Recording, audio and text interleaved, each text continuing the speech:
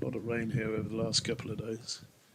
Bamber bowls, and no, he has middled that one this time. That's gone to the other side. And 12 championship wickets in the last 2 games for Warwickshire since coming back. He bowls again now to Luxton, who drives for 4 runs. Good stroke. But just wide of extra cover. And then Dolby running away from us. Bowls, just on the leg side, and picked off for 4 runs by Luxton, hitting it down into a big space at fine leg for 4. Also against Surrey last year. He started nicely here, although he drives with one hand off the bat this time, not quite in control of it. He's going to get another 4, the 3rd boundary of the over. And then Dolby goes wider of the crease this time, and he does find an edge. It's going to run away down to 3rd man. He just went around Webster at 3rd slip and out of reach, quite low, and away for 4 runs. As Bamber's in and bowling and live. First time today we see him get out that shot from the locker.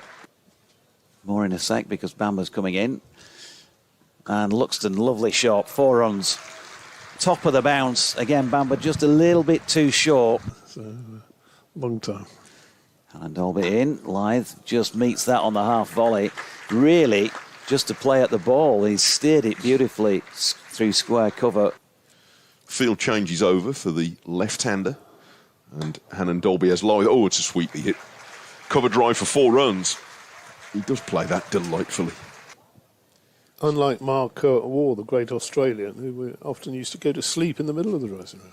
Yes, this is a little bit shorter and hit very hard by Luxton through off the back foot through the covers for 4. Barnard bowls, and that's hit away by Luxton. Barnard to Luxton bowls, and Luxton drives. Good looking shot, but he's got that way down to 3rd for a boundary. But looking much squarer of the wicket than that. So. If we could shut the door, that would also help to stop the wind from blowing right through. As Luxton turns that to leg. Barnard round the wicket to the left-handed Lythe, who is caught behind and has to go. Yorkshire supporters. A marker, if you like, and he's not far off being caught there. That's a sharp chance, but he's got a definite edge on that. To Whiteman, who defends that back to the bowler, and that, gentlemen, is time for lunch. Spot on for those types of players.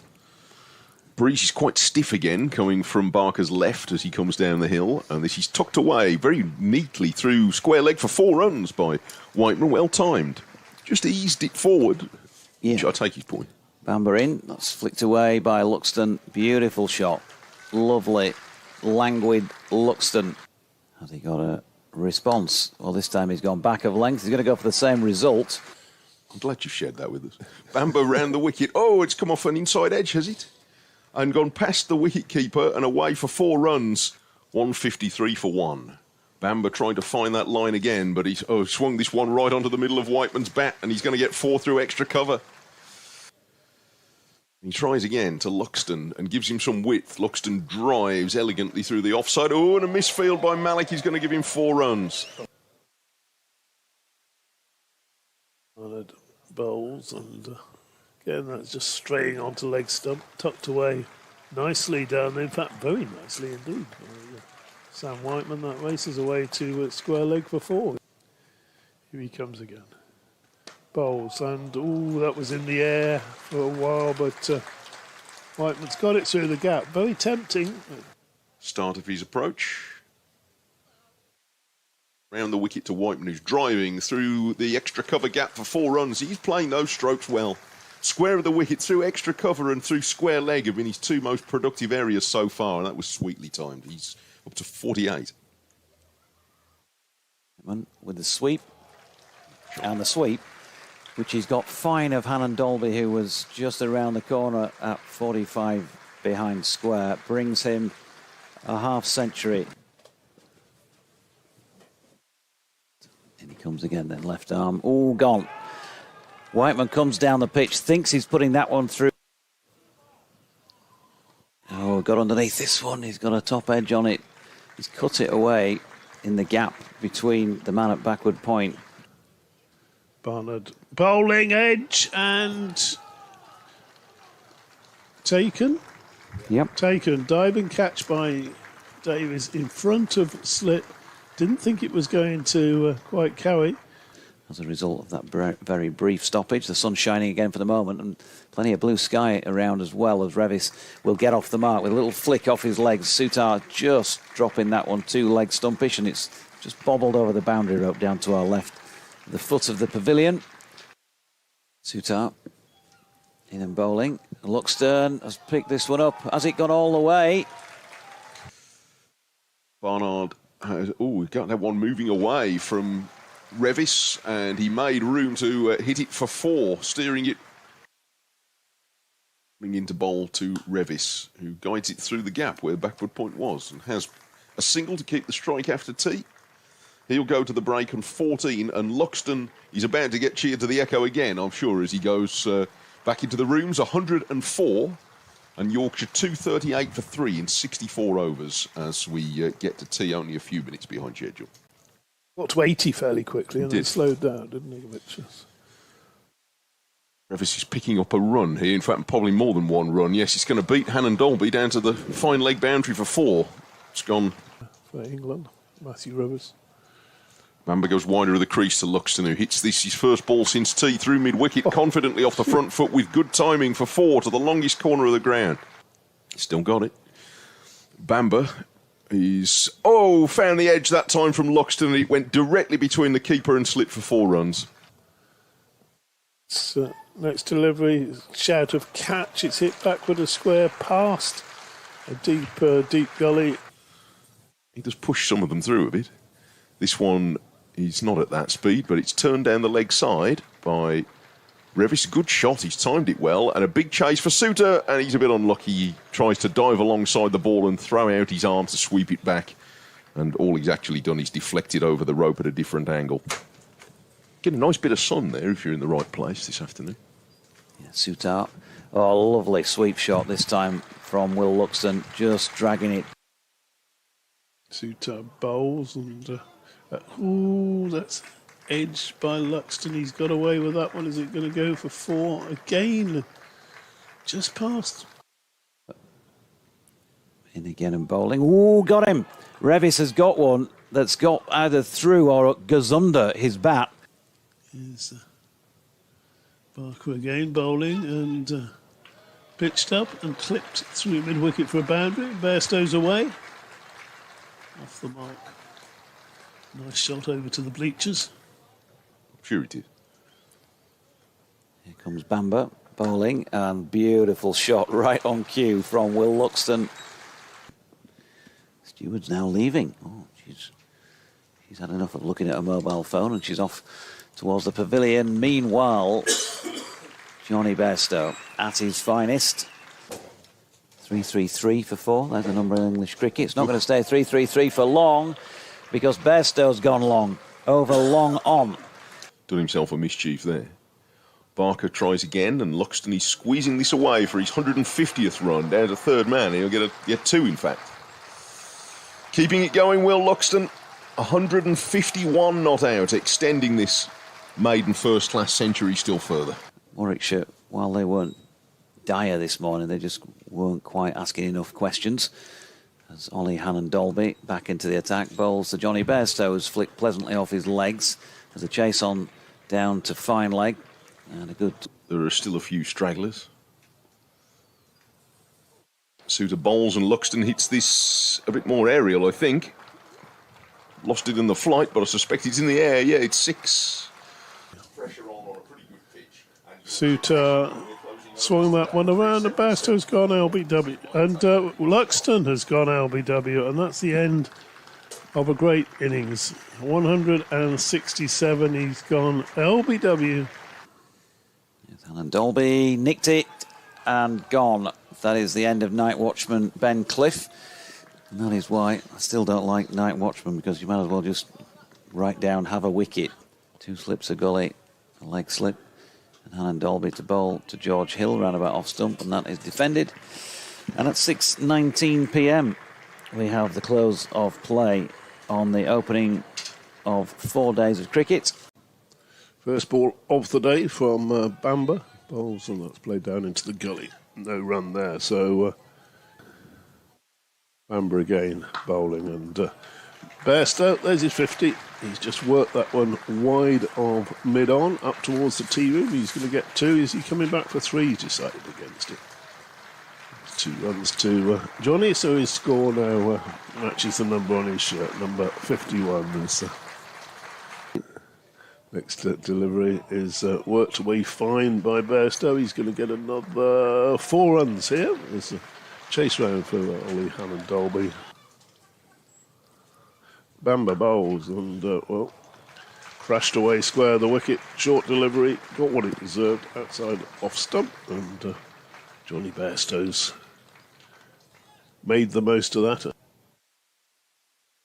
little bit cooler this morning, but certainly Johnny Bairstow enjoying himself, because he's gone at it very quickly this morning. Bamber bowls to him, and he drives that one and is out. Caught at short extra cover, looking to hit that one on the up. Bamber bowls again, and another Bat, yes. It deflected possibly off Alex Davis's glove and popped up to mid-on. White, he's taking this on, over long on, and it's gone more up than forward, but it's crashed into the side screen.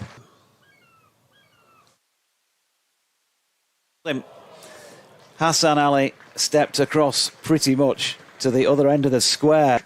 Hassan Ali, he's going to bowl the first over, and off the inside edge here, Rob Yates gets 4 past the wicket-keeper. fairly wide and short. White bowls again, and has bowled him. Played on, he's again looked for that shot through the offside. He's pretty skiddy.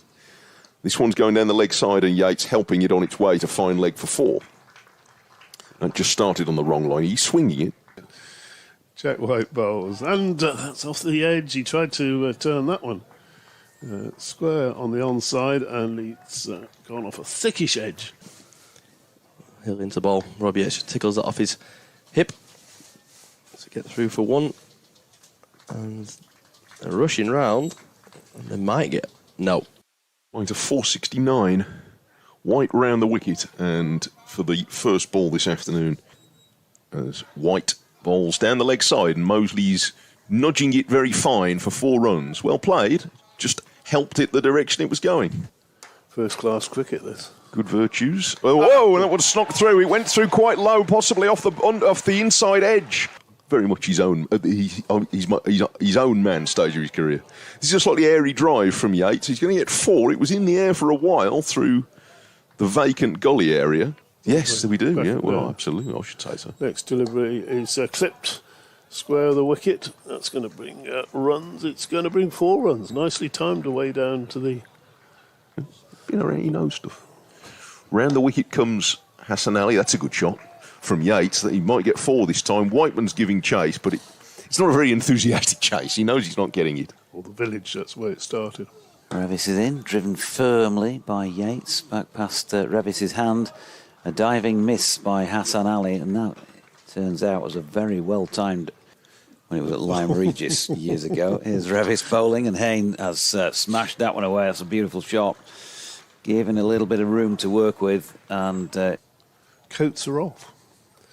Pitched up, driven firmly. Nice shot that from the opener Yates there. That's gone through. More grass banking in that far corner, sort of a family area, as Hayne punches that one through the covers. That's a lovely shot along the carpet all the way, and will have the legs to bobble over the boundary rope and into the little white.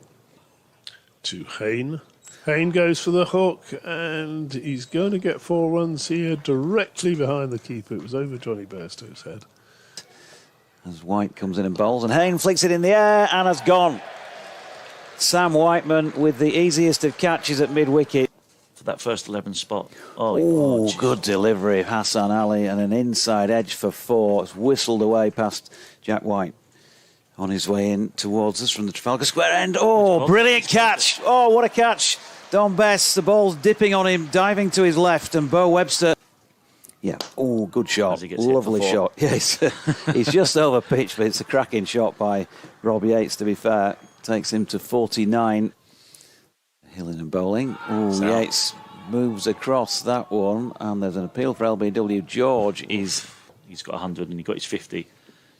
Yep, short ball by Hill, pulled, very well pulled also by Ed Barnard, because that is 6 just in front of square into the bleachers. And he's brilliant around.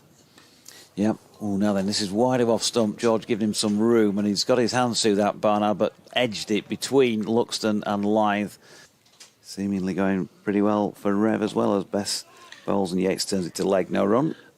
On his way again, and Yates, and allows himself a full-blooded drive for the first time in quite a while through the covers, and hit it really hard. It flew. BP's home park end, tosses up, and that's hit, smashed really, through extra cover by Barnard, dismissed since the tea break. Best bowls to him, and he drives that down towards us as if to say, yes, there's another adventurous shot. Let's see what he can do this time. Bowls and bowls. Yates. So there will be no century for Rob Yates. His long vigil out there comes to an end. He looked to whip that through mid-wicket against the spin. Best now bowls. And he's on a hat-trick. Oh, my word. Zen Malik just felt for that and just tickled it through. Yep. Well, if he was bowling at the other end. Yeah. That's a floaty full toss from Best that gets what it deserves and is slapped through extra cover for 4 runs. Full effort run, and Suter drives a half volley back past him for 4. What a good shot. He's nailed that just to the onside of straight. White bowls. Oh, Sutar gives him the charge and flat bats it through the offside for 4. Back in India. And, he plays that one much better. Again, riding the bounce outside off stump, but this time guiding it into the ground, and it's running away for 4 down to third. Bowls to Barnard, who, again, just eases that one back with a square, comfortable enough single. And applause for the Warwickshire captain's half-century. And not to enforce the follow-on. He'll round the wicket, bowls, and that's a peculiar shot. He gets a boundary for it. It's a Suter. Started to come down the wicket. They're not actually taking wickets at the moment. Hill has taken one there, though. But there's another little shuffle down the pitch. Cliffy's on the way again and looks for a Yorker, and Barker's played that well. Turned it, not only squeezed it away, but it's going to run away towards the rope, and it's sort of conceded for 4. Forward short leg as Best bowls, and that's played down by Barker. And that, gentlemen, concludes today's entertainment. And it has been entertaining, the first hour or so. So, I'll do this over, since DT's still removing his top sweater. The captain called him into bowl late, I think, this morning. And so the first ball of the day. Bit of a dash to get up to the ground today. Lythe bowls, and that one comes into him, and he's whipped away through mid-wicket. Of a northerly today, and there is a bit of a nip in the air despite the sunshine as Hassan Ali bowls, and that's a thickish outside edge from Keith Barker, which has gone through gully. Will Luxton down, but not able to get there in time. And Matthew Revis is in front of square on the leg side with Jack White down at long leg. Bowled him. Hassan Ali has knocked back Keith Barker's off stump.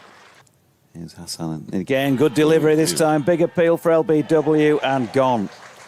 It felt like it, it looked like it, and turns out that it was it. Keith Barker then opens up.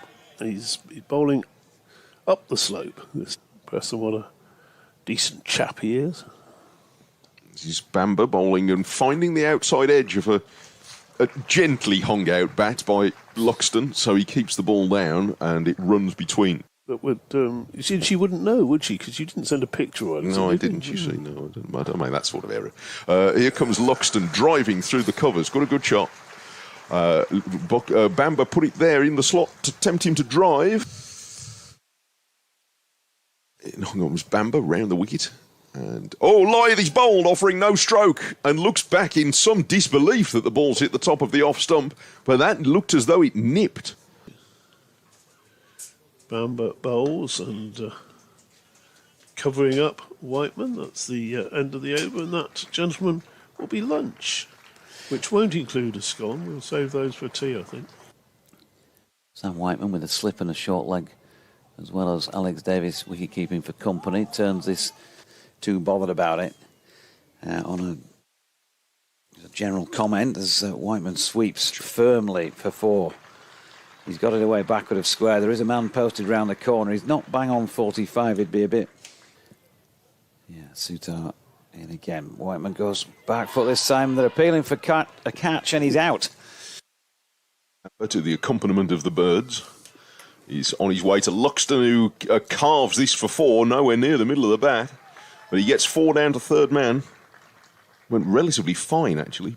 He's 23 to go with his first innings, 167.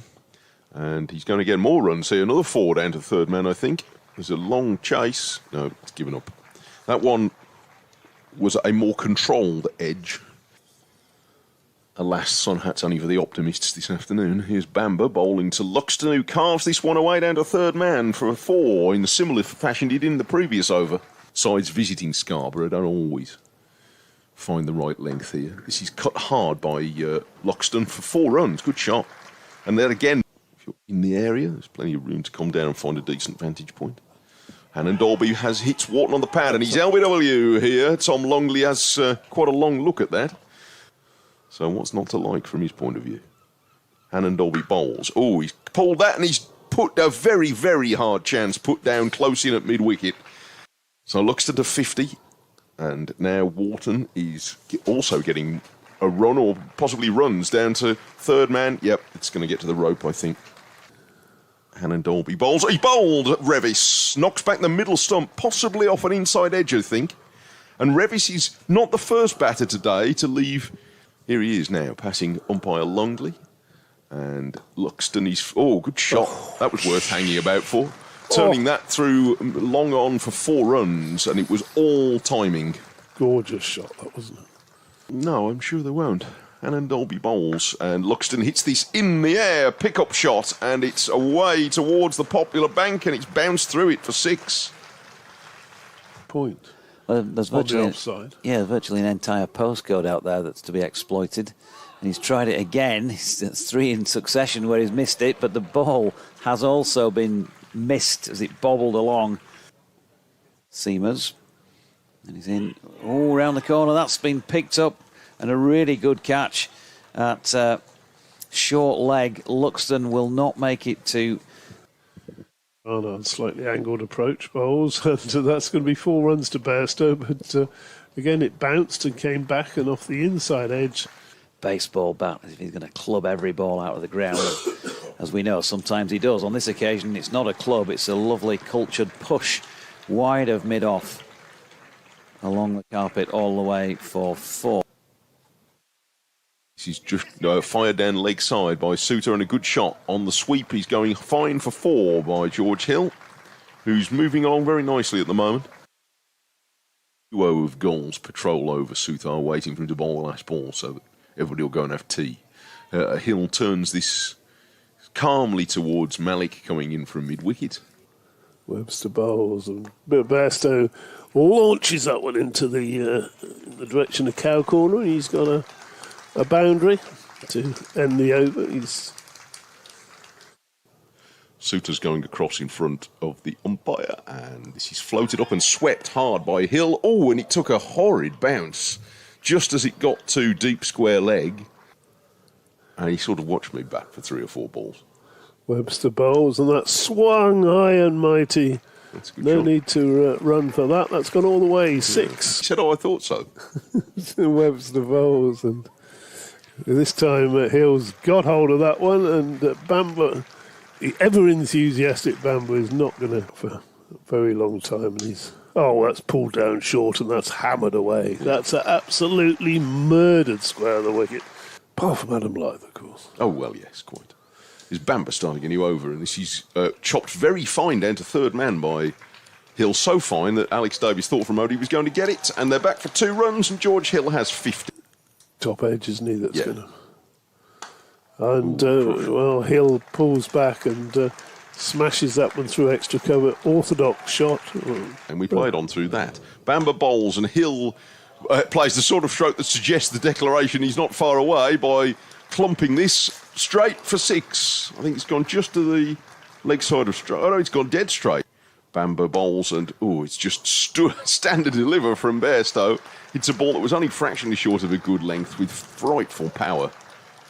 And this story carries on. His next delivery is belted in our direction by Johnny Bairstow, and thump you here is it landing down in front of us. Bamber bowls a wide one. It's gone up in the air, and he should be caught by Alex Davies. A wicket for Bamber. He's taken some punishment to get it. Sutarin again. Bess has absolutely pinged that one off his legs for 6. Short. That is not a short boundary down the bottom side. Sutar in again, and Bess this time reverse sweeps. And we'll make it to double figures with that single. Not the same as, but reminded me of. He's in then on the word play, and Rob Yates immediately off the mark, punching one into the offside, which Revis fields. Hassan Ali is in. That's a lovely shot. Just a little bit too short. Wouldn't exaggerate that, but it was the width that he offered Rob Yates there. 16 without loss. In he comes again. This time flicked nicely off his legs. For 4 by Rob Yates. Sam Whiteman, not sure if he did get a bit of a finger on that. And in comes Bess. And that one's been pinged across the line by Davies, and he's down into the covers. Bowls, and that's smashed square of the wicket. Well, no need to run for that. Robbie Yates has got one in the slot and crashes it away. He'd certainly be favouring Essex. Oh, good delivery here from Hill, and he's got the breakthrough. Yates has had a flick at one wide of off stump, and Bess, who I just listed at first slip, to win it for themselves. 2 overs to go here today. Alex Davies strokes the first ball of a new over from Hassan Ali through the covers for 4 runs. Good shot. Didn't hit it hard, just try and hit it hard, just timed it. Final ball of the day, George Hill to Ethan Bamber, who has played that one out into the offside for Hassan Ali to field, and that completes another interesting day's cricket here at North Marine Road in Scarborough, which sees Warwickshire end.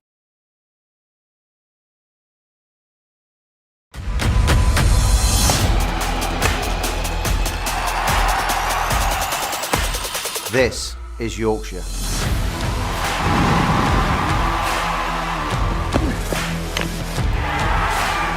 Built on pride.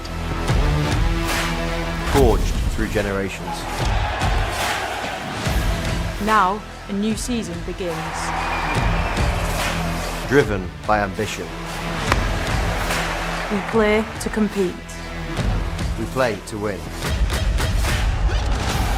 Driven by those who stand with us. This is Yorkshire.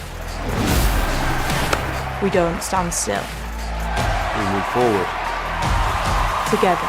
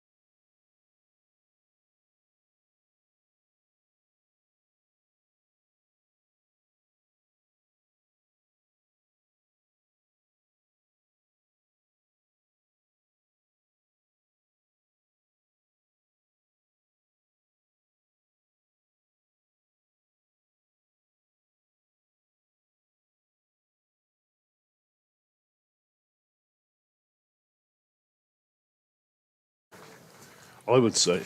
You know, with Rob Yates, he looked so solid, didn't he, in that first innings, going late last night, I think only 13 balls remaining. That would have given Yorkshire a real tonic as they left the field last night, because it didn't look as though they were going to take a wicket in those 15 overs. But to get Yates caught it slip late on, then this is going to take good effort, not only technically with the pitch, obviously a fourth day pitch here, but also mentally to just dig in.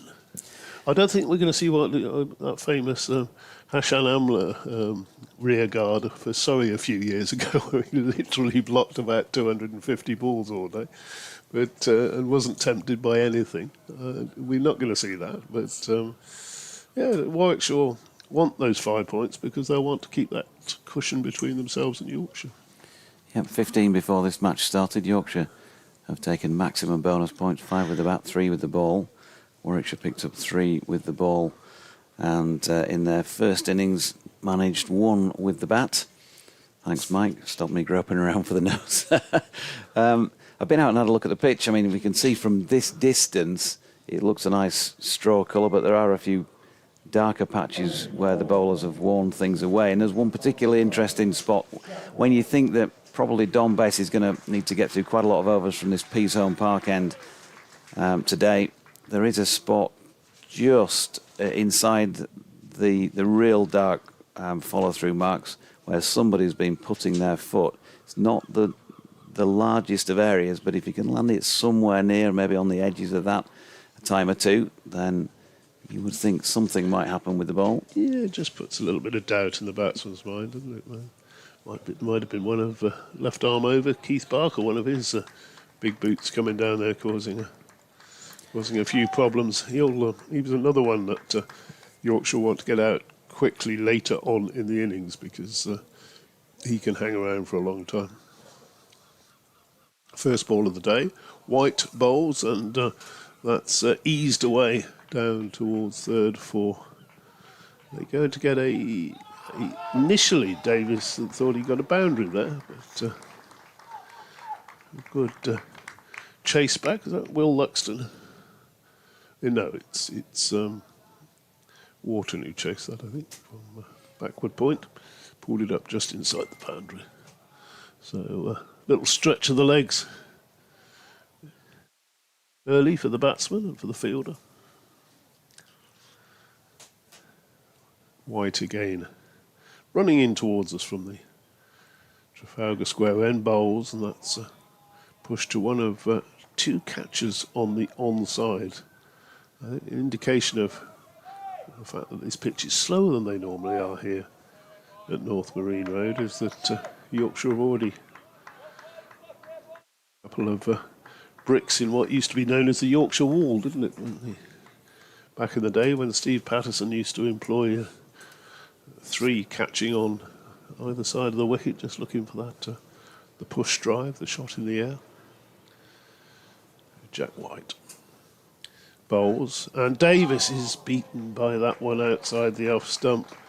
That one pitched left him. He certainly played at it. It's gone through to Bairstow. Bairstow's taken a few steps towards the batsman and perhaps just quietly reminded him he might have been lucky not to get a splinter on that one. 46 for 1. The attendance seems to have diminished day on day, and it's the fewest number in the ground today. A few hundred, you'd have thought. Here's White bowling, and that's flicked away off his hip down to deep backward square leg for a single. So brings the night watchman, Ethan Bamber, on strike. The biggest talking point this morning has been Yorkshire not enforcing the follow-on yesterday. I would have said at least a dozen people around the ground when I've been wandering have asked me why and what was all that about. And I just said, no, so as far as I'm concerned, you'd fully expect it these days. It was quite clear that, it was almost Yes, a certainty as White bowls there and Bamba's watchful. Lays that up to mid-off. Those two close catches on the onside still in place for him. It's almost as big a certainty as my selection in the St James's Palace Stakes on day one at Royal Ascot. Oh, yeah. Bow Echo. Is that tomorrow, is it? Mm-hmm. Will you be there in your hat and your I'll top? be there in the flesh. Not in a hat, no. You're not doing that? Not the old morning suit? No. No? I don't earn the sort of wages you earn for doing these commentaries, DT. Ex-Morvan White is defended up to mid-off, no run. So you'll be looking for an early finish here today. Then, if you've got to go down south, you got everything packed. You got your passport and everything. Yeah. It's the getting out of Yorkshire bit that's always obviously problematic. Always welcomed back in, but what are you off? Where are you off? Royal Ascot. What are you going there for? Don't know if we'll stamp his passport, Eric. What do you reckon? So will that be your nap for the week? No. I'm hugely up on the racing terms. It would be one of the more favoured runners of the week. Yeah, it won the 2,000 guineas recently. Very, very well. And the horse that's the second favourite in the St James's Palace Stakes is called Stadt, named after that Swedish town that used to house Elizabeth Taylor and Roger Moore. Beaten better part of 3 lengths by Bow Echo at Newmarket last month as George Hill opens the day from the Peasholm Park end with a delivery, a loosener wide of off stump. Alex Davies not interested in playing at that one. 2 slips in place. Point cover is Sam Whiteman. Mid-off is Hassan Ali. Ben Cliff is at mid-on, and the 2 catches in the leg side for an aerial flick are Will Luxton, the left of the 2, the straighter of the 2, and Matthew Revis, the right-hand one, the squarer of those 2, plus Jack White down at long leg. As Hill is in again, and this time asks Davies to play with a full-length delivery, which is accompanied as he hits it down towards the bottom of the bat, Davies, by a puff of dust. This could be ideal conditions this morning for George Hill. The wind's dropped a little bit. In fact, it's dropped a lot. And it's maybe just a little bit warmer, a little bit cloud overhead. I think he'll enjoy bowling this morning. Here is Hill, this time about 4th stump, and Davies shuffles across to cover the poles and then leaves that one. I imagine this will be the tactic. It'll be Hill and Bess from the Peasholm Park end bowling slightly up the slope, and the quicker men, White and Ali, coming steaming in down the slope, probably followed by Revis and Cliff as well. So. There is Hill. Davies shouldering arms. Yeah, and Yorkshire, of course, declared at a point which gave him a burst at the Warwickshire batters last night. Gives them a reasonably new ball, still 16 overs old at the moment, to start with again this morning. And then, as the day goes on, if Warwickshire do bat well and hold them up, they'll be able to take a second new ball before the end of the day, weather permitting, and I don't think there is any issue on the weather front, looking at the forecast. As Hill is in and bowling again, good delivery this time, the best one of the over so far, because that does make Alex Davies play at it, just wide of off stump with a bit of nip about it. Talking to Don Bess and Jordan Thompson briefly last night, and because of course yesterday afternoon when Yorkshire lost a few wickets, the Revises and the Whartons of this world, it was a little bit up and down for a little while, and I think the theory was that as the ball got older it went a bit more up and down, and then Yorkshire of course had a newer ball last night and it wasn't bouncing as unpredictably with that. I'm not sure if that theory is true or not, but it's a theory at least, as Davies drops the final ball of the over out into the offside, and there was no run. 47 for 1 Warwickshire after 2 overs this morning. That's in fact, is it 2 overs? Yeah, 2 overs this morning. 17 in total. Yeah, just the 3 runs added. So I think it's going to be a fairly relentless attack all day from Yorkshire. But if we're looking at it from the Warwickshire point of view, they've really got to they've got to bat sessions and bat little parts of sessions, get through this first half hour or so. There's a bit of chat going on. Get out there in the middle. Bamber and Davis, both joined by Adam Lythe, and then the umpires come over to perhaps just come on, lads, settle down. Don't want no need for any or too much chat. Jack White with his lolloping, bounding run bowls, and Bamber plays that backward a point. There's a chance for a minute there for a shy at the stumps, but decides against it. Very quickly through for 1 run. Bairstow again quite keen to engage Davis in a little bit of chat out there. Probably just asking him how he's enjoyed his time staying at the Grand Hotel. Yes. White bowls, and that's pushed into the offside, and there's no run there. Jonathan's emailed in, BBC West Yorkshire Sport at gmail.com or wm.sport at bbc.co.uk. Says, loving the comms and DT's inputs. Don't understand night watchmen. Surely top order batsmen are able to fend off a few balls in the evening better than tail ender. Well, I always say exactly the same, Jonathan.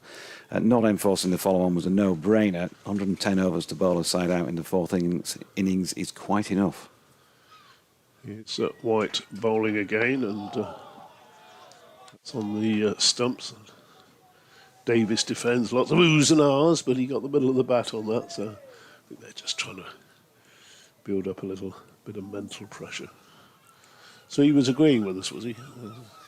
Yeah, it's I don't understand anybody who watched Warwickshire batting yesterday, thought, and Yorkshire taking a long time to bowl them out, thought that they would then go back into the field and try and do it again. It's White bowling, and that's kept low, and it's shot through and missed everything. I think we'll wait for the umpire's signal. Yes, it's buys, so that's shot through about half stump height. He's beaten Davis, and gave Bairstow no chance, really. He got something on it because he'd only dribbled away for bye. Bowl it straight. Jack, I think, would be the cry after that. Yeah. Would have been a difficult one to keep out. Ethan Bamber. And, bigger of the two men. He's not a big man, Ethan. Bowls, and there's a big shout for LBW, not given. So Bamber pushing forward there. It was one of those that from a distance you thought, yep, that could be. Yeah, I wouldn't have been surprised. I was kind of waiting for a slow raise of the finger from Tom Lungley. Certainly wouldn't have been surprised. It felt like a good shout from this distance, but we are offset angle-wise. Interview with Ethan Bamber in the Cricketer I saw yesterday. I didn't get around to reading it, but discussing his move to Warwickshire and how he's more content with life these days, and that's delivery is steaming away. He's come to terms with what he is as a bowler, which is a very, very good seam bowler. He's never going to be. He's never going to have the pace of Malcolm Marshall, given that he's a similar height. But he looks quite happy, and as Mike Taylor's always said, one of the most self-effacing young men you'll ever meet. So, be worth a read later on, Doidge. You're not going down on the train. That's the advantage of going places on the train. You get the old iPad out and read the latest chapter in a book or a couple of articles in the Cricketer or whatever, and you're instead of just holding on to that steering wheel and staring ahead at the A1, M1, M25 or whatever. Here's Hill bowling to Davies, wide of off stump and left. Not to be said for train travel until you get to either end, and then you've got a problem. How do you actually get where you want to go? I'm not too far from the station here, though. Some people just let you be yourself and do what you want to do. But DT, no, take him in a pub. He wants you to drink the drink that he likes. And now he wants you to travel the way he likes to travel. Here's George Hill bowling to Alex Davies. It's wide of off stump and he leaves. Well, there's so many people who do things just because they've been doing it that way for yonks and yonks. You go in and automatically order a pint of the old cooking lager. I say, well, try this. Somebody's actually put a bit of love into this lager rather than, It will be thinking of the shareholders' money. It will be a little less convenient on this occasion to get myself from here to Maidenhead as I'm going tonight as Hill bowls. And with an open face, that's pushed away in front of square on the offside. James Wharton is across the Scarborough turf like a greyhound to field that and keep them to 1. Yeah, I mean, how does that work? So you do what you do, right? Maidenhead. Charge company expenses from Leeds station to Scarborough station, and then when you go from Scarborough to Maidenhead without going back to Leeds, what do you do for that bit? Oh, tell you what, you go to York, and you make sure you've got a good hour and a half to change trains at York because there's a fantastic pub in the station. Hill in again, and Davies, not Davies, Bamber across Crab-like and defending, no run. I'm not sure what the name of the pub is in York Station. I'm sure our listeners will very quickly inform me, but it's one of those. Again, it's a nice pub with lots of choice of different ales in there. Very and a lovely way just to get off the train and sort of stretch. Oh, when's my train? Oh, it's on time. Yep, I've got 45 minutes, 50 minutes, and time for a pint. There's Hill. Bamber defends into the offside, no run. Yeah, bearing in mind I'm away in the middle of an 11-night disappearance away from home because I'm straight on to Leicester from Royal Ascot without returning to Leeds. I've got masses of kit with me, not only broadcasting kit, but just live kit. So, Yeah, you would. Are you going to supply me with... you need a porter, don't you? Yeah, you're going to supply me with a porter as well. A porter, yeah. You're making this a little bit more difficult for yourself than you ought to without having thought about what you were saying when you opened your mouth, DT. That's wide of off stump, and Bamber leaves 50 for 1 at the end of the over. There's probably sell pints of porter in that pub in York Station, which I'm very much looking forward to going to later this week. Good, enjoy. Good, enjoy. I've never been a porter man myself. As if you'll care anyway. You'll be flying back to other climbs on Wednesday, is it? Yeah, just go back to check a few things out. List of things. 50 for 1. 23 to Davis. Bamber's got an important job to do here, hasn't he? If he can eat up not just a few overs, but also a bit of the energy in these Yorkshire bowlers, it'll be contributing to what we think is probably Warwickshire wanting to get a draw. White bowls, and that's played down to deep backward square leg for a single by Davis, so he moves to 24, 51 now for 1.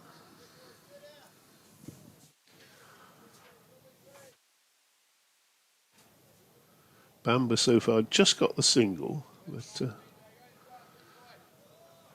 some night watchmen do go on and make decent scores. You won't be listening in Adelaide this time. No, I can imagine. Here's Jack White bowling, and that's through to the keeper. that tour de force in Chattogram, I think, wasn't it? 2004, 2005, something like that, 2006. Former Yorkshire coach, 201 not out, highest score by a night watchman. He never talks about it, though. No. Greetings, Jason Gillespie, if you're listening. Here's white bowls, and there's an attempted drive there by Bamber, who immediately admonishes himself and hops, turns, and walks towards square leg. Davis is coming down the pitch to have a word with him and probably offer some advice like, don't do that again. The York tap, says Jonathan. Ah, the York tap, thank you for that. Yeah, it's very good. Do that if you're ever going through York Station. Leave yourself a time for a pint. You know, it's one of those pubs where they've got sort of non-multinational beer as well as the usual slop. Here's Jack White, slightly angled approach, bowls, and Bamber plays and misses at that one outside off stump. There was a bit of excitement there. Don Bess, isn't it? Got mid-wicket, who was starting to, short mid-wicket, he was starting to appeal for that. And nobody else was interested. But again, enough movement here in these first few overs to encourage Yorkshire, I think. Doidge, if they keep just putting it in the right place. The right areas. Oh, yes. Got to bowl it in the right areas. Here's White again, bowls, and that's in the right area as well, and Bamber just gets down on it.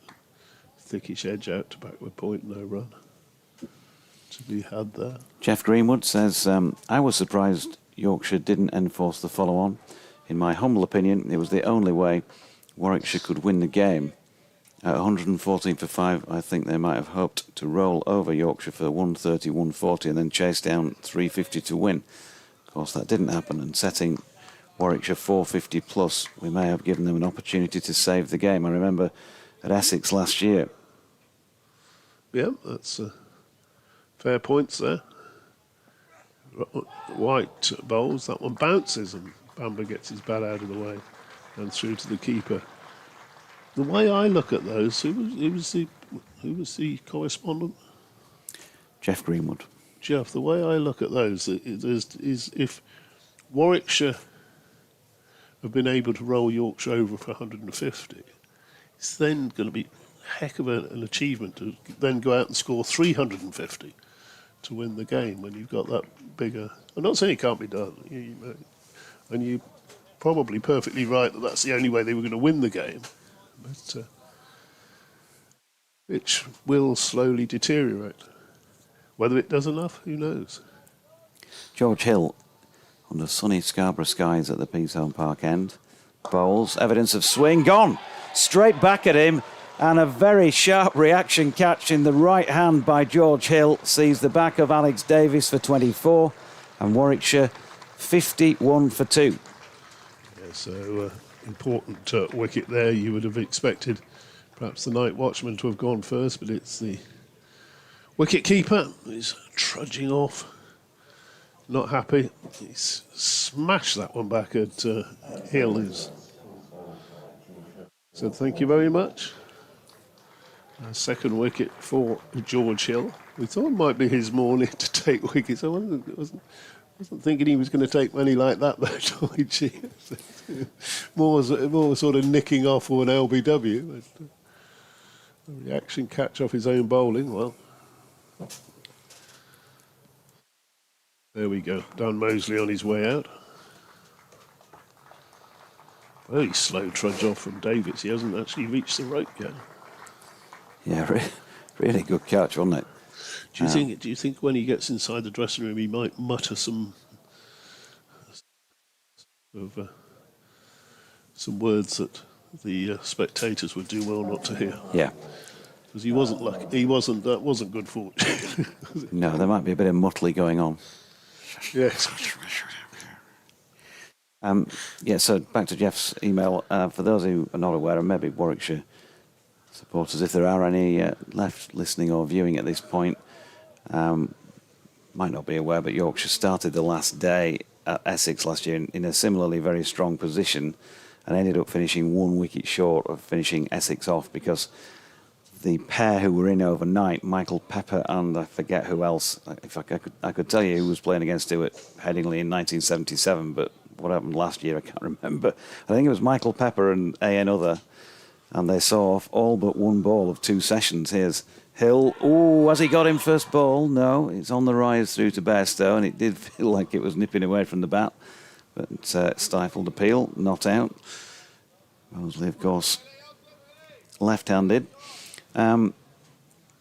So, yeah, they did really well, the Essex pair. It wasn't particularly Yorkshire bowled badly on the day. It was a very benign last day surface from what I can recall. Dead.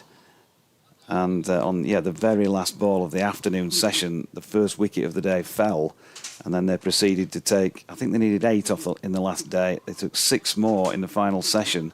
The 9th fell with about 35 minutes to go, and players were crowded round the bat for the rest of the match, but Essex managed to see it off. And Mosley manages to see off this George Hill delivery because he's running away down through third man, and despite James Wharton being quick, he's unable to prevent that from bobbling over the boundary rope. So Mosley off the mark with a 4, 55 for 2 now.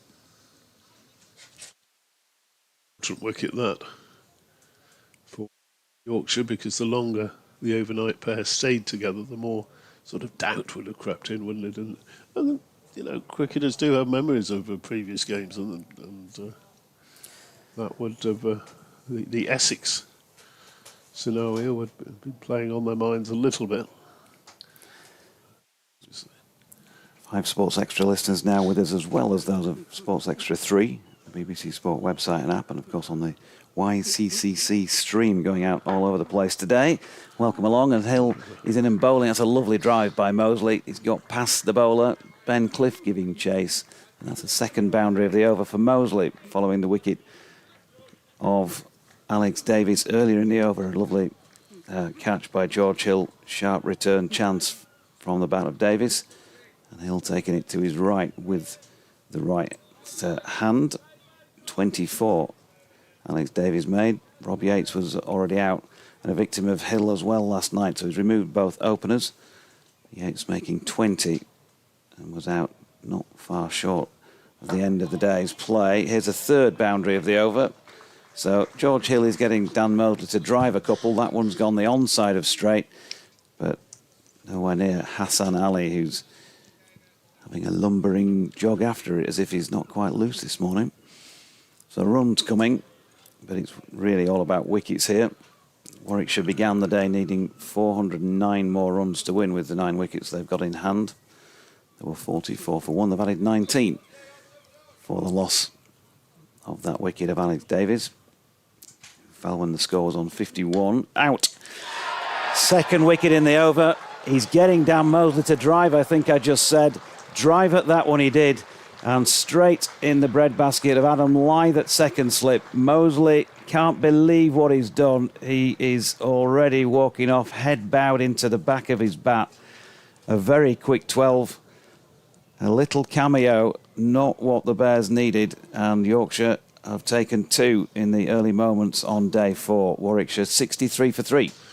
Yes, that was exactly what Mick Lewis, the Yorkshire bowling coach, was talking about after the first day's play. He was saying that Warwickshire had bowled too short. You've got to get people driving on this pitch here. If they're hitting you down the ground, then you're going to win the game. And Dan Mosley has hit 3 consecutive 4s, and then he's looked for a 4th 4.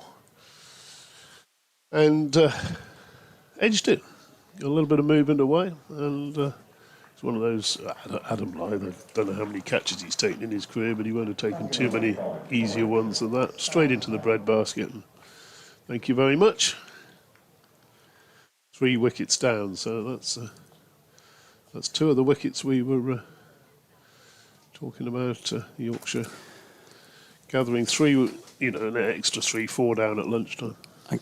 I can't remember anybody walking off looking so disconsolate at this ground since Gareth Batty was out with 10 balls remaining of the 4 days against a delivery from this end by Dwan Olivier that was also caught, if you remember, by Adam Lythe, who went wheeling away off towards the Trafalgar Square end. And yeah, Gareth was similarly disconsolate, but for different reasons. They'd taken it so deep, had Surrey, and didn't quite see it out. But Mosley's just got, his eyes are lit up and they just got a bit carried away. Yep, and as we said, Hill won't mind him driving, and the third drive produced the edge and the wicket. So Yorkshire with their tails up. Here comes White bowls, and Bamber turns that one round the corner, and he's got a single. Put Sam Hain on the strike. Now Hain, wonderful batsman, probably the best batsman in this lineup. Arguably, I suppose the best batter on either side. Johnny Bairstow would come into that equation, and a few youngsters as well would put in a claim. But is he the sort of batsman that bats 2.5 sessions to get a draw? I suppose we'll find out today. 64 for 3. Sun shining. Certainly warm in the commentary box, but not too many coats have come off outside. Is Jack White bowls, and that's turned to a long leg by Hain to get him off the mark. So the top 3 have gone. 2 of them, well, Davis this morning left the field cursing his luck, and I think Dan Mosley left cursing his own hot-headedness, having struck 3 boundaries. Not very often, you're the second man out in an over and you score 12, is it? Here's White bowls, and that's turned again through the onside. He's going to pick up a couple. He might get more than that. Diving stop. Just doesn't work for Hassan Ali. He got a hand on it, but the ball dribbled over the ropes in front of the popular seats, the bleachers, over on the east side of the ground. 69 for 3 then. First boundary there to Bamber, who's outlasted 2 top order batsmen, the night watchman. Next delivery he allows through to Bairstow. Bairstow takes, moving down the leg side, and flicks it into the slip corner where Lythe does the fielding.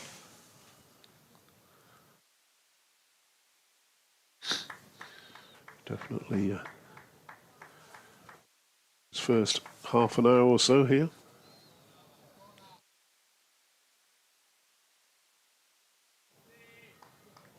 We'll change of commentary in a minute if Mike Taylor's ready to come on. His delivery is edged and just short of Dom Bess at third slip. And Bess is on the ground. Well, nothing unusual there, but he's been helped up as he's just banged his knee or something. So that could quite easily have been a third wicket in 11 balls, but didn't quite carry. Expecting something to happen almost every delivery at the moment. I've counted right, this will be the final ball of Jack White's over. He bowls, and it's more like it from Bamber. Allows that to go through to the keeper, so I'll leave you with JD and Mike Taylor, who's girded his loins. He'll come and give you a few words of wisdom. George Hill will continue at the Peasholm Park end then.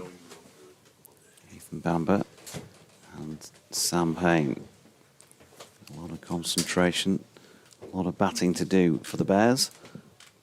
Yorkshire just need to keep plugging away. And George Hill, well, I think there was a definite feel of change about how they're approaching this with the ball, because he got one delivery wrong that went for 4 down through third man, but you could see what he was trying to do when Mosley hit the 2 boundaries, drove one to the offside of straight, drove one to the leg side of straight.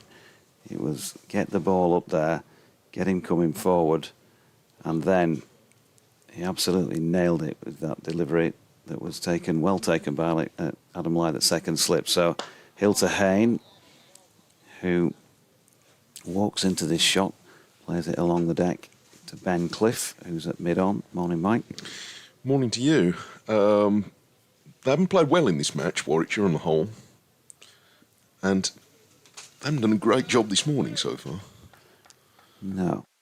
Particularly that second wicket. I mean, the first one, he just picked it up off the bounce, off the half volley. Alex Davies, he struck it pretty firmly. It was just, I think you probably just congratulate the bowler on a really good catch off his own bowling, as Hayne is across, as he does, and defends.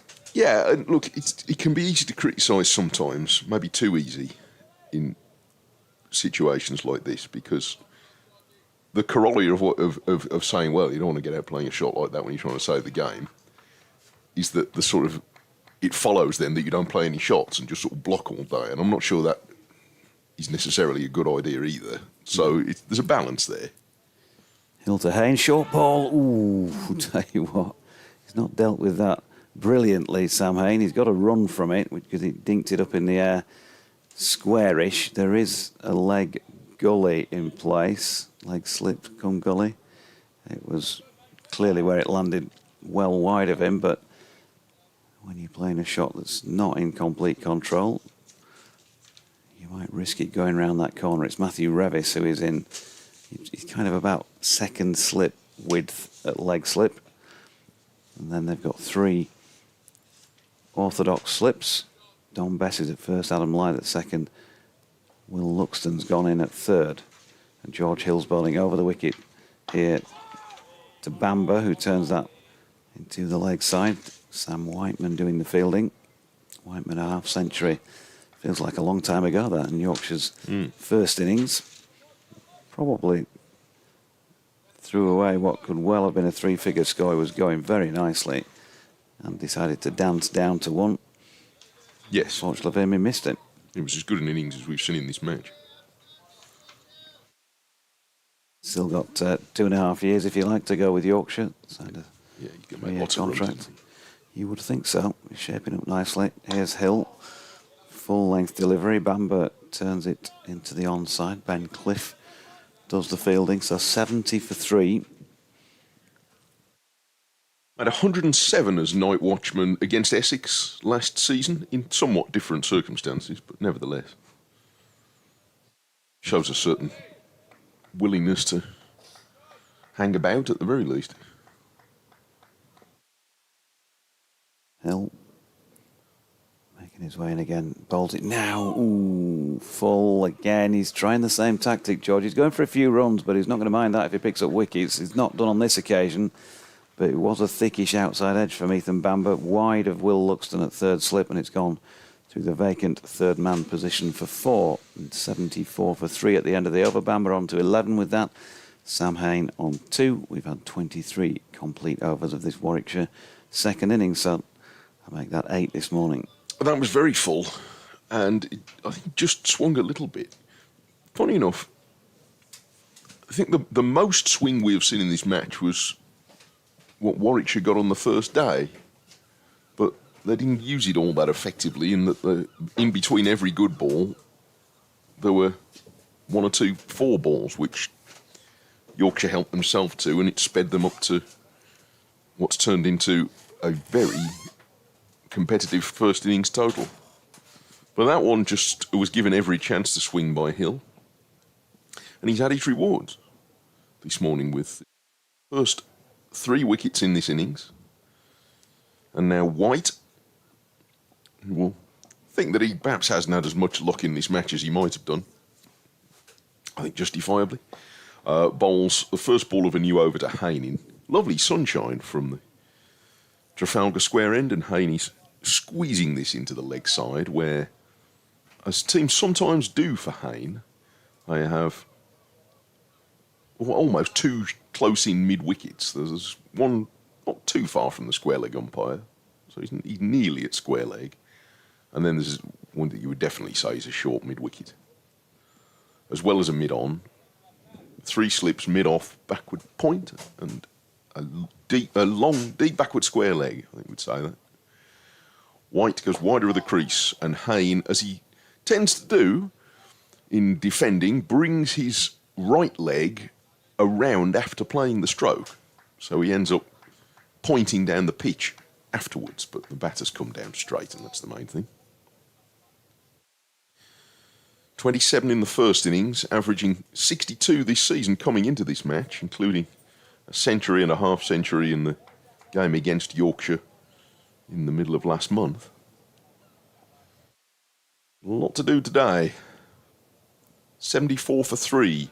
White bowls just outside the line of off stump this time, and Hayne takes a pace across to his right to defend it firmly back to the bowler. He's one of those ideal players for county cricket, isn't he? Because he's that good that he's better than most, and yet he's not. You know, he's played some international cricket, but they clearly don't fancy him to play him these days, if you like, and so he's going to get you loads of runs. He's the sort of dream player for most county supporters, really. Yes, in a way, yeah.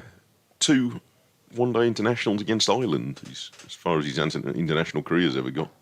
Forward comes Hayne defending a full delivery and back up the pitch. His white ball record in particular stands comparison with the very best. Both in 2020 cricket, where he scored far more runs for Warwickshire than anybody else has, and even more so in 50-over cricket. And has added quite a bit to his game in that. I think there was a feeling, or some perceived feedback coming back from international management, was that although he could score a lot of runs, he didn't necessarily have the big shots and the big acceleration. Well, he's added that. This is a different task altogether, mind. White has Hayne coming forward a little jerkily to the off stump to defend. But his red ball record, he's pretty tidy too over the long term. He's added some, I would suggest, embellishments to his technique over time. When he started, it's very hard to distinguish him from Jonathan Trott when they were batting together, in that he seemed to sort of inherit all of Trott's mannerisms, whereas I think he's now developed some of his own. But so long as the ball hits the middle of the bat, rest of it's all details, isn't it? White has him coming across to off stump again to defend, and it's a maiden. Patted 6 balls back, and after that, Warwickshire 74 for 3. Yeah, the prime man in the sort of realms of what you're talking about would be Steve Smith, wouldn't it? Yes. As long as the ball's hitting the middle of the bat, everything else is just detail, because it's hard to fathom his technique sometimes, but effective would be a very apt word. If it works, it works.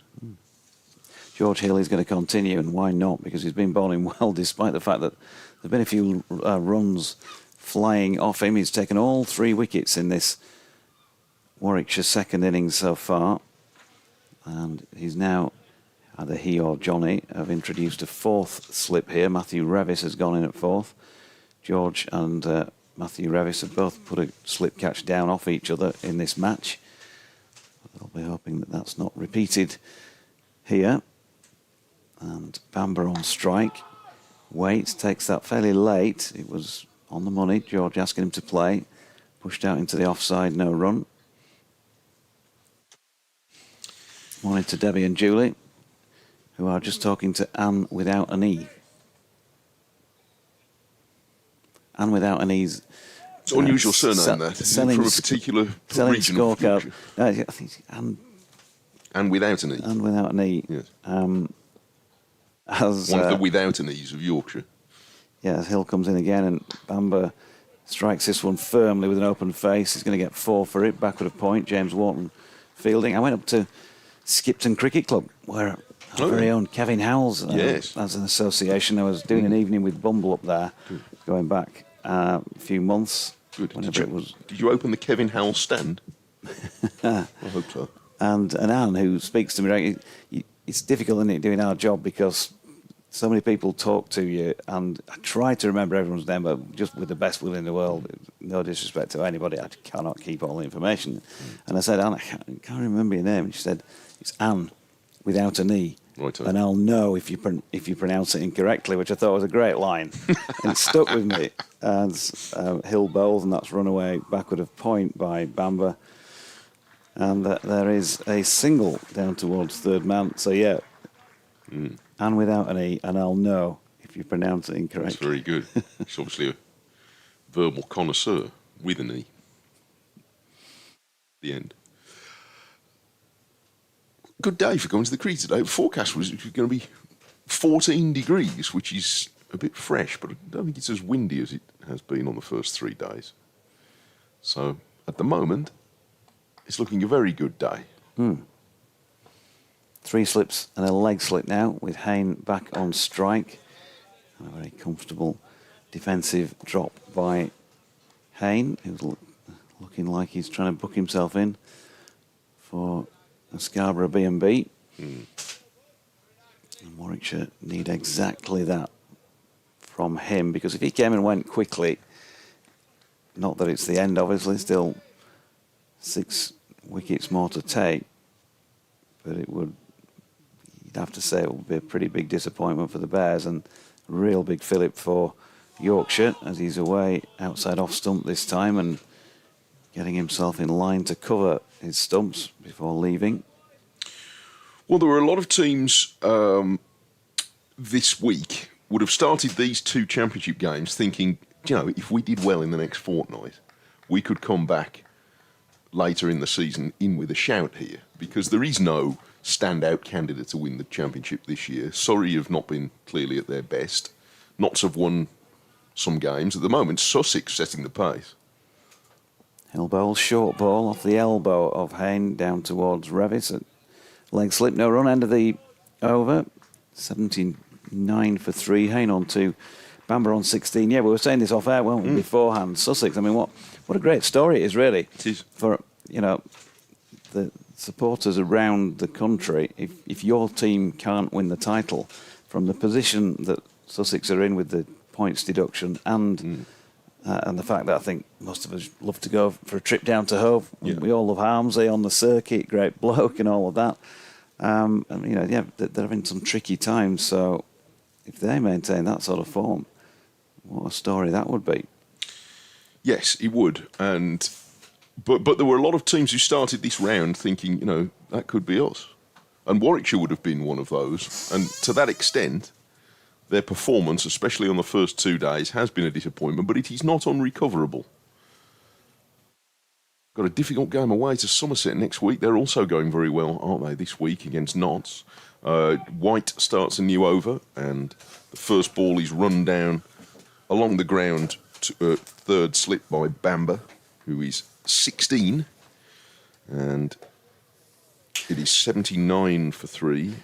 Yeah, and then you look at the table, Yorkshire's perspective, Mike. If they do get home in this one, get winning points, and then away at Leicestershire, bottom of the table on Friday, so they can also maybe sense an opportunity to be fairly sizable climbers over the next week or so. All right, note, by the way, that Somerset accelerating quickly towards a win against the champions Notts at Trent Bridge this morning. Notts 75 for 6, needing well over 400. So that's going to be a significant result in this developing championship race. Bamber plays that very late, and it might just have kept a fraction low, but he's kept it out.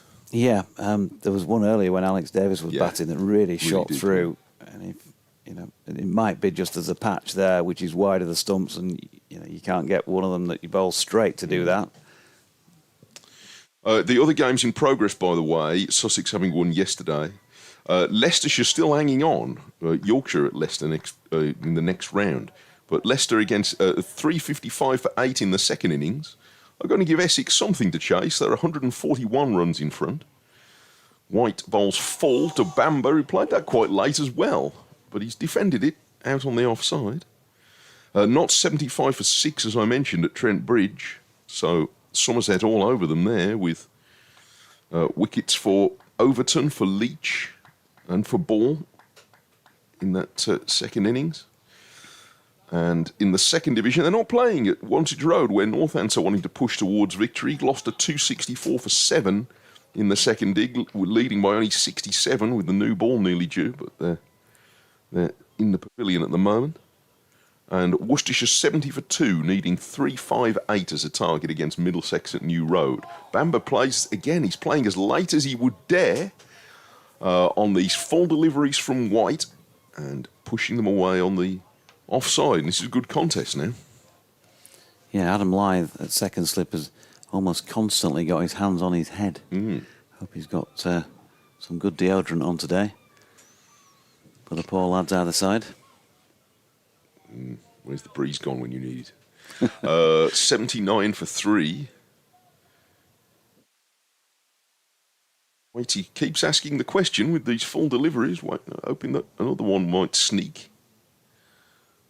Bamber watching carefully, and he nudges this one slightly shorter of a good length and plays it jerkily but firmly into the leg side. And there's no run. Goes off for a wander, props himself on his bat. Short leg, about 5 yards from the stumps.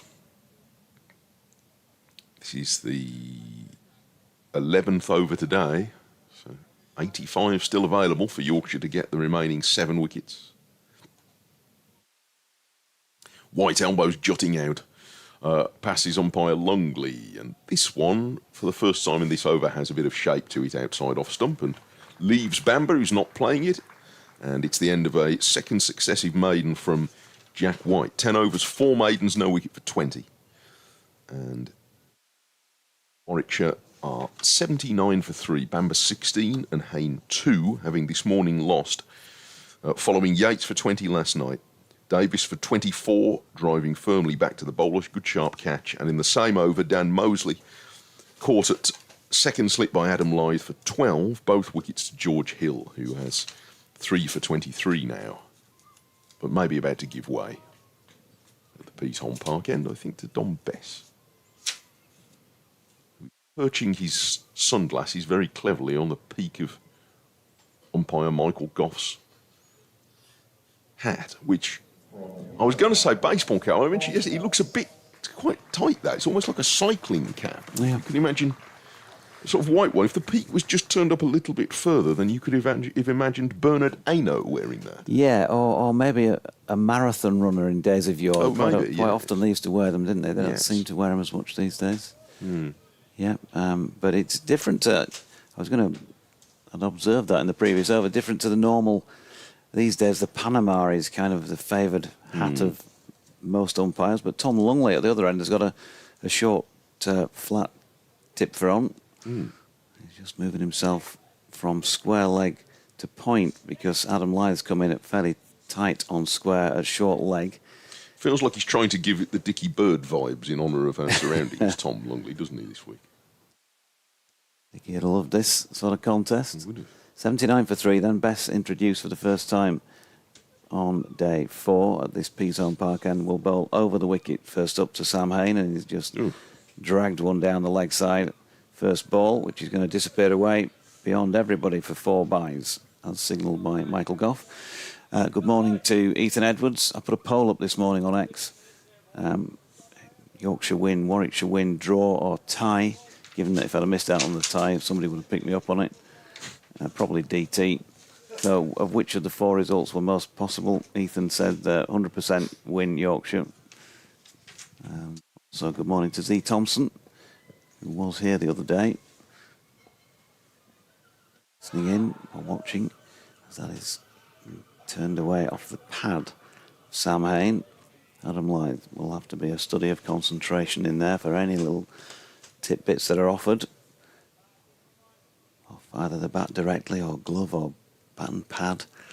Bess floats one up. Hayne weights. That's much more the line and length that Yorkshire will be wanting from Don Bess. He gave it a bit of air.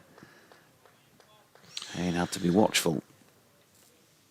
But he's doing okay so far. Still just got the 2 runs to his name, but not that that matters a jot, as he's across and blocking this into the leg side. Given how he's reacted when he's been hit a couple of times close in during this match so far, Adam Lyth, and I certainly wouldn't criticise him for that, but I think he'd be concentrating mainly to make sure he doesn't cop another one on a bruise he's already got. This one's floated up now. Hayne just looking at driving out through the offside, has just punched it to the leg side of straight where Revis feels. I think Adam might be opening his own, Whitby School of Drama or something like that when he retires from cricket. Yes. As Bess is in, and good attempted dive from the man himself at short leg, but couldn't reel that one in. A single to Hayne, who'll keep the strike. Yes, he doesn't mind letting you know, does he, Adam Lyth? He wants you to feel he wants you to share in his moment of discomfort when he gets clobbered. I assume he's got, a telephone book down each shin or something like that. Yeah, it looks like it, doesn't it? I think he wants you to share in his moment of joy as well. An anguish, quite often. From Yes, slip. I think so. He likes to, project. He seems to think he'll be bowling a fair bit today from Does he? what he said before the match. Jack White and George Hill both just leaving the field of play after their opening spells. Hassan Ali coming into the attack at the Trafalgar Square end. And that suggests we have some substitute fielders out there. Yeah, it looks like Yash Vagadia has gone on. He's just long jumped the strip widthways, and he was almost about to go back and do it the other way, but he's now been told to stay at short straight mid wicket. I would imagine Brad Sylvester is the other 12th man. Yes, I saw him on the ground again this morning. I'm just trying to identify where he... Oh, yeah, he's down to our left at long leg, winging his arms around. Start of first over today then from Hassan Ali, held back until 5 to 12, and the first ball of his spell is jabbed away into the offside by Sam Hayne, who has 3. Likes to wander, keep his steps up during his innings, Sam Hayne. And he's a prodder. He's still got some of the trottisms. Two slips and a golly, the close catches, and a short mid-wicket. As Hassan Ali arrives at the crease, and Hayne is getting behind this and turning it to mid-wicket and content to defend. They said that about James Wharton when he first came into the side, that he was almost a replica of Joe Root in the mannerisms and all that. He's kind of not doing the same things as he did anymore. Yeah. Well, look, if you've got a fella that good at the other end, you probably would inherit some of his technique, wouldn't you? Wouldn't be the worst place to start. Hassan Ali arrives, goes full to Hayne, who plays this late and moves across behind it late, as he's wont to do, but he steers it safely along the ground into the leg side. Everybody gets excited behind them. They do like being excited, don't they? They've had a fair bit in this match to get excited about. Yeah. I think DT based his technique on that legendary Middlesex batter, Philip Tufnell. Did he? Norman Cowans. There's Hassan Ali, whose technique deserves some study with the bat after his efforts in this match. But here he's hitting Sam Hayne on the thigh pad, or perhaps more accurately, Sam Hayne is allowing the ball to hit him on the thigh pad. He made no attempt to play, it just sort of walked in behind it. I thought it hit him on the elbow or forearm or something. You know about it if it did. Maybe it did. He's just taking a moment. He's already been hit there by Don Bess, which in itself is not 90 miles an hour, but any ball that hits you makes its impression. But you'd still notice. I think he's been... You might be right. Might be the side, actually, rather than the elbow, but it certainly looked like it bounced a bit higher than the thigh pad. Not wearing an arm guard. Hassan Ali pitches this one up, and Hayne is pushing it away on the offside. And then, as batters increasingly, I think, are wont to do now, having played it, it makes a little sort of gesture to himself with his glove, as if to confirm in his own mind what that ball did or didn't do off the pitch. It's a good job we don't do that in the com box, isn't it? We'd be forever doing the hand signal, you know, the yes. chirpy hand signal. Yes, I think so. Should catch on. You can have one of those commentator cams. We've had one here before, Have you? actually, yeah. Can manage with them myself. Hassan Ali comes into bowl and he's turned off his pads by Hayne, but not for a run. But he's gone to, is it Jagadia, you said, the substitute fielder? Vagadia. Vagadia, I beg your pardon. Right, it's end of the over, 84 for 3. It's time for me to be axed. Yeah, we did. Go elsewhere. We did have commentary cam, but it was situated on the right hand side of the box, which got a little bit too close to DT on an occasion or two, and Well, it's always cracked. a dangerous thing to do, isn't it? And of course, he needed hair and makeup doing and all the rest of it before we went on air on a morning, so it was quickly ditched. We didn't have the budget. Don Bess is having a chat actually with Sam Hayne at the moment, who, he's definitely not right after that delivery from Hassan Ali, and he'll know, having played with Hass previously, that he's of lively pace, and that if you do take a blow, you're probably going to have a little mark somewhere on the body. He's just changed gloves as well. Jordan Thompson is making himself useful, JT. He's gone out and given both players out there some new gloves. We're nearly an hour into the morning's play. And those 2 wickets fell in fairly quick succession, so Warwickshire managed to move from 44 for 1 to 52 for 1 before Alex Davies was caught and bowled, well caught and bowled by George Hill for 24. That was 20 past the hour.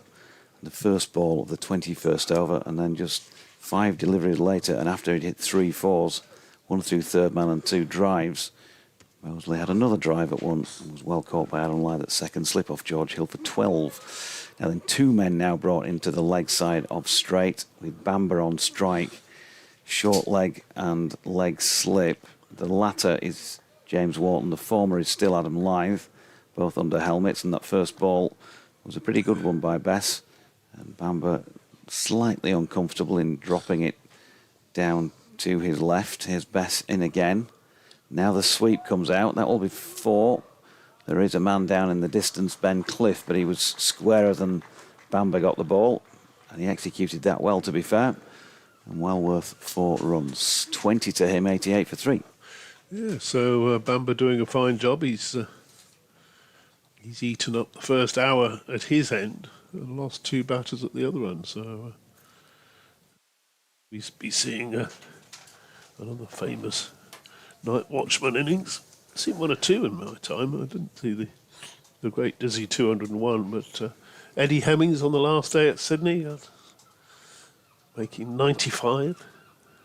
Here's Bess. Reverse sweep attempted by Bamber. He misses it. Hits him probably somewhere above the waist. There was an optimistic lone appeal by the Devonian. Not given. 1983 that would have been. A long time ago now, Doidgy. It's in again. Bamber watches one drift down past his leg stump. So the 82-83 Ashes series, yeah. Yeah, Eddie Hemmings went in. Night watchman was out for 95, caught down the leg side. Here's Bess trying his own version of that, but that was well played by Bamber. Watched it well, dropped it down by his feet. It was one of those with the keeper standing up. He just sort of, might have brushed the thigh pad, might have brushed the bat. He was given out. He was very disappointed. Had to go. Big Eddie. Bess in again. Swept again by Bamber. He's got underneath this one slightly. He's got to be careful with that. Ben Cliff is loitering with intent just backward of square leg, but the ball dropped well short of him on that occasion.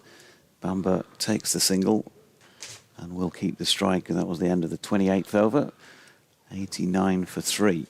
He's starting to enjoy himself out there, I think, Ethan Bamber. Came in last night, of course, when Robbie Yates went, what was it? Did we say 13 balls from the end of play? Which was a disappointment. 3 wickets, that was the first of 3 wickets for George Hill. Bamber didn't have a lot to do to survive last night, but he's batted through the first hour here, taking his guard again. Probably seen batsmen doing that. Thinks that's what you have to do after you've been out there for an hour, Doige. You take your guard again. Ask me. What's the longest you ever batted? I might have I think, asked you this. I think you asked me this the other Was it day. in the pub? Was it in the pub I asked you, or was it on air? We'll repeat ourselves. Probably on air, but we do repeat ourselves a lot. And there is no run. Little fiddle outside the off stump there by Bamber to that first ball from Hassan Ali. The answer was because I've played largely 50 over cricket, 46 overs. I don't think I've ever batted all the way through a 50 over game. 46 overs, something like that. Yeah, take some doing. After losing 2 senior players in the same over to the Yorkshire seamer George Hill. Yes, Alex Davis was starting Hassan Ali 24 when he drove firmly back to the bowls to Bamber. Bamber. A good tumbling stop in the gully. Will Luxton again sort of he's a very modest young man, isn't he? He's Will. Let's hope he goes on and does great things in the game, because he's a lovely batter to watch. Stop in the gully. Prevented Bamber moving on from his 21. Ali bowls to him, and that's outside the stump, moving further away. He's not going to be bothered with that. Goes for a little walk out towards the umpire. Oh. What are you doing there, Doige? Just throwing the mobile phone on the floor. Yeah. All part of the service. Crowd have got all excited when those 2 wickets went down in the same over. They settled down a bit now. Decent enough 4th day crowd. Oh, he bowls again and again. I mean, that pitched probably, about 9 inches outside the stumps, 9 inches to a foot, and Bairstow's taken it between first and second slips. It's really gone a long way. Very wide back to get an edge on that one. Oh, sounds as though somebody's phone's about to go. No. Interference. Ollie, not the tallest of men, comes in and bowls, and that's crashed through the covers, or past cover point, but he didn't get hold of it, Bamber, but he gets a single, moves under 22. The other thing about, of course, with Night Watchman saying is it's a bit frustrating. You expect a batsman to stay out there and hold things up. You're thinking, come on, you only came in to do a holding job last night. After an hour's play, you're still there. 2 slips in the gully. Short mid-wicket now for Sam Hain. And he's going to come into a second short mid-wicket. So you've got a sort of square short mid-wicket and a straighter one. As next delivery is through outside the off stump. All sorts of excitement there, because Hain looked as though he was going to touch it in the very last moment. He whipped the bat out of the way. Thanks, TT. We'll just do a quick... I'm just filling the gaps while Mike comes back in, and you can do a bit of a crab-like sideways defensive motion. Don Bess is going to continue at the Peaceholm Park end. For 3, 22 of them to Bamber, 3 to Sam Hain. You'd have to say conditions are pretty good for batting, aren't they, today? Probably the least amount of cloud in the sky that we've had for the entire match so far. Welcome back, Mike. Thank you. Pretty good for watching, I reckon. As good as it's been at any point in the match. It's hot, but it's nice. Best starts a new over with plenty of company for Bamba around the bat. And he turns the first ball, which is a tad short, comfortably off the back foot into the leg side. At 50 balls, this is Bamba's longest innings of the season to date. This is floated right up by Bess, and Bamba defends it. Isn't quite sure where it's rolled to.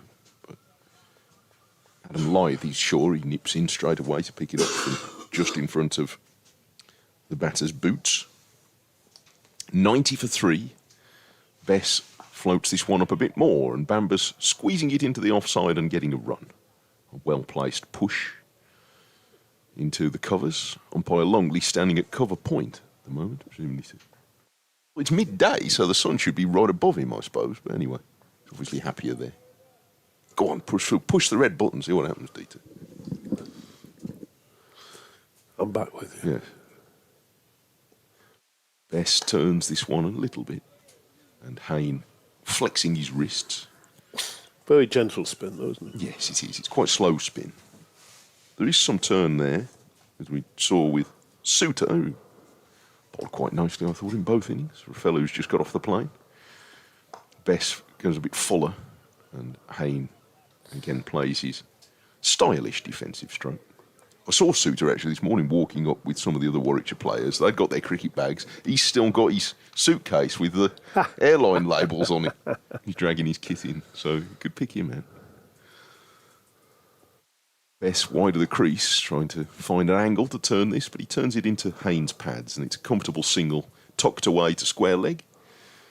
Hayne goes to 4, and it's 92 for 3 at the end of the over.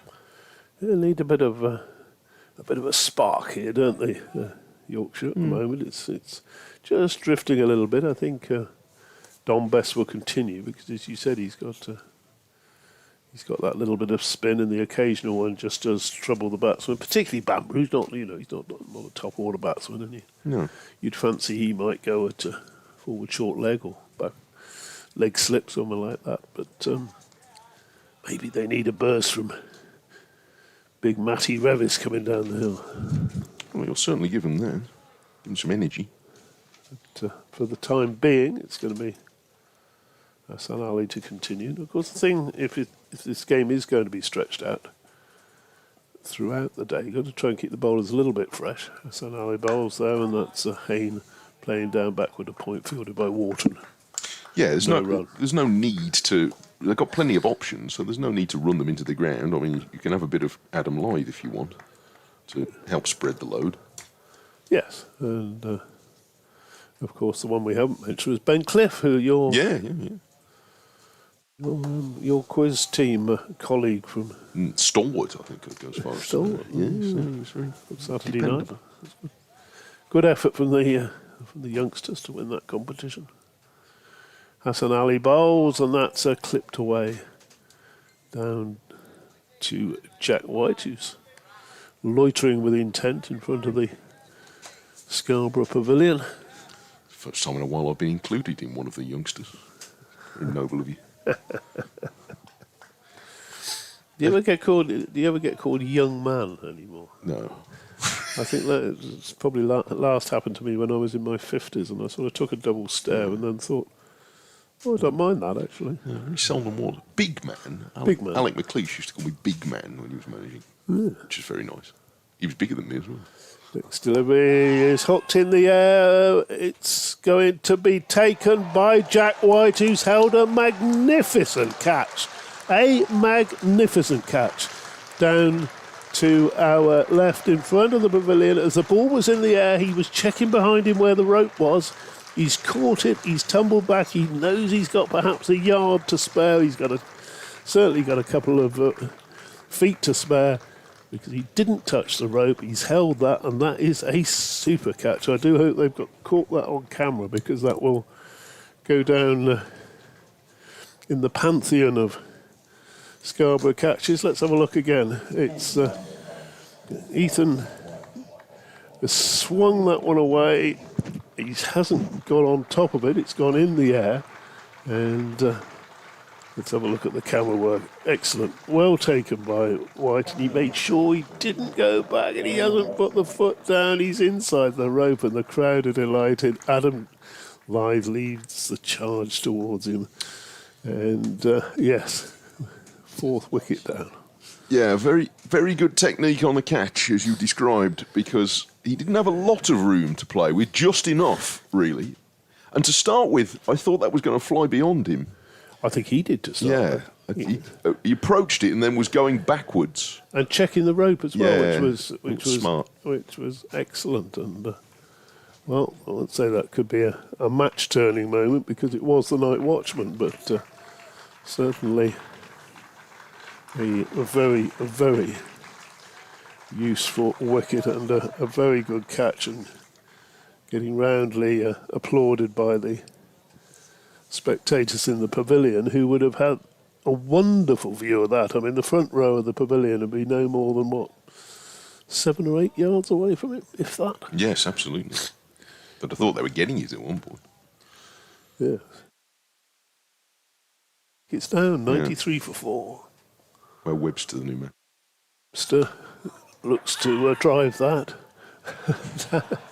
That's on Hallie's appealed for something there. He's tugged that one out. Do you think maybe it hit his toe first? No, I don't think it did. I think that was. I reckon they thought Webster must have appealed wrongly at the at an inappropriate moment yesterday. That felt like a point-scoring appeal to me. Because nobody else joined in. Here's again down the hill. Bowls and, oh my word, he's appealing for LBW. The slips are not so much appealing as throwing their hands up in the air as to how close that must have been to getting Bo Webster, because of course these two and Barnard to follow are the, well, due respect to Keith Barker and the rest of the tail, these are the men that they want to get through. They'd love to get one of these before lunch. It was good Yorker, that.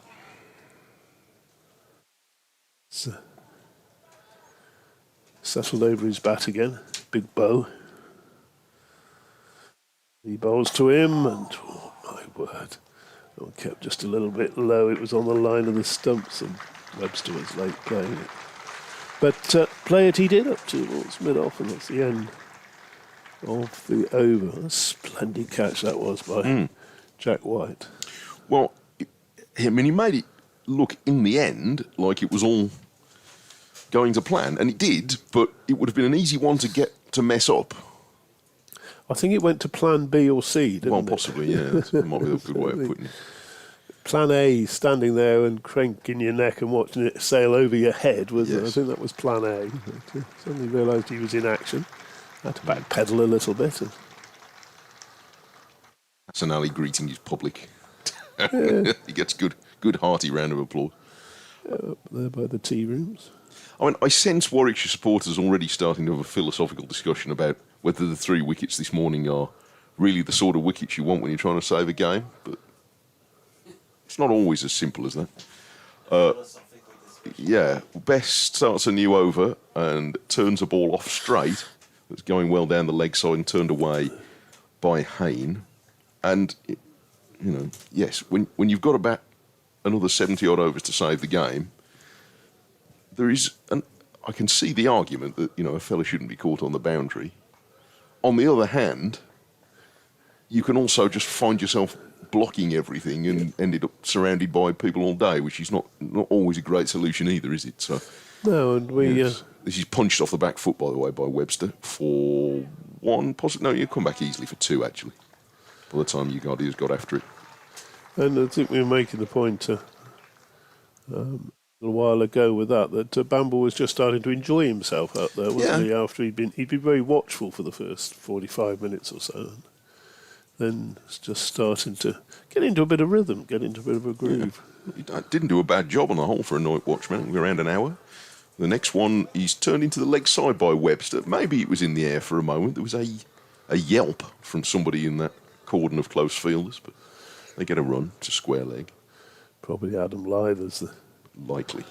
feeling the breeze as that one passed his right ear. 3 to Webster. Bess tries again, and Hayne plays this very late. Out on the onside. So, yeah, I don't think you want to admonish Bamber too much.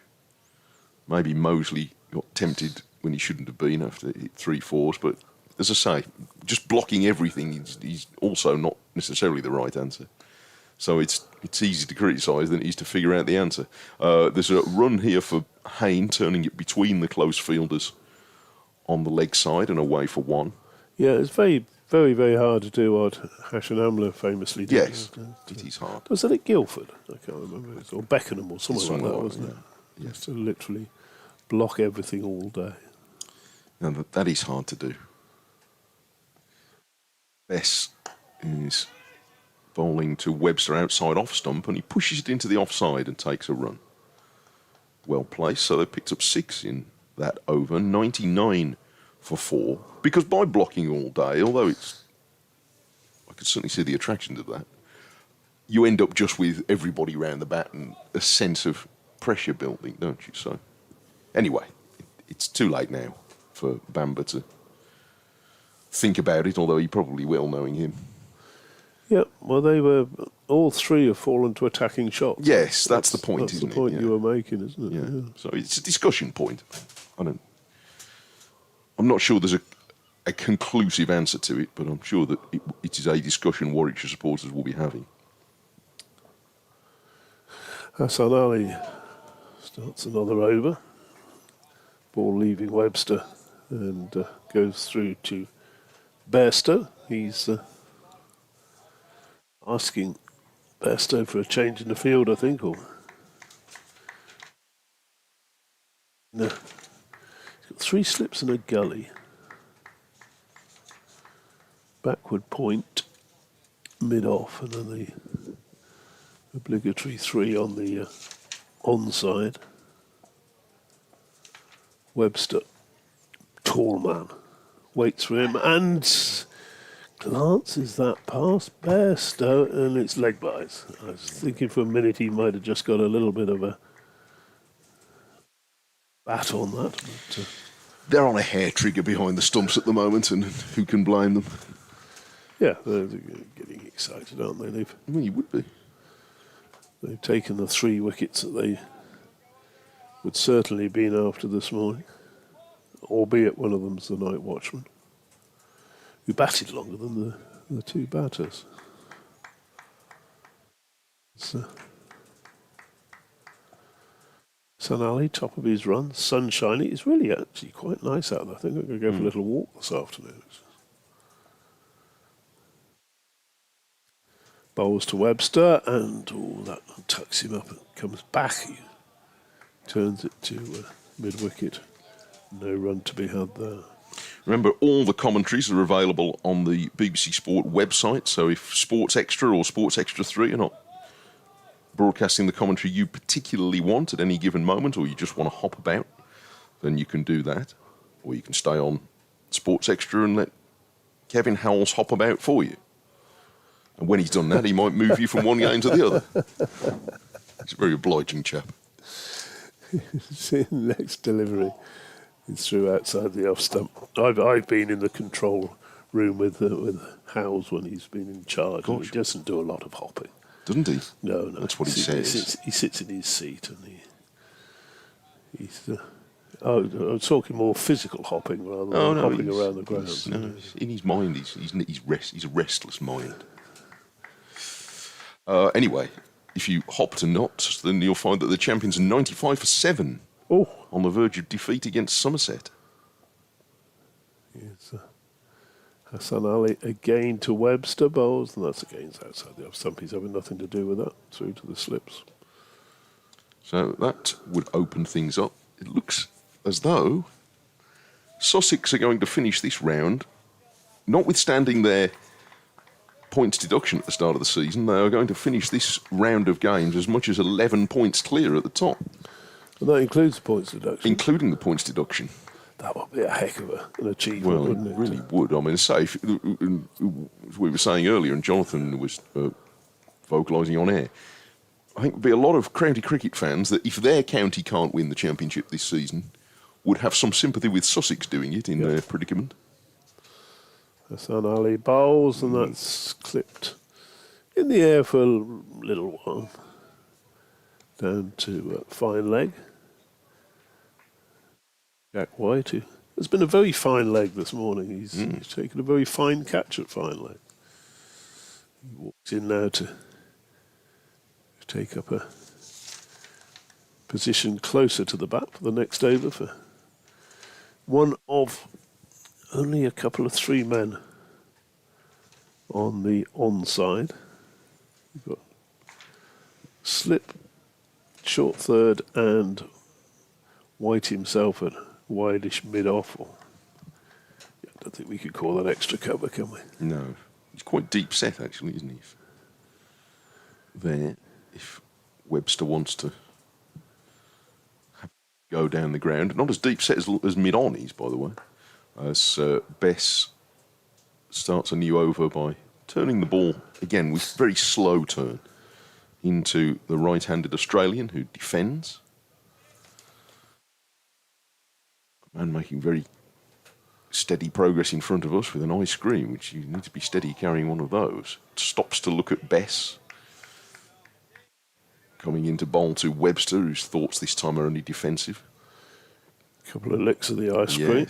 Look up again. It might be the sun. It looks a bit pistachio, though. Got a good rhythm going on there. Is Webster trying to do the same to the next ball to Bess? Get a good rhythm going with it, not lick it. And he turns it away into the leg side. Couple more licks. Then he'll look up and watch the delivery. He's clearly a connoisseur, isn't he? He's not sort of munching it. He's enjoying it. I've seen people doing crosswords a bit like that. Have you? What, licking them? Forward comes Webster, pushing it away into the covers, and gets a well-judged run to go to 6 out of 105 for 4. You get into a bit of a rhythm, particularly if there's a quicker bowler on. You look down, and 3 across, and oh yes, that's so and so, and then you look up, ball through to the keeper, look down again. It's a nice little rhythm during the morning's play. Yes. Well, it depends how long the bowler's run up is, how much time you need to think about it, you see. Bess is drawing Hayne forward. See, during a Bess over, I think you could only do the quick crossword, couldn't you? Animal that sits on mat 3. You probably wouldn't be able to fill a whole answer as in far as you go. Well, I'd think of it, and then after watching the next ball, I'd have forgotten it again. So I could keep doing it. Schrodinger's crossword. I could keep doing it. This is turning across Bess, from Bess to Hayne, who pushes it down to leg slip, who is reacting as if he got hit on the shin by it there. Is that Revis in there? It's Revis, isn't it? Looks his sort of frame. Anyway. Yeah, as far as ice cream eating goes, Bess is no more than a 2-lick run-up, isn't it? Is he? Yeah.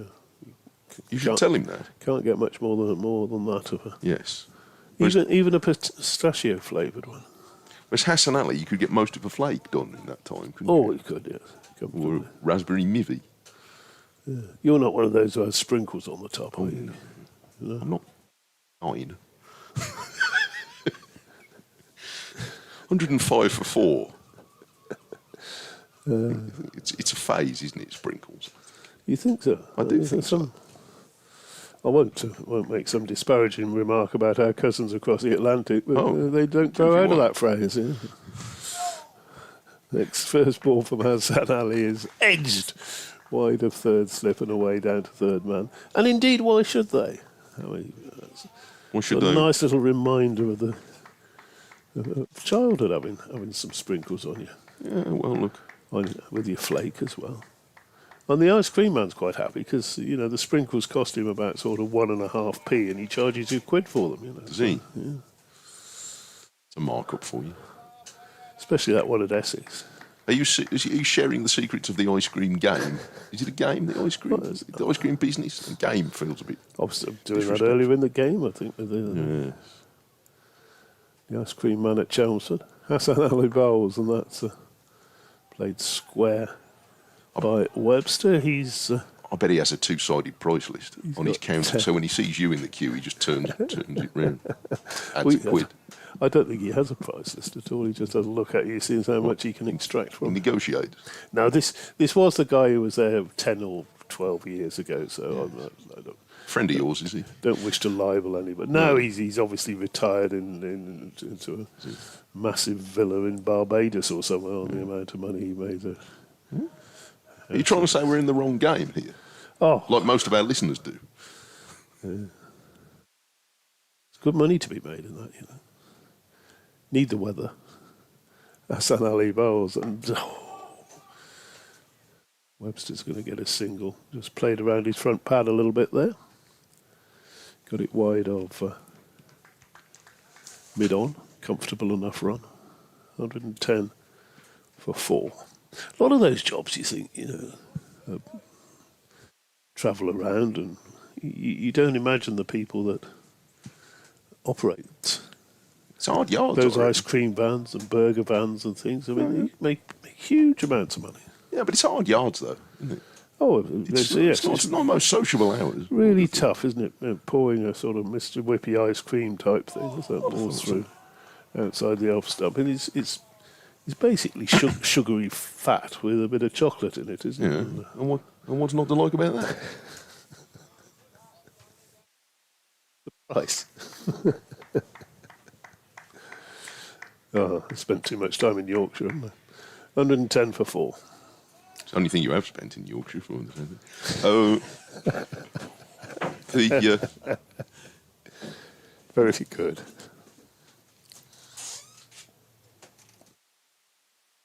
Hassan Ali runs towards us, Bowles, and Hayne nearly gets in a tangle there with one coming back into him.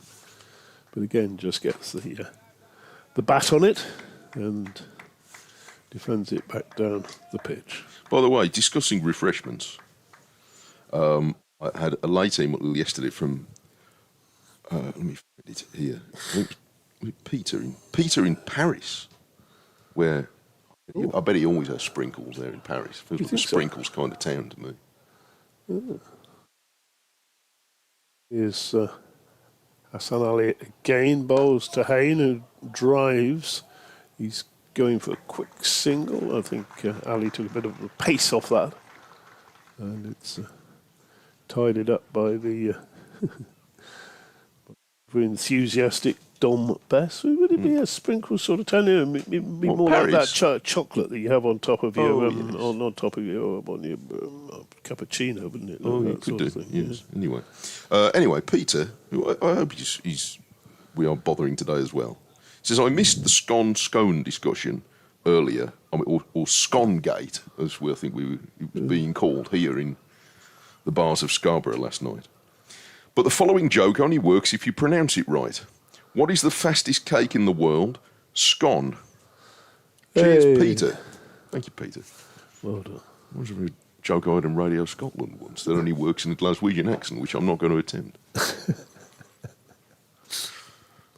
Bessie's going to start a new over, and Hayne pushes away on the offside for no run. Fella goes into a bakery in Glasgow and says, is that a donut or a meringue? And the baker says, no, you're right, it's a donut. Don't write in. I hadn't heard that one. Bess, no, you might not hear it again. Here's Bess going wide of the crease and bowls a full toss, which is bunted down the ground by Hayne for what's going to sound like 6. Yeah, it hit something hard.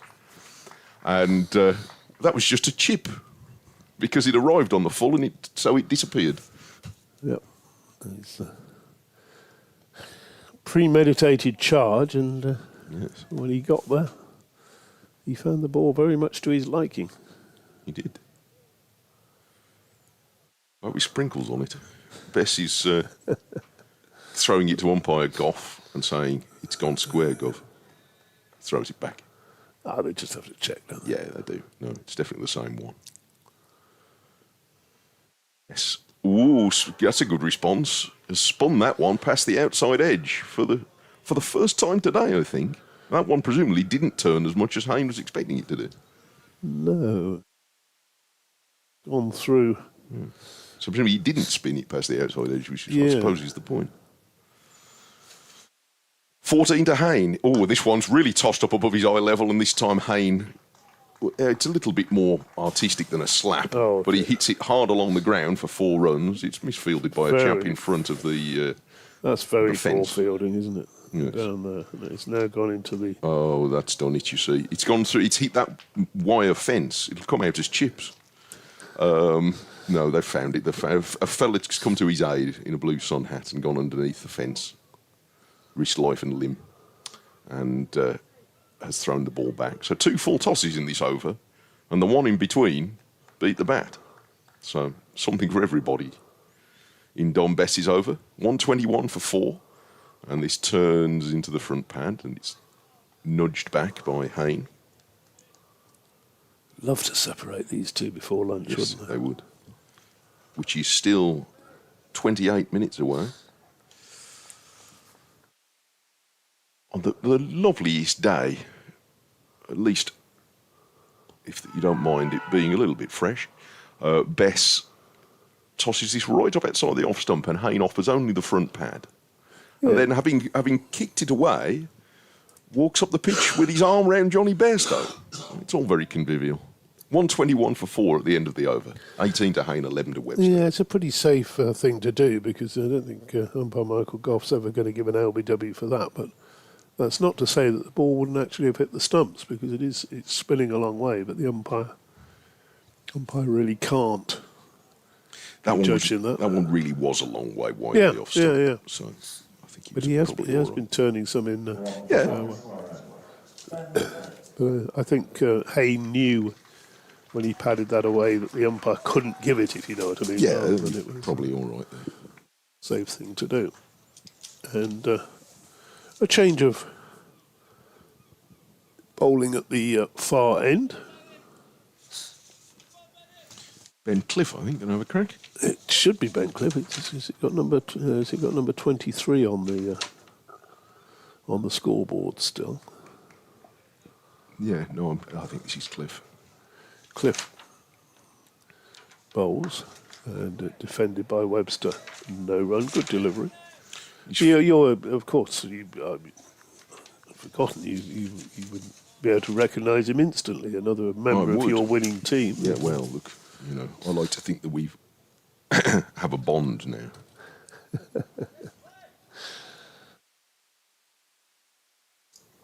You notice Doige's purloined the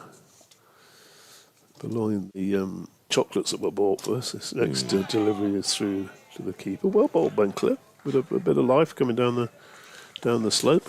Well, he probably needs sustenance, doesn't he? You can't get through. What's he going to? Royal Ascot. Mind you, he hasn't. I haven't seen his top hat. Have you? Is it a top hat? It's a top hat, doing it, Royal Ascot. Yeah, he says he's not taking the top hat. Yeah, you don't get many top hats in my part of Birmingham. Well, you should have seen him loading the car up the other day. It was all 11 days away. You'd think he was moving countries. Here's Ben Cliff bowling, and that's eased away. Backward of point for a couple of runs. Hassan Ali down there sending his throw in from on the ground, which was To be fair, entirely unnecessary. if somebody with my accent went into Royal Ascot, I'd think I probably had moved countries. Although Doige gets in, doesn't he? He'd be spotted as not local. But he's sort of posh Yorkshire, though, isn't he? Well, I didn't like to say. He's Where's he parking he's his on his roller? way back. He's out in southwest of Leeds. Is which he? is Oh, well. very nice. Yes. That it's a peculiar shot there. Webster's tried to turn that square. He's got a leading edge, and he's managed to hit. He's managed to. In fact, no. Ben Cliff has got a hand on I it. think that's a chance, a that's very sharp chance. Although, as you say, the nature of the way it came off the side of the bat, He couldn't have been waiting for no, it. But it'd been very, very difficult to It was anticipate. wide to his right hand, and I saw Hayne getting out of the way. I thought he'd hit it towards Hayne, but no, that was a quarter chance, really, I suppose, to Ben Cliff. Following through, hand outstretched. Yeah. I think it's a particularly excusable drop, I would suggest. Yes, and it's one of those that yeah. had he held on to it, Hayne would have been cursing his luck, or Webster would have been Yeah. cursing his luck all the way back to the pavilion. But strange, he was looking to hit that square, past the square leg umpire, and ended up leading edge back to the bowler. Cliff bowls again, put a little bit extra into that one. And good delivery on the stumps. Got over that from Ben Cliff. I'm going to move out, and I think we have to do musical chairs. Do I move back in? Yeah, down probably. there somewhere? Probably. Well, Jonathan moves in. Although I did say, and after all the things you've done, you were saying about him, he's been not good enough to bring lunch back. You see. So I'd better not tell him. 123 for 4. Is 13 now to Webster and 18 to Hayne. Bess is going to come and have another go and resume his contest with Hayne. You all right, Jonathan? I'm good, yeah. Nothing that I've not heard before. Well, I don't know. Mike, here is Bess. That's Hayne across and defended. I've known him a long time now, but he always tells me via other people, you know. Never has the bottle to tell me himself. Bess, and Hayne whips that one off his legs, where it finds Will Luxton in the mid-wicket region, fairly tight in there for a mistimed flick. Sam Whiteman also a dozen yards or so, maybe more, to his left, waiting for a catch. As is Adam Lyth, who won't get one with that delivery because Hayne dinked it in the gap between he and leg slip, and will pick up a single. That would have been a second sort of strange dismissal this morning, wouldn't it? If I didn't Ben see it because I Cliff was had just walking back held with on your to it. sandwiches. I was walking up this way, so I just heard the yelp behind his Bess, and that's aerial on its way towards Yash Vigadia, who's fielding a point. No run. Well, Webster just has to make sure he gets over the top of those.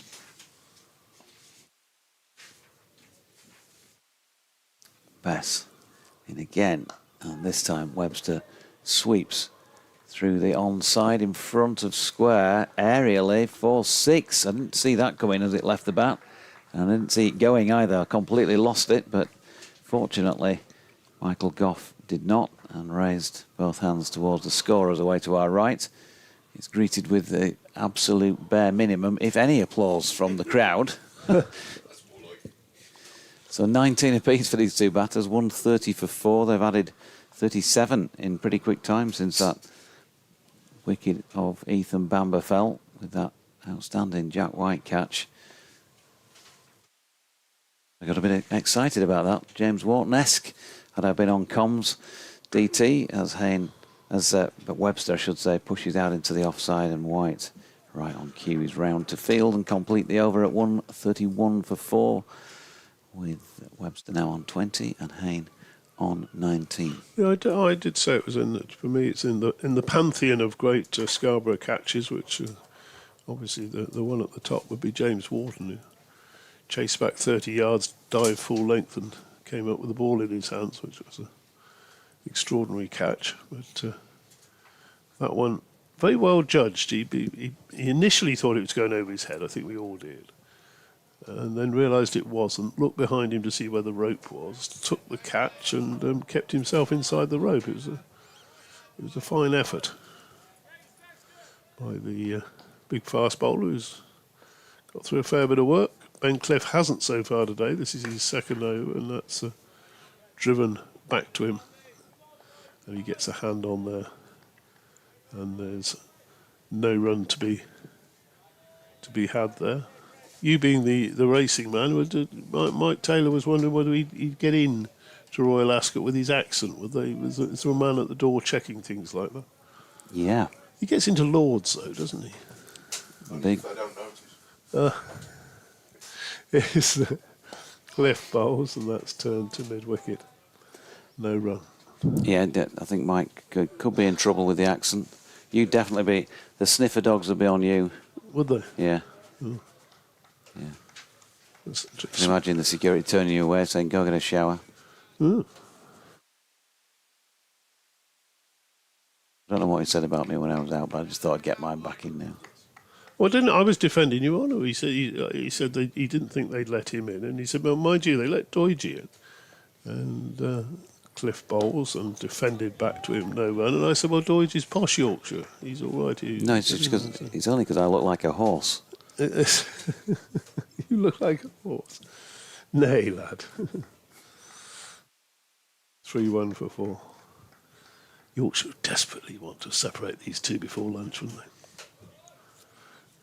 Listeners probably desperately want to separate us two before lunch.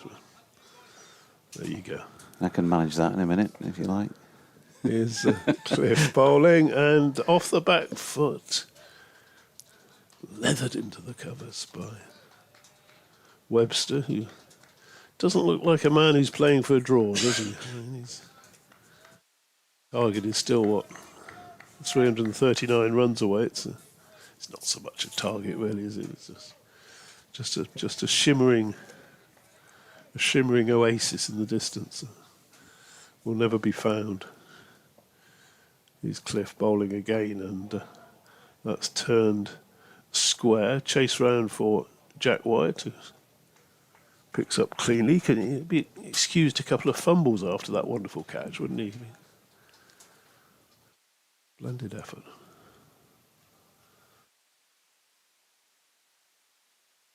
But definitely the best day of the 4, I think, today.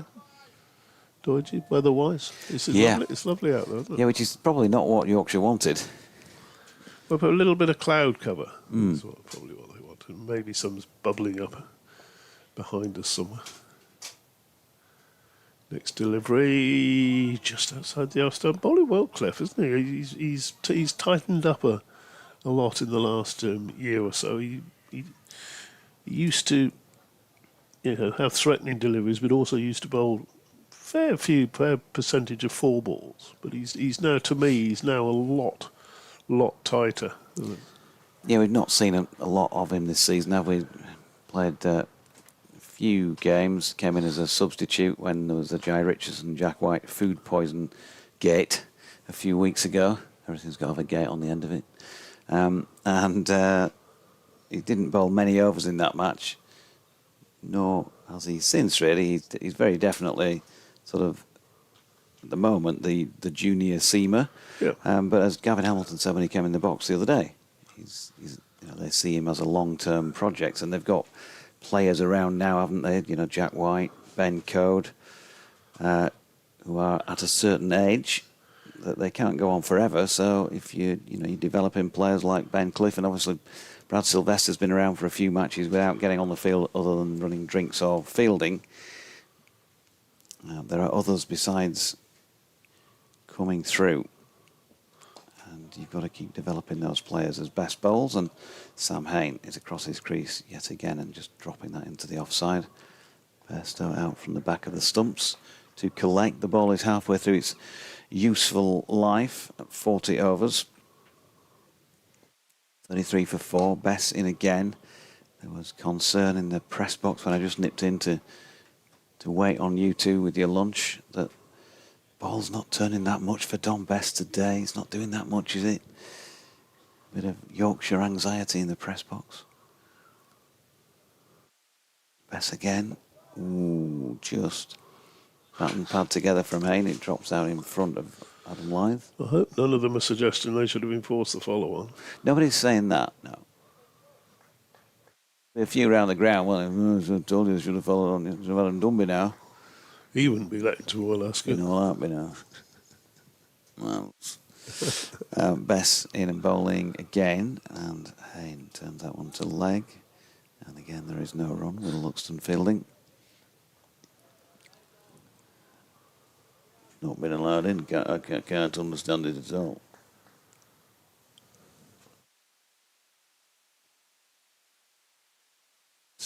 Again, and Hain jabbing down on that to defend. There'll certainly be a few Yorkshire folk at Royal Ascot because there'll be some Yorkshire trainers and jockeys and owners with runners.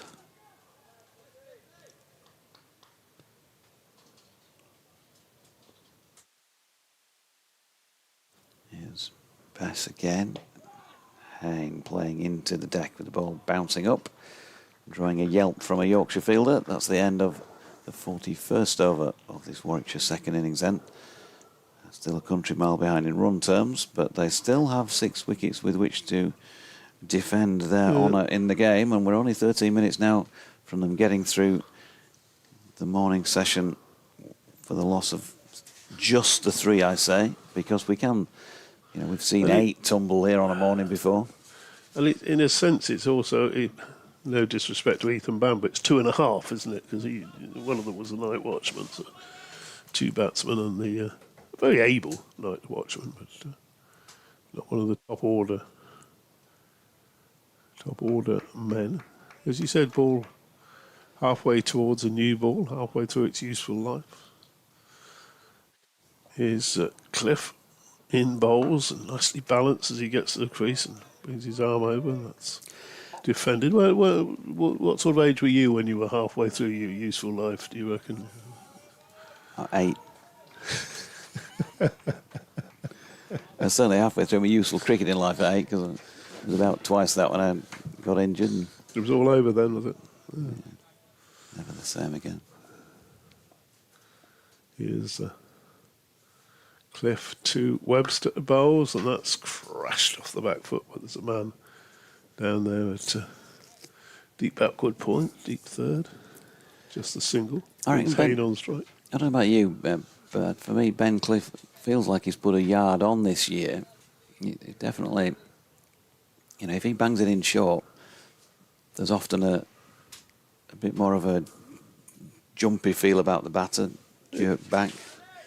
Is that just because he's filling out and getting a bit stronger as a man, maybe might be to do with they physique. talk about confidence in the body, don't they, and all that. Next delivery, that was an effort ball, as they used to say, and not a very good one, to be fair. Hain just looked at it and didn't really need to duck even, did he? Just moved inside the line, allowed it through to Bairstow. 134 for 4. Runs irrelevant, really. It's the 4 that's important. Hain's batted a long time for his 19. Webster has been a little livelier with 23. Cliff bowls again and forward defensive. Of course, this is the ground on which he took his first and only so far, I think, senior 5 for Ben Cliff last year in the 50 over comp. On that return from injury, it was unlucky, wasn't it, last year? I mean, he to get the nod in that first match at Hampshire from captain and coach, if you remember, I think he was preferred to Jordan Thompson. That would have been a big confidence booster, wouldn't it, start the season? Yeah, and then the injury came straight away. He's there or thereabouts, isn't he? Bowls again there to Hain, who covers up, defends. Hain's got his definitely got his defensive head on at the moment, which is good to see from a Warwickshire point of view. 134 for 4.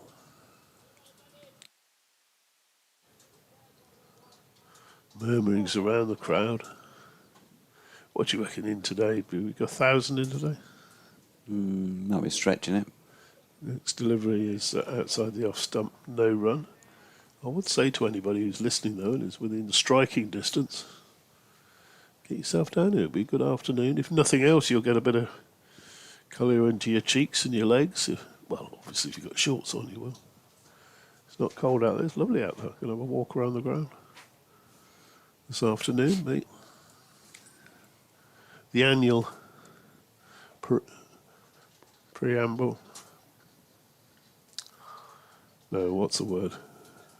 Per something or other. Walk around the ground.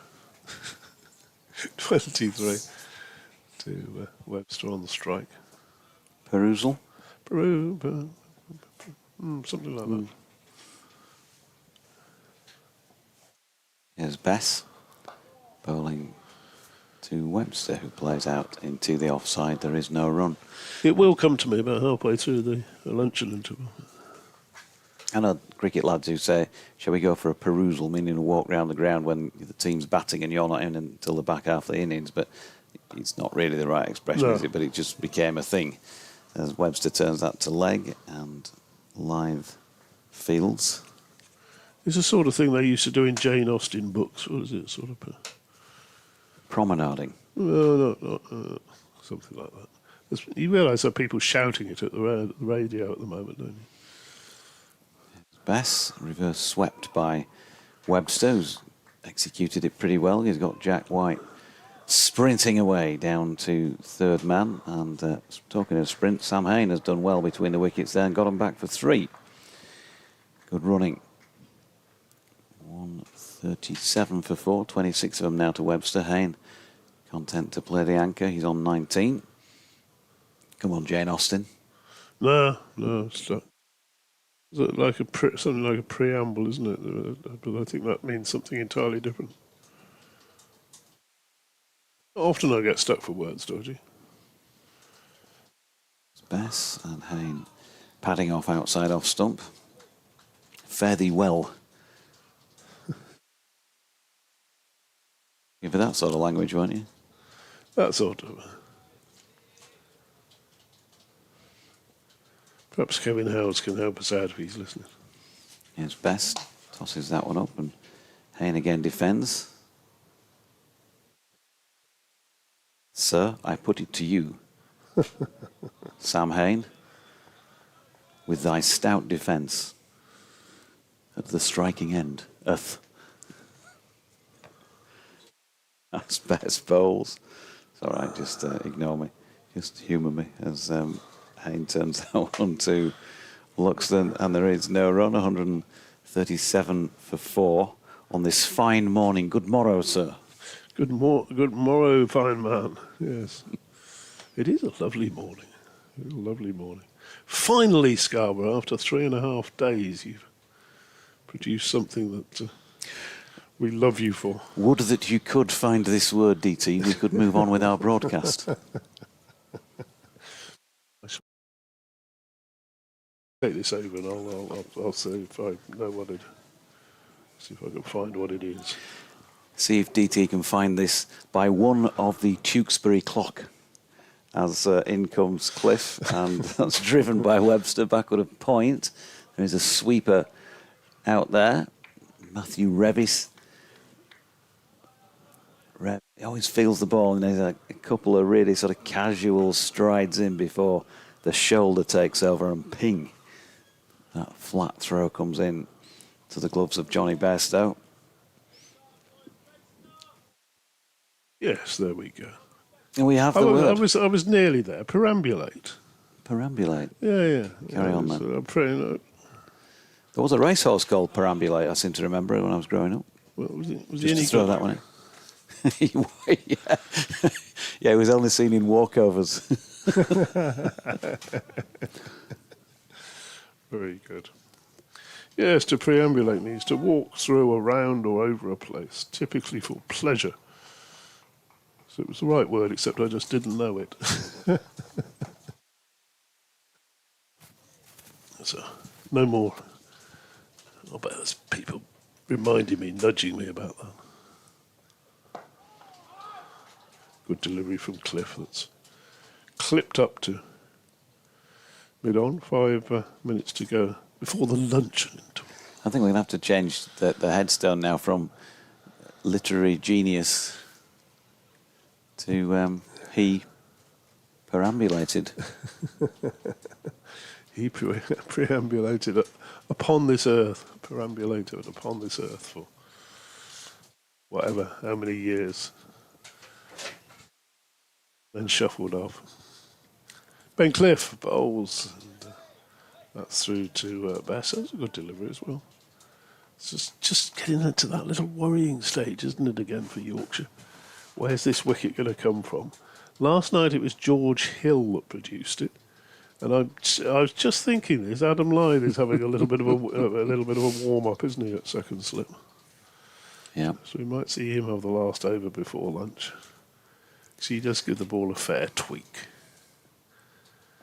Here's Ben Cliff bowls and right across his stumps. Haney's going to get a run there down to long leg and Say, well, if he didn't hit that, he would have been LBW, but he did hit it. Johnny and Adam, they're not the same age. Their birthdays differ only by a day or two, don't they, in September. I think there's about a couple of years between them with Adam, the senior. But I think they played, quite a bit, not just in professional cricket, but through those younger years as well. So they know each other really, really well. Can you imagine Lythy winging his arms away and Johnny, I'm ignoring you. I can't see you there doing that. No, I'm not. No, I've not seen you. Can't bring you on if I've not seen you. He's moved close to him at slip now. Off the over from Cliff is just defended back to him, so no run to be had there. We'll get 1 over before lunch, and Adam Lythe's taking the pads off, so he's gonna bowl it. He's persuaded the old skip that he's worth an over. Again.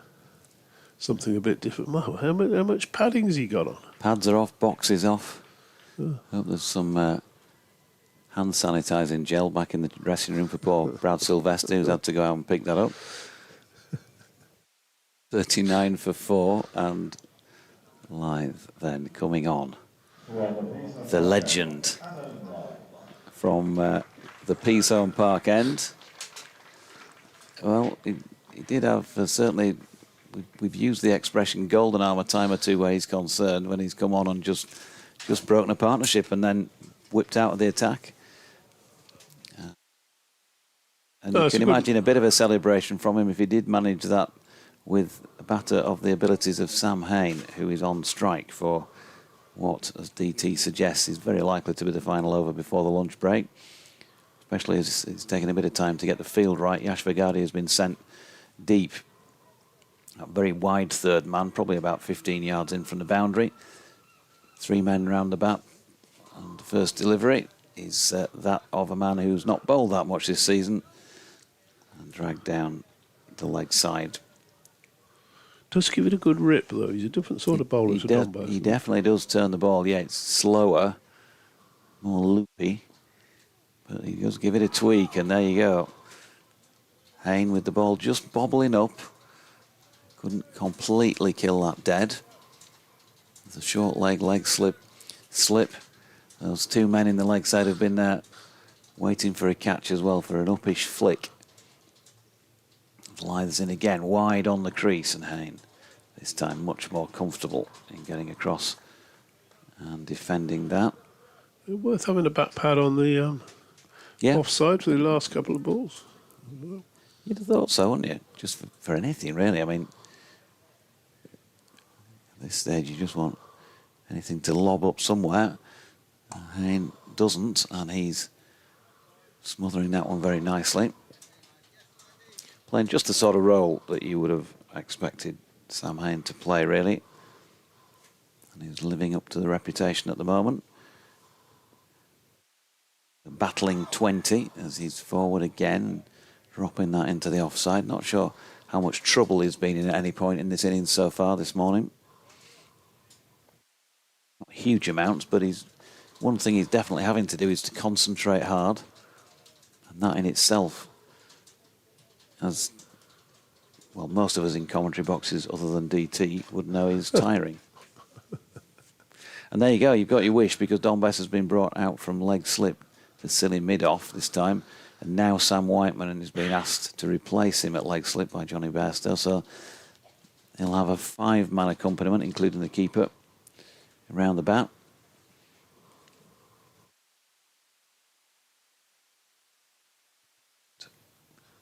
Lythe jogging in, bowls it now, right arm over the wicket. Hain turns it in front of square on the leg side. It was just one of those last delivery distractions. Let's just stretch your concentration out that little bit more, Sam Hain. But he's a quality player, and he's up to the task, and he even gets a little tap on the arm from James Wharton as he walks away from the crease. That is lunch on the final day. Warwickshire, so far this morning, have added, 95 runs to that overnight 44 for 1 for the loss of 3 wickets, all to attacking shots. Alex Davies caught on Bell Hill, really well caught for 24 off his own bowling. Dan Mosley caught by Adam Lythe, driving at one off George Hill for 12. And then Ethan Bamber pulling a ball off Hassan Ali that Jack White took brilliantly just inside the rope down by the pavilion. Bamber gone for 23, but they've stuck it out for 49 further minutes without loss. Hayne on 20, Webster on 27. Yorkshire still needs 6 wickets to win this one. Any hopes of Warwickshire doing so are pipe dreams, I think you'd have to say now, with 2 sessions remaining. But they still have the prospect of seeing this out for a draw. Plenty of cricket to be played, and we'll be back at the other side of lunch.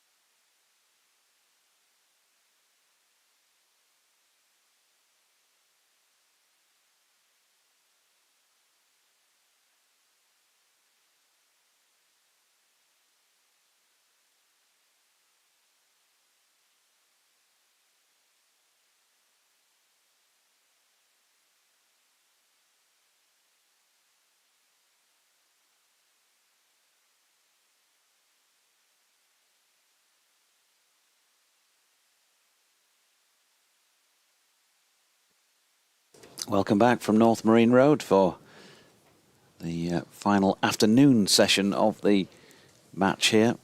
2 sessions remaining. Yorkshire needing 6 wickets to win.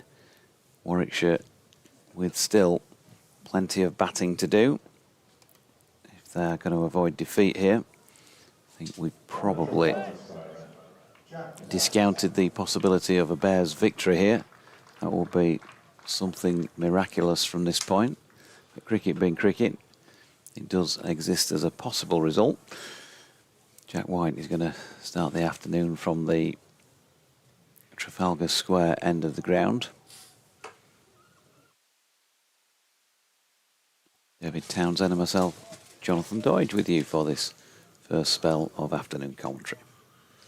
It's going to be, as you would probably be able to predict, Jack White back into the attack, first over from the Trafalgar Square end, bowls, and that's turned off his hip.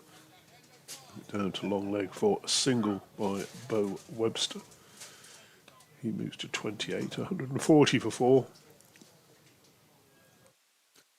Runs irrelevant, I suppose. It won't be irrelevant to the batsman because they'd like to get a 50, go on, get 100, but backs to the game, pretty much irrelevant.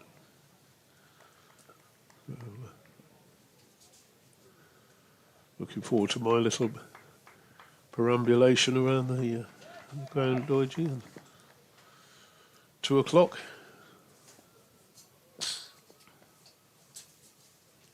White bowls, and that's a good delivery, rising, and just outside off stump through to the keeper.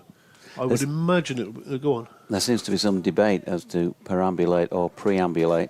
You did say preambulate, I think accidentally pre-lunch, and then changed it to perambulate. Yeah. Kate Holsworth was immediately all over that like the proverbial rash and says perambulate, not preambulate. Yes.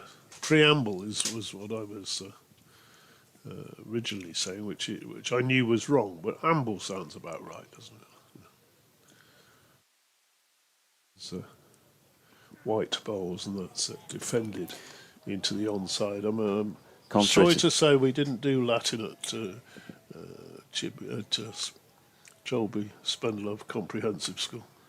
Mick Geraghty, in contrast, says the word you are looking for is preambulation. Well be. I looked it up on the internet, and it said perambulation, so who knows? Next delivery from White is flicked off the thigh pad, I think. Just backward a square, no run. Mick Steels, he's in the perambulation camp. Yeah. Drew Christie says Yorkshire should have enforced the follow-on. Wink. Tony Sweeney thinks it's a few degrees warmer than yesterday, and I agree with that, actually. The wind is definitely the lightest it has been across the 4 days, and the sun is probably as strong as it's been, although there is some high cloud now overhead. Very wispy though, isn't it? White bowling, and again Hayne just falling over a little bit to the offside though, as he played that to mid-wicket, doesn't get a run. Matt Hazelwood says, hi Doidge, do not lose hope if Warwickshire are still going at tea time. High tide is at 17:08 hours, and it's well known locally that the ball, it's a locally well-known fact that the ball will swing around corners when the tide is high. Well, this again, is a well-known belief on seaside grounds, isn't it? That's a Golden didn't agree with you there. Next delivery is striking him high. Again, he's getting a little bit too far over to the offside, isn't he? Sam Hayne looked to work that through the onside, didn't get a touch, but far too high for an appeal. As it was often said, the sea fret can come in, the temperature can go down, the ball starts moving. I don't know what the science is on that, but certainly the myth is with you. Marty certainly had it when he was down here for a Durham match a year or two ago. He was all over that one. Was he? Yeah. He's good on stuff like that, Marty. There are lots of things he's good at, but George Hill at the Peasholm Park end. I see Fretter, says Mike in the background. yeah, we've had that. Yeah. It comes rolling in. Mike is. You'll be tuned in anyway at the moment. Well, Lemo, with the game having been done and dusted. Here's George Hill at the Peasholm Park end with, well, it's 4 slips missing a third, isn't it, really, rather than a gully? It's not quite that wide. 2 slips and a gap to another slip. If you want to call him gully, I'll let you get away with that. There's a long leg, a mid-wicket, mid-on, mid-off, cover and point, and Don Bess ran 40 yards from first slip to have a brief word in the shell-like of Hassan Ali. Meanwhile, George Hill is running into bowl, and Bo Webster's playing it out to Wharton Square on the offside. No run. Mick Simerson, afternoon to you. He's got in touch on X, which is at Jonathan Doidge. Or at DT_old chap. He says, back from the croquet comp in Pendle and looking forward to Yorkshire winning before tea. Brackets my tea time. TEE. By the way, I won all my games and beat a very good player in the final. Quite pleased. Oh. Congratulations, Mick. Mark, even. Sorry, not Mick. Here's Hill in and bowling, and Bo Webster defends. What was he playing? I missed the first part of that. Croquet. Croquet. Excellent. Yeah, it's nice to know that it's sort of unfashionable sports like croquet are continuing and thriving and got people used over them. It also obviously follows on with your Jane Austen theme from pre-lunch, really, that sort of sport. Here's Hill in, and that's turned to leg by Webster, fielded by Revis, no run. It's got that sort of feel about it. Stately home, stately home. And few, what do you call them? Is it hoops or whatever? I don't know what they call them. That you hit the ball through. Well, you have a mallet, I know mallet, that. yeah. I know you have a mallet. And you have to swing the mallet between your legs somehow, don't you? With care. There's Hill. Webster turned that to leg. And Ben Cliffield's no run. Coming off very slowly now. Coming off very slowly, isn't it, off the pitch? Yorkshire could desperately like to hurry their way through these next 34 overs or so, get that second new ball. But George Hill's already had 3 wickets. Used to say you won't get another. He's trying now, and Webster on the front foot, pushing this one to Whiteman, coming in from cover to complete the over with a dot. 28 to Webster, 20 to Hayne. They've added just the 1 run since the lunch break. It's 140 for 4. Wonder how long it'll be before the ball's thrown to the umpires and it's gone out of shape on. It looks round to me. Well, can we not change it for another one? Coming off very softly at the moment, isn't it? 140 for 4. These two, they play themselves in. If they come back through the first hour of this afternoon session, then Warwickshire will begin to have real hope. A couple of Yorkshire staff going by, Ben Brown and Brad Sylvester. Ben, the taller one of the two, he got something like 178 in a league match the other weekend. White bowls, and again that's just bringing Hayne forward, looking to play that back past the bowler. Nothing extravagant from Warwickshire so far. What was your highest score, DT? My highest score? Sadly, Doidge, 94. And I Not got as sad out. as 93. Not as sad as 93. Was that yours? No. But Oh, it's your dad's score, was it? no. Just not as sad as 93. Oh, right, It's one okay. more. Next delivery from Hill is just from White. He's just played square the wicket, no run. No, the sad thing about it was a nothing match. It wasn't even a league match. Decent opposition, and there were plenty of overs to spare. And there was just the outside chance that we might still win. About 6 wickets down or something. And rather than doing the sensible, selfish thing, having never scored 100 and just nurdling a single around here, there and everywhere, I stepped to one side and ball clipped the top of my off bail. White bowls now with Bairstow standing up to the wicket. That'll keep Sam Hayne honest, keep him in his ground. 2 slips. And then that fine gully, which is... And when you were interviewed afterwards, did you do a Jordan Thompson and say, no, I'll get plenty more opportunities?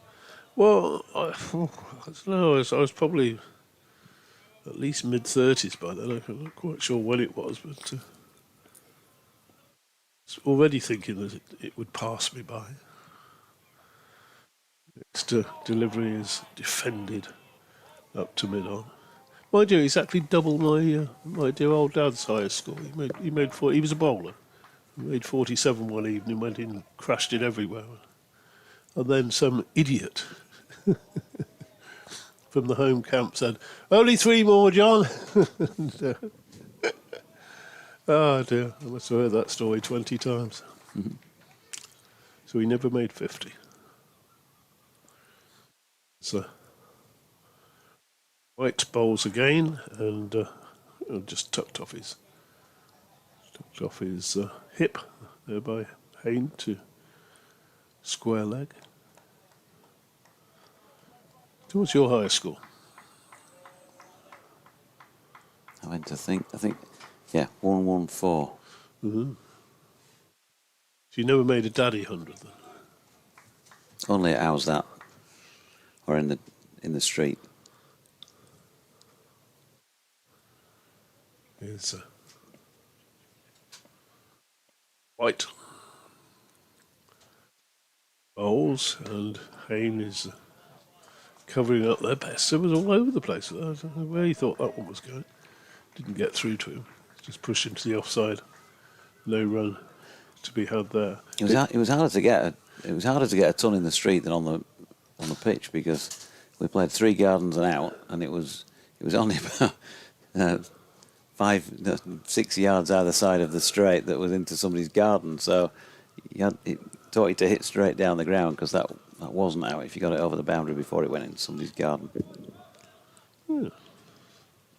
So yeah, you could just play a nice defensive shot and it'd dribble away for 4 in somebody's garden, but that was one of your gardens. So it wasn't in a proper game. Hill is bowls, in, and that's whipped away off his legs by Webster, and he's going to pick up 4 down to the west side boundary. No, the 100 was in a proper game.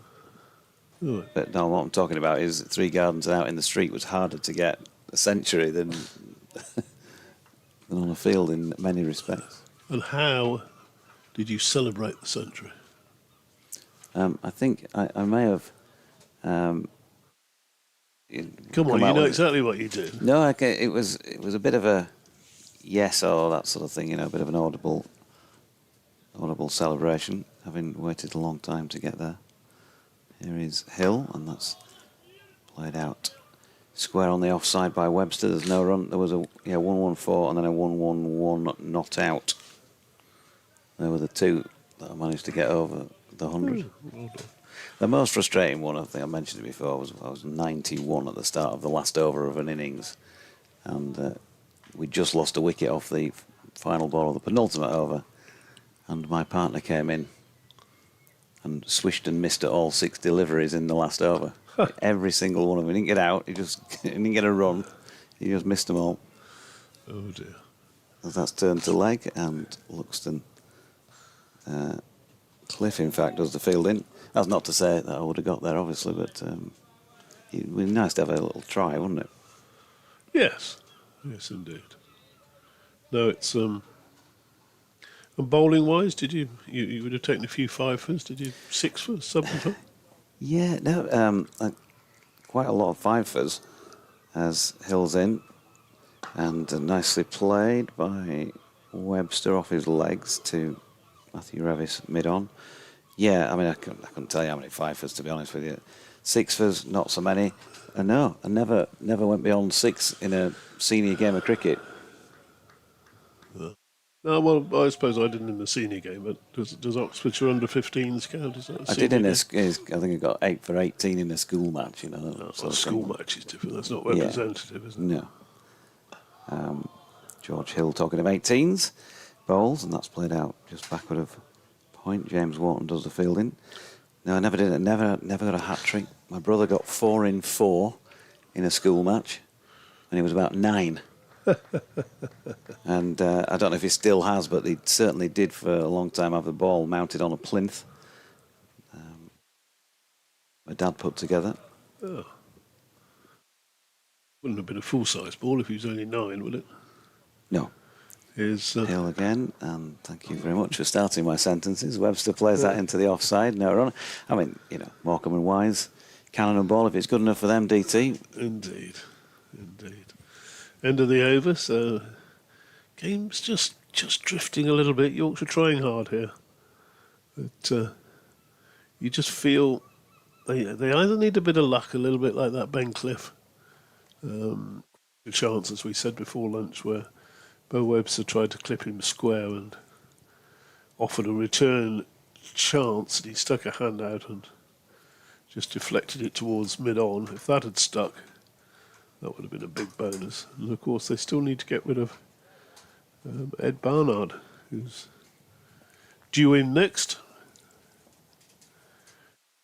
Jack White bowls, and again covering up Sam Hain. I did mention when he came in, is Sam Hain the sort of man who can defend his way through the day and battle away for a draw? And I think he's answering that question very clearly at the moment, isn't he? Having just moved on to 20 runs. Dogged resistance. White will be looking for one that just pops, does something unusual. It's not there, but 1 run is a gain. There, Hain coming across, falling over a little bit to the offside and working it to leg. I know it's the way he plays, but Yorkshire will fancy a big shout for an LBW at some point.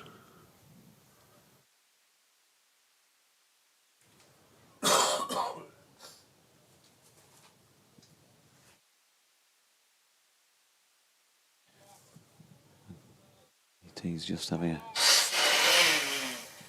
a natural break, as you can hear.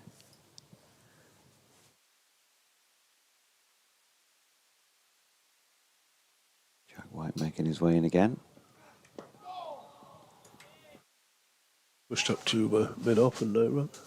Yes, it's on days like this that you wish your name was Malcolm and you could say, I can't commentate with a nose like this, Mum. And of course you can, Malcolm. Remember those adverts? I remember that, yeah, been at school, and I think that it was just an expression that was used all the time then for ages afterwards. Of course you can, Malcolm. Of course you can, Malcolm. Yeah. Here's Jack White again. Bowls, and that's a forced off the back foot. Good looking shot, that, from Sam Hain. And there's almost what Yorkshire have got to do is that they've got to get Warwickshire playing some shots and get them out of this very defensive mindset. Not quite sure how they go about that, but Sam Hain picks up a couple there. Was that Webster who scored those? Jordan Gildy says... Webster, wasn't it? Yep, Jordan Gilder says, can you give all the lads going on Kez's stag do a big shout out? Benny Dawn bound tomorrow, hopefully after a Yorkshire win. There you go. Fine part of the world, particularly for stag do's. Mick Gerrity corrected himself now, so he disagreed with you with He disagreed. preambulation, and he said, I made a typo. It is perambulation. It's right bowls, and that's turned off his hip by Hayne. He's past the diving Will Luxton. And to long leg for a single. Hi again, says Matt. In the absence of any verifiable research, I used the dreaded AI to see if there are any technical reasons for the perceived increase in swing. When the tide's in a nutshell, AI thinks it's because the air has a higher moisture content when the tide's in. When the tide's out, the moisture from the seas dries out as it passes over the sand towards the land, hence drier air when the tide's out. White bowls, and that's defended by Webster into the offside. No run to him. Yeah, I mean, AI is really just a super Google, isn't it? It just looks around at all the different theories that have been written on the web and then just sort of puts forward its own ideas. You know, but it gathers together the information on it and presents it to you, it doesn't actually come up with any ideas of itself, of its own. 149 for 4. It's all ones and dots anyway, isn't it? AI. It's all in binary. It certainly could never be used to replicate your commentary. Probably could, actually. Here's George Hill at the Peace Home Park end. First delivery is leg stump and turned into the onside. Ben Cliff was the man coming in to do the fielding. It would analyse commentary and the sorts of things I'd come out with and the tone of voice. And you could probably produce an AI DT if you asked it too nicely. AI JD as well.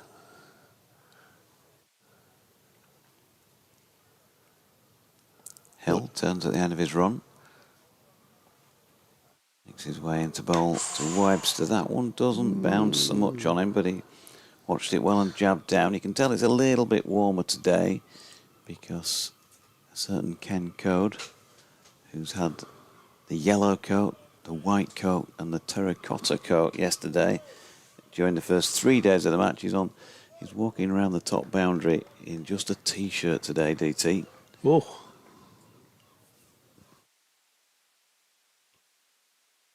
150 for 4. Hill bowls again. Webster is able to work this leg stump delivery backward of square and picks up a single. This partnership is worth 58, and it's not so much the runs, but that would give you an indicator that they've been together a while. And in fact, it's going on for 20 overs now since the last wicket fell. So Yorkshire, they'll have done all the usual stuff in the dressing room about patience, discipline, taking opportunities when they come, maintain the belief that they can find 6 more wicket-taking deliveries between now and the end of this match to win it. Sam Hain blocks another George Hill delivery and then retakes his guard.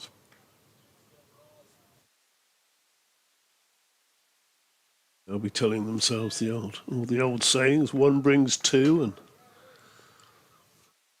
you got 4 of them out, lads. We're almost halfway through them. Let's see what 7's like. Here's Hill. Hain with an exaggerated push forward to Matthew Revis at mid-on. I was going to say it's been fairly quiet as far as the goals are concerned. There's only one in sight in the entire vicinity, but you can certainly hear them still somewhere off in the background.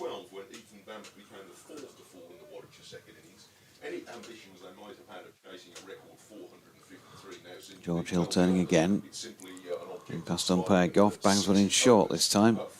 But I think the way that died on its way through to Johnny Bairstow again tells you that it's very, very slow out there.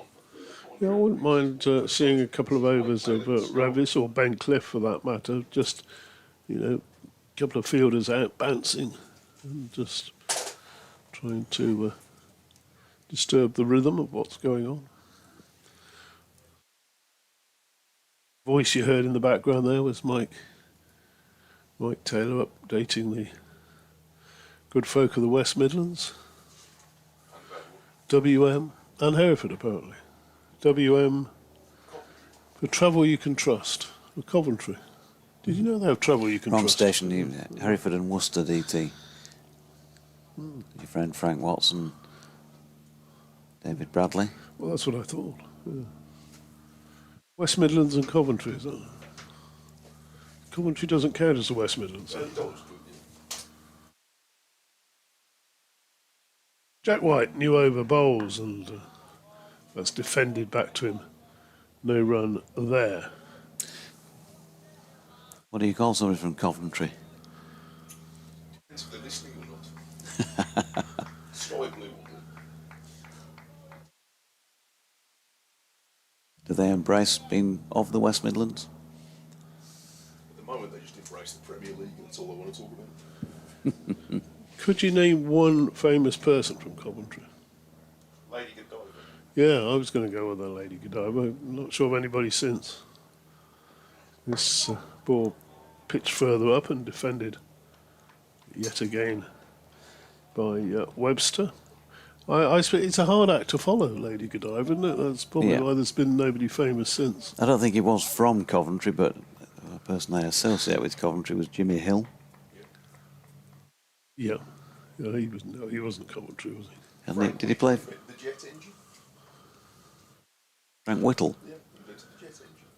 There you go. Coventry, Lady Godiva and the bloke who invented the jet engine. Jack White, well, played to short mid-wicket, no run to be had there. Where's from Yorkshire? Lots of famous.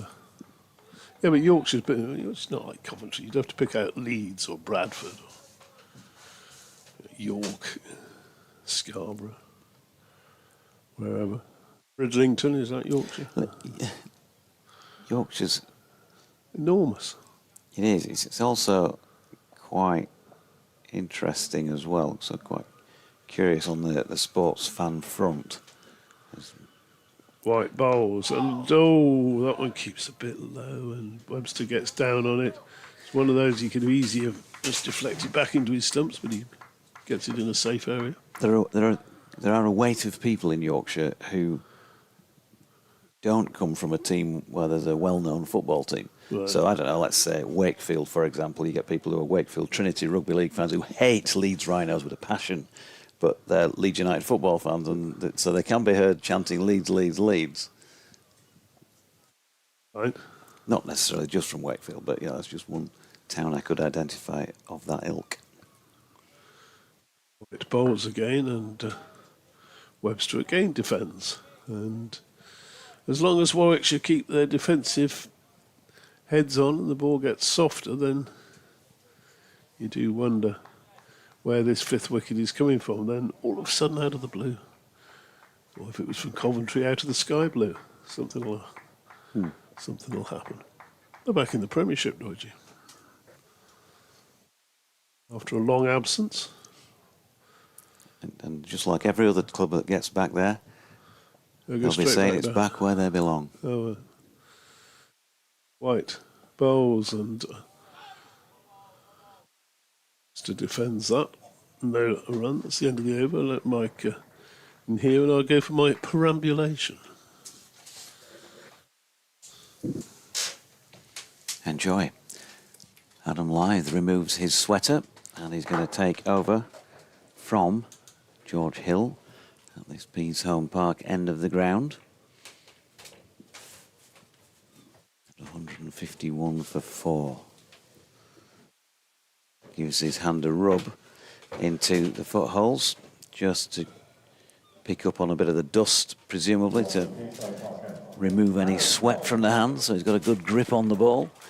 He'll be bowling his variety of off spin.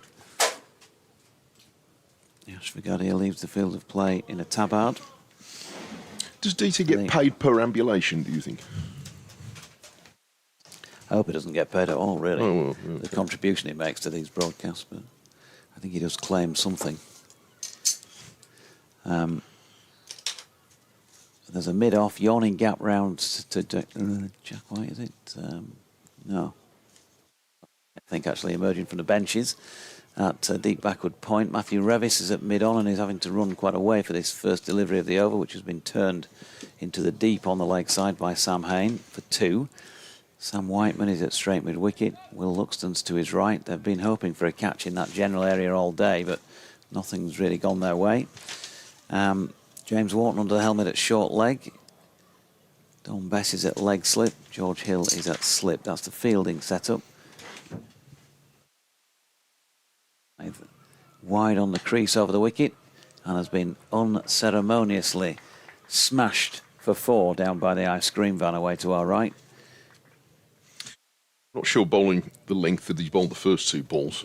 It's got a great deal of future in it. It certainly is going to be a slight concern as to the future of James Wharton's shins, or maybe even ribs, dependent upon how short he drops it. That was 4, and Hain on to 29, 157 for 4.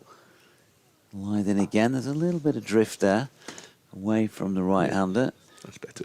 We didn't get to tell whether or not it turned because he met it pretty much with a Yorker-type block. It is mark. And in again.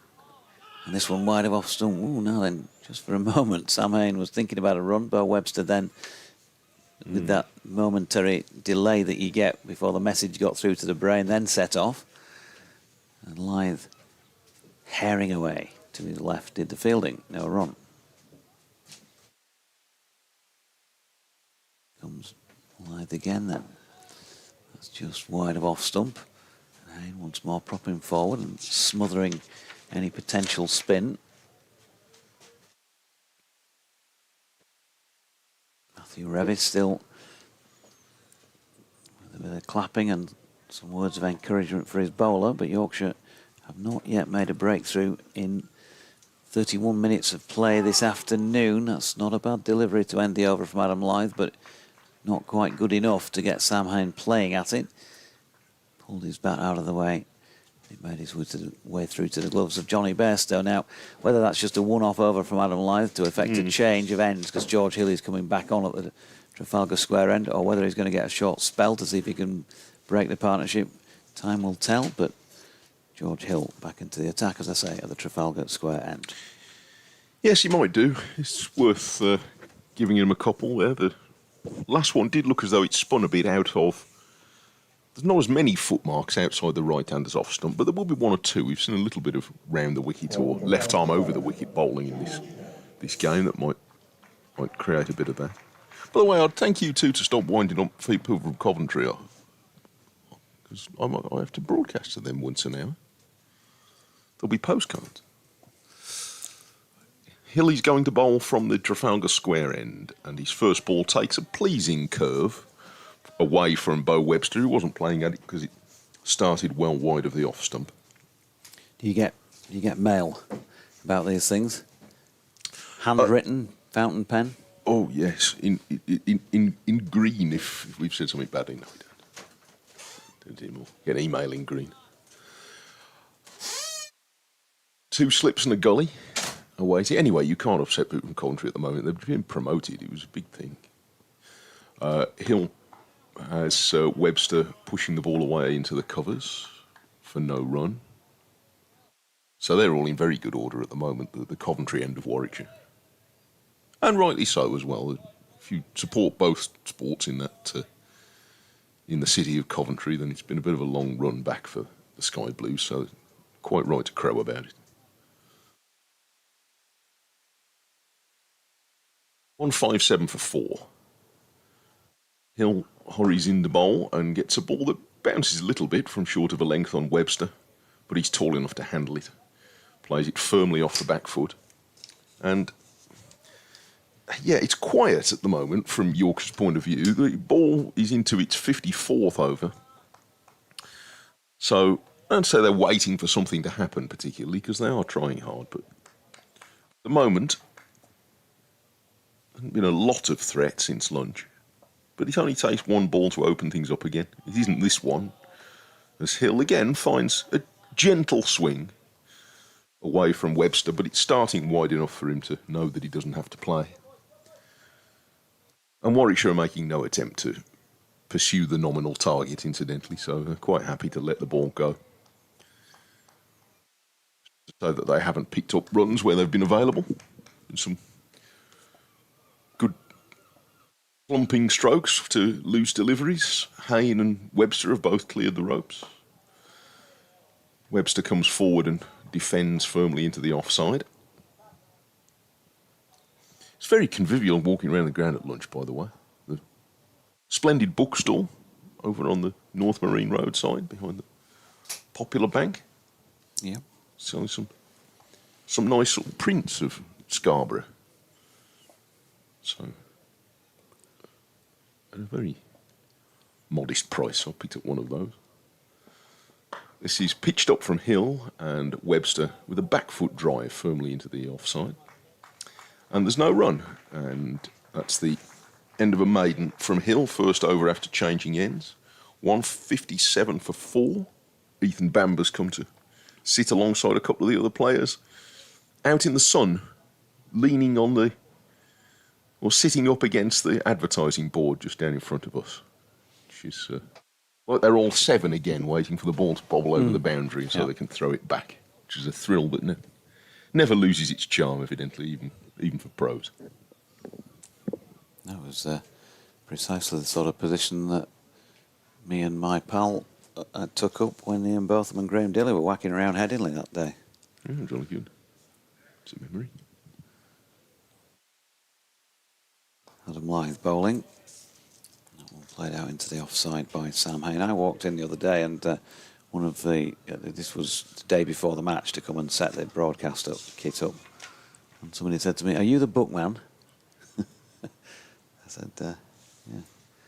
Do I look like an act from Shakespeare players? That's pushed out into the offside by Hayne, and it's gathered momentum on its way to the boundary. Hassan Ali with a slightly disinterested jog after it. 4 runs for Sam Hayne, who's nearly up to parity with Webster, 33 to him, 36 to his teammate. We've got a shot of the Warwickshire contingent just down beneath us. If those people are watching the stream trying to identify them, there's an appeal here for LBW. I think you're going to, if anything, it's the pad. And not a lot has, if we're honest, on the day, really. No. So just Adam Lyth making sure that his vocal cords are still intact. 161 for 4, he's in again. Hayne. He's happy to play these deliveries. They are very slow turners. So it's not as though he's not got time to react and guide them where he wants. He guided that one down behind him. Leg slip and James Walton both interested for a mo. Here's Lyth again, and Hayne right across outside off stump to defend. Attritional, I think, is the way you'd kind of describe things at the moment. Who's going to crack first? Will it be the Yorkshire fielders? Will it be the Yorkshire skipper, Johnny Bairstow? I doubt very much the latter. Or will it be one of the 2 batters out there? This one's Sam Hayne, and he's turned that one nicely off his legs around the corner. Ben Cliff will field and keep them to 1 run. Adam Lyth already retrieved his cap from Michael Goff and is wandering off to slip. 162 for 4 after 55 overs of this Warwickshire second innings. It was fair enough, by the way, for Hassan Ali not to chase that one to the boundary earlier in the over, because the runs are now not the currency of this game. Warwickshire's needing 291 to win. There are 56 overs available, but they are showing no interest in the chase for the time being, so there's no point in Hassan Ali sprinting and using up energy that Yorkshire are going to need if they get to the new ball, for example. So I think The bowler might have a slightly different view, but I think that's probably fair enough now. There's no point in going silly out there. We need to stay fresh.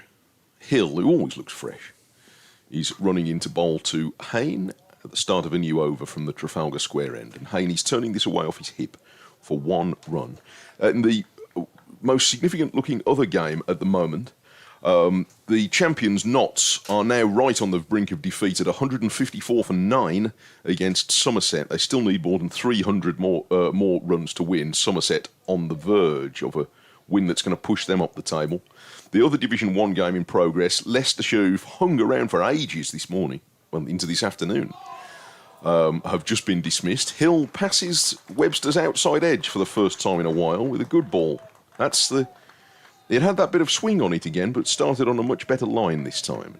Webster had to play it, but he didn't hit it. Leicestershire all out just now in their second innings at Grace Road for 428, with a century for Lewis Hill, who was last out for 127. The last 2 wickets hung around for nearly 30 overs. Hill is going to bowl to Webster, who is pushing this square on the offside and doesn't get a run. So Essex have been left 215 to win on the last afternoon. So that's been a good fight from Leicestershire.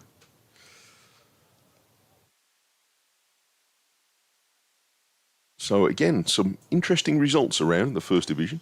There's also resistance being put up in the Second Division by Gloucestershire at Wantage Road, where they started late. Gloucestershire 329 for 8, so that's 132 ahead. Hill bowls to Webster, who guides this again square, just behind square to backward point, no run. Yeah, it sounds like a superb finishing prospect, Essex, Leicestershire. If Essex have a go at that. Well, I'm sure they why will. wouldn't they? Yeah. I'm sure they will. Because there must be about similar 50 overs, yeah. 50 odd overs to go, so yeah, they'll fancy it. But a last afternoon chase can have pitfalls in it. Worcestershire 154 for 6 at New Road, still need just over 200 more to beat Middlesex, so they're fighting a bit there. Hill bustles up and bowls a ball that straightens on Webster, and he defends it into the offside. He's 36 and Hayne 35. Been together since the very good catch taken by Jack White to dismiss Ethan Bamber. That was at 10 past 12. We've had 24 overs since then. 55 left after this one for Yorkshire. Hill bowls full and Webster defends into the offside, explores whether they can get a quick single, but quickly decides that they can't. And so just 1 run from the over. 163 for 4. 35 Webster, 35 to Hayne, 36 to Webster, and Yorkshire just needing to change the rhythm at the moment. The new ball is still 24 overs away, which is a good chunk out of the 55 that remain. Yeah, they need to. It's one of those, isn't it, where injecting a bit of theatre somehow might be the sort of thing you might do. Yash Vigadia and Brad Sylvester have just come on for Adam Lythe, who just nipped off to strap the shin pads back on, and Jack White, who is strolling off the field of play back to the dressing room. Don Bess is back into the attack. I was just going to say, on a day where we expected to see loads of Don Bess, we haven't seen loads of him yet. No. We haven't seen him. I expected him to bowl more at this end, because I think historically, when you look at which end spinners take their wickets at on this ground, it tends to be the Peasholm Park end. So Hayne on strike is just retaking his guard. We've seen a little bit of Adam Lythe, who troubled the scorers only to write his name and a few more dots and runs here and there down. 63 for 4, 36 to Webster, and the man on strike, Hayne, on 35. Short leg slip, point, mid-off, mid-on. 2 men still catching in the leg side, and then Ben Cliff round the corner, saving 2 really. That first delivery from Bess was pretty much the same as the first delivery that Lythe bowled in his spell. Pitched about leg stump and went further away down the leg side. Hayne not interested. And he waits as Best comes in again. That's much more the sort of line that Johnny Bairstow will want to see from his off spinner. Can I just not be the 1,000th scorer, albeit a very amateur one? Hang on, I'll come back. This is in. Oh, Hayne pushing forward. There's an appeal because the ball hits the pad, but not out. Can I protest against you saying that a fella who's out for naught or a low score didn't trouble the scorers or didn't trouble them very much? Because and I dare say our friend Kate, to say nothing of the official scorers next door, would nod along. But there's nothing more troublesome than a clatter of fellas being out for low scores. Here's Bess, and Hayne punches through the offside, and he's going to pick up a couple. Yeah, well, if you wind the commentary back, you'll see I chose my words very carefully so as to avoid that. You are prone to do that, but I just wanted to limit where you were going, where we might go with that. We like boundaries, you see, scorers. Well, listen, but I've not been too, a scorer, but and very enjoyable. But not too many of them. I'm going to stick up for myself on that front, No, because you I should chose do that. those words very carefully, should so do that. not to induce that comment, actually, specifically not to induce that comment, because the first one that I would have expected, had I said not trouble the scorers, Yes. would have been Kate with a ping on WhatsApp Yeah. saying, "Dodgy." 2 runs there, by the way, to Sam Hayne. I've fallen into your trap. I feel a fool. Steve. He's not a fool. Steve has been in touch. I don't know. We'll hear his email first. Here's Bess, and Hayne defends the final ball of the over, 167 for 4. Steve says, I thought DT would be an expert on Coventry. He's been sent there often enough. Oh, very good. He's not here to have heard that, but I would have brought a smile to his face. I wouldn't count on it. Hope he hasn't given Doidgy a cold just in time for Royal Ascot. Me too. I think I may have avoided that. I think I would have been suffering some symptoms, having had to suffer DT in the car for 2 hours on the way over here last Thursday. Fingers crossed, anyway. He was quite excited about croquet, though, DT, when that was brought up. Yeah, he does like to give off the vibes that Does he's he? cultured and sophisticated. We never get accused of that, do we? Kate corroborates what I just said. Did she? She's messaged me to say I would have indeed. Well, what does she know? Eh? I don't know. I'm trying to stick up for the scorers here. The scorers got to hang together. She's a proud holder of the most pedantic scorer in the world She? record for the last, I think it's 25 Very good. consecutive years. Right, let's have some Hassan Ali. He's going to come on and bowl from the Trafalgar Square end, and he looks bristling for this against Webster. He was quite lively against Webster earlier, but Webster very languidly pushes his first ball away into the leg side. He doesn't take much firing up, Hassan. He's ready. He's ready to go on at a moment's notice. Yeah, I think really right this moment in time, Mike, that's what the hosts need here, isn't it? It is, yes. Somebody, something to fire him up. How long's he here for, Hassan? Yeah. Is he here for a while with Yorkshire?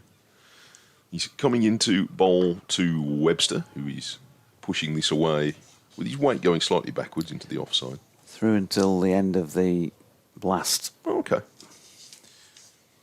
Yeah. People who come and watch you haven't seen him bowl yet, you'll like him. He's a good guy.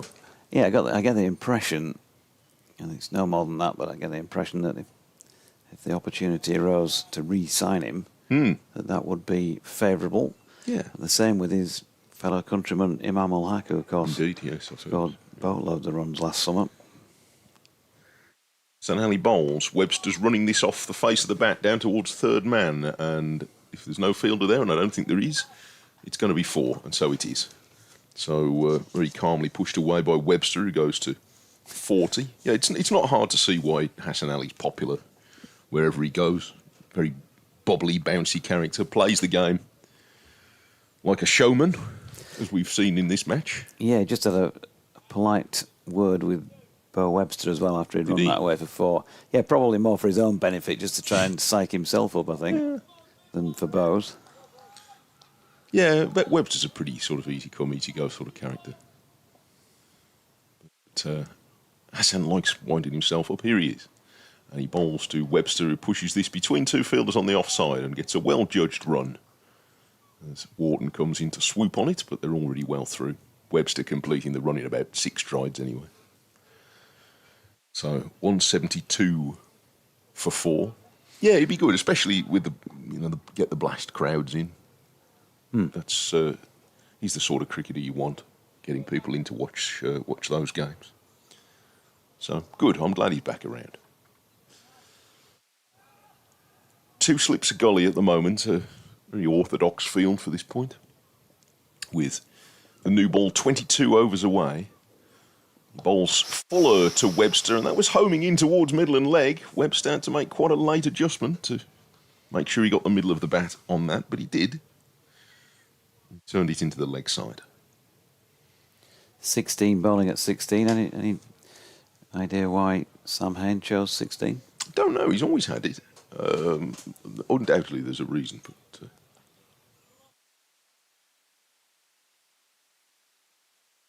Well, some players are not fussy, aren't they? So the more laid-back ones, they're like, well, just too bothered. And some change. Don Bess is 2 these days. He started off at 47 when he came to Yorkshire.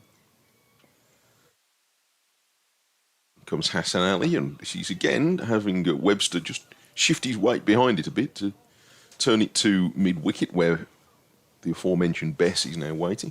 And he fields, and it's the end of the over, just the 4 runs in that over, and Warwickshire 172 for 4 at the end of it, with 41 down to Webster and 39 to Hain. Jack White coming back on to replace Brad Sylvester. Johnny Bairstow also changed, I think, before the start of last season. He was 21, now 51. Is that discouraged because folks buy shirts and things like that? Yeah, I don't really know. I mean, it might be encouraged so that folks buy more shirts. Well, possibly. I'm sure they wouldn't think of something as or cheeky these as that. marketing folks. Do you think? Oof. No, I wouldn't do that. Don Bess is just waiting for Hassan Ali to move into the position that he and Johnny Bairstow would like him, which is pretty much shaking hands with umpire Tom Lungley at point. Oh, now then, mix up here, run out wise. Oh, dear me, the throw was a shocker from Hassan Ali. 3 yards wide of the stumps because Webster thought about it. Haynes said yes. Webster looked and said, not right sure about that, Sam, in his Aussie accent. And then Sam was scurrying back, Sam Hain, towards this P-zone park end, and had that been a good throw, unless Don Bess couldn't have collected it for any reason, he would have been out. I'm pretty sure about that. I think he'd have been in a lot of trouble. There's that opportunity they haven't managed to take, and just as expected in cricket, the next ball's gone for 4. Wide of off stump, and Webster got his hands through that with a very firm square drive. Yes, just punched it through. There's nobody behind Hassan Ali at backward point. It's quite a leg side bias to the field now.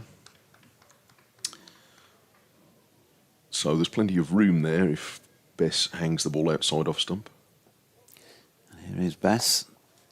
And Webster turning that one to the feet of Adam Lythe. A short leg, no run. It goes without saying it would have been a very careless way to lose a wicket at this point. Bess in, Webster 4 more. Stepping away, playing that one with a flat bat through the covers, which sees a yawning gap. And he's on to 49. I mean, there is spin there, but it's not sharp spin. And Webster is playing it fairly comfortably at the moment. And certainly from that length, that just sat up and begged.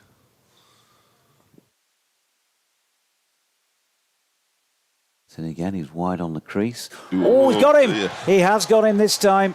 He's chopped it on. Bo Webster wasn't sure whether to go forward or back to that delivery, which tells you that was the sort of length ball that could keep Don Bess interested for the rest of this afternoon. And Webster, having survived what could have been a calamitous run out, well, still gone nonetheless. One short of a half century. But I think the most important statistic out of all of that is that Warwickshire have now 5 numbered in the wicket column. And they're 180 for those 5 wickets. That's the length he wants. It was too short earlier in the over and Webster punched him away, but that was well flighted. And Webster made the misjudgment in length that got him into trouble. So that's well bowled. A good comeback from Bess. Because, again, the replay might be interesting here. I don't think it's turned miles. It's just that the length is right. So it's turned a bit. There's a foot. And there's a foot mark there. It might have Yeah. hit the foot mark, actually. But the length, he's right. He's gone back. Yeah, it has turned. There's a bit of a puff of dust at the point of pitch, isn't there, as well? But it's missing off stump, isn't it, if he doesn't hit it? Yeah, yep. So, and I'm sure, like any batter who plays on, he's going to go back thinking, well, that's a bit unlucky. But it's well bowled. So, they've cracked that partnership open after 27 overs, in which there were not a lot of alarms. One very, very sharp caught and bowled chance offered by Webster, but it really would have, it was odds against for Ben Cliff to grab it in his follow through. But now, with a new batter coming out, even a fellow who's been in such good form as Ed Barnard has, unbeaten with 83 in the first innings, it is always an important moment. Days like this. Short leg slip and a slip as Bess bowls to him in the first delivery. And there you go. Only takes a wicket, doesn't it? And suddenly there's a yelp as Barnard played it off the inside edge, really, to Sam Whiteman. But that completes an over with an event in it. And 180 for 5 is the result. Sanali to continue at the Trafalgar Square end of the ground. With 52 overs available to Yorkshire. So, they'll feel favourites again. After Barnard, they've got to work their way through Zen Malik. So there's still another specialist batter, albeit one who hasn't been in the best of form, Zen Malik. And then Suter, who batted for a good while in the first innings in making 33. And then Keith Barker and Ollie Hannon-Dolby. So there's a bit of work to do yet. Hassan Ali bowls to Hayne at the start of a new over, and Hayne diverts this to square leg for no run. But there will be Warwickshire hold on for at least another 21 overs. There'll be a new ball available. So when will that be? That'll be not long after tea, won't it? I would have thought. It's tea beat 3:40 today, in any case. So it's now 2:35, so we might get another 15 or 16 before tea, depending on how much spin there is. Hassan Ali bowls and Hayne defends. So that would take it to, say, 75 overs. So, again, on the assumption that Warwick should keep it going. New ball will be something like 20 minutes, half an hour after tea. Which means there's still a fair bit of cricket in this match if you're in the area, and sure enough, some people just coming into the ground now. I don't know whether they've been out for their lunch and come back. Chip van was going down very well when I was walking on that side of the ground earlier. There was a shout went up from the back of the queue, can I have extra curry sauce? And it was obliged. So that's the sort of positive mood everybody's in here today. It's an extra curry sauce day for a Yorkshire fan. Haynes getting a run, turning this to deep backward square leg. That's a traditional Yorkshire accompaniment to any meal. Well, you see, I did wonder that. Because I would have assumed it was mushy peas up here, or possibly even gravy. Yeah, I was being is slightly it tongue-in-cheek. Is gravy? Well, I thought it was. But no, the curry sauce was going down a treat. 181 for 5. But you'd be a more traditional mushy peas man, yeah. would you? Or mushy peas in various parts of the Black Country. He's pitched right up and well timed off his pads by Barnard for 4. It's a nicely played first scoring stroke.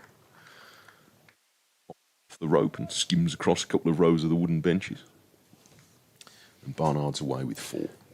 A friend of mine who's a big Aston Villa fan and from your general part of the world always jokes to me that if you want to ask for a cup of tea in that part of the world, you need to ask for a kipper tie. Do you? Yes. There's parts of there where it's grey peas, which I've not quite got to the bottom of what they are, but I'm sure somebody will let me know. This is pushed away on the offside, and there's no run. So, but from Mrs. Taylor and myself, the Black Country thing we're really into is orange chips. And that's why I try and be an evangelist for orange chips. Orange chips, they're absolute must-have. But some parts of the Black Country are still Worcestershire rather than Warwickshire, you see, or they're Worcestershire supporting over towards Dudley, that side, on the traditional boundaries. So although it's not very far from Birmingham, it's on the Pear side of it. Hassan Ali, a former Bear, not a Pear, bowls to Barnard, who is a former Pear, and he's now a Bear, and he pushes this one away on the offside. You're glad I started that, aren't you? 185 for 5 at the end of the over. It's all right, folks. I'm going home tonight. 51 overs to go. That was 60 overs complete, so 51 left. There'll be many mentions, many listeners who will despair at the mention of a pair by a bear, presumably. Well, it depends on the context. Paul Osborne says, cricket finds after the match. Hi, Jonathan. I used to play, and one of the post-match traditions, I should say, was that we had to get together over a pint, go through the scorebook and fine each other for mistakes, milestones and memorable moments in the game. For example, if someone scored 50 or 100, everyone would pay a 50p or a quid respectively. And the same sort of fine applied for taking a fiver. There'd also be fines for drop catches, misfields and other things worth calling out, such as pad rash for sitting around too long with your pad, boycotting for a slow overrate. A slow strike rate, I should say, not overrate, or bottling a 50 or 100 if someone got close but didn't quite get there. Then there was the classic TFC, thanks for coming. That was fine given to anybody who'd not really contributed with bat, ball or in the field. And I think the maximum fine was about a fiver each, and it all went into the pot for the end of season due. More in a sec, because Bess is about to bowl here to Barnard, who defends. Ian, who defends, even. He says, I was wondering whether county sides such as Yorkshire or Warwickshire have similar post-match fines traditions, either formally or informally. If they do, what sort of things would players typically be fined for in a game like this? Bess bowls and Hayne defends behind him. Hill fields at slip. I think the Yorkshire players have done that at points. I don't know if they still do or not, if I'm honest. Not something I've heard mentioned in recent seasons. Best bowls, that's wide of off stump and Hayne leaves. But I've played in teams like that before. Some teams decide at the start of the season they're going to do it. Some prefer not to. Whatever, really. I mean, I've been in some teams where there have been some absolutely bizarre fines. One that sticks out in my mind was on... let's concentrate on Bess here as Hayne defends. I was on a Bradford Junior League tour of Wales, and we played a game on Anglesey, I remember, and somebody got fined for running away from a bee instead of manning up and standing. Yes, that feels harsh. That sort of sticks out in the mind. Here's Bess, and that's flicked nicely off the legs by Hayne. And Wharton picks up, swooping in from stage right. No run. It's harsh, that. They're big bees in Wales.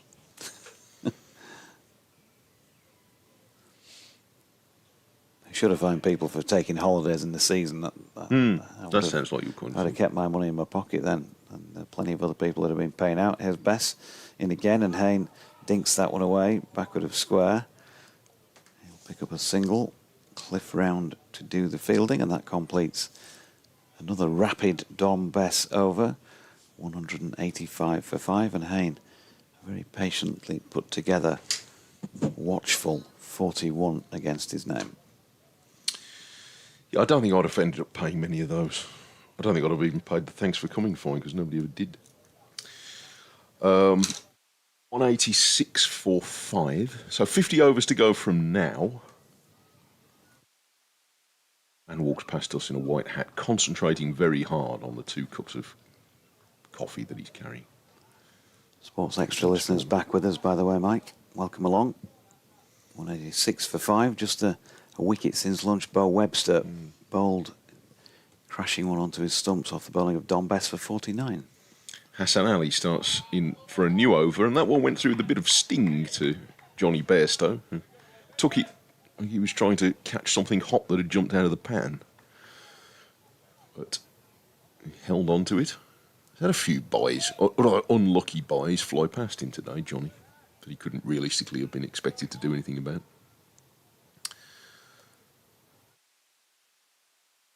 Eight, 6 for 5. The nominal victory target was 4-5-3, but I think Warwickshire would be troubling that very much. Hassan Ali bowls a big loopy bouncer that Sam Hain ducks under. He's called a wide. Sam Hain ducks underneath it. He probably didn't even have to. And he could have. He might equally have said to umpire Longley, "We're fine if you just put down as a dot ball." Yeah, that's another one we haven't got to. Yeah. He doesn't. Don't feel the need to tell him he's got to bowl it again. No, with the old school gym apparatus, if you'd have got about 5 rungs up the rope ladder, you might have been able to hit that. Remotely interested. And there was another bouncer. That's not quite as short as the previous one. No, that's not a bad bouncer at all. Yeah, he did have to duck that one. But he had plenty of time to do so. Hain with 41. Warwickshire today having lost Davis 24, Mosley 12, Bamber 23, the night watchman hung around until about 10 past 12, and Webster a few minutes ago for 49, after keeping Sam Hain company for 27 overs. Now Ed Barnard is there with Hain. He's waiting for Hassan Ali, his former teammate, to bowl pitched up, and Hain strokes this through extra cover. Drive feels a little bit overselling it. He just pushed it away very elegantly, and he gets 3. Pulled in just short of the cover rope. He made that look very easy, didn't he, Sam Hain? Yeah. Referee and says, forget the cricket. Forget the cricket? Orange chips. I'm intrigued. Yes, it's a black country thing, which is sort of a slightly ill-defined area to the west of Birmingham for people who aren't familiar with it. And it's one of many to be recommended black country delicacies, some more creative than others, but they're just orange, and they've got some kind of spicing on it. But they're particularly good. If you're in that part of the world, and do avail yourself, I recommend. Here's a crashing cut stroke attempted by Barnard, and I don't think he was very close to it. He bounced over the top of the bat. He's just admonishing himself for actually playing it. Why is it called the Black Country? Oh, don't. There are all interesting. Essentially, it's to do with the Industrial Revolution starting out around there. Okay. So, you're not. The real question about the Black Country is there are certain areas where if you're in that, you're standing there, you think, "Oh, definitely in the Black Country now." And there are other areas that are somewhat disputed, even by some of the people who live there. He's turned away into the leg side for runs by Barnard, and it might even trickle all the way up to the mid-wicket rope, and it does, despite the chase from Matthew Revis. So Barnard gets 4 and goes to 8, and it's 194 for 5.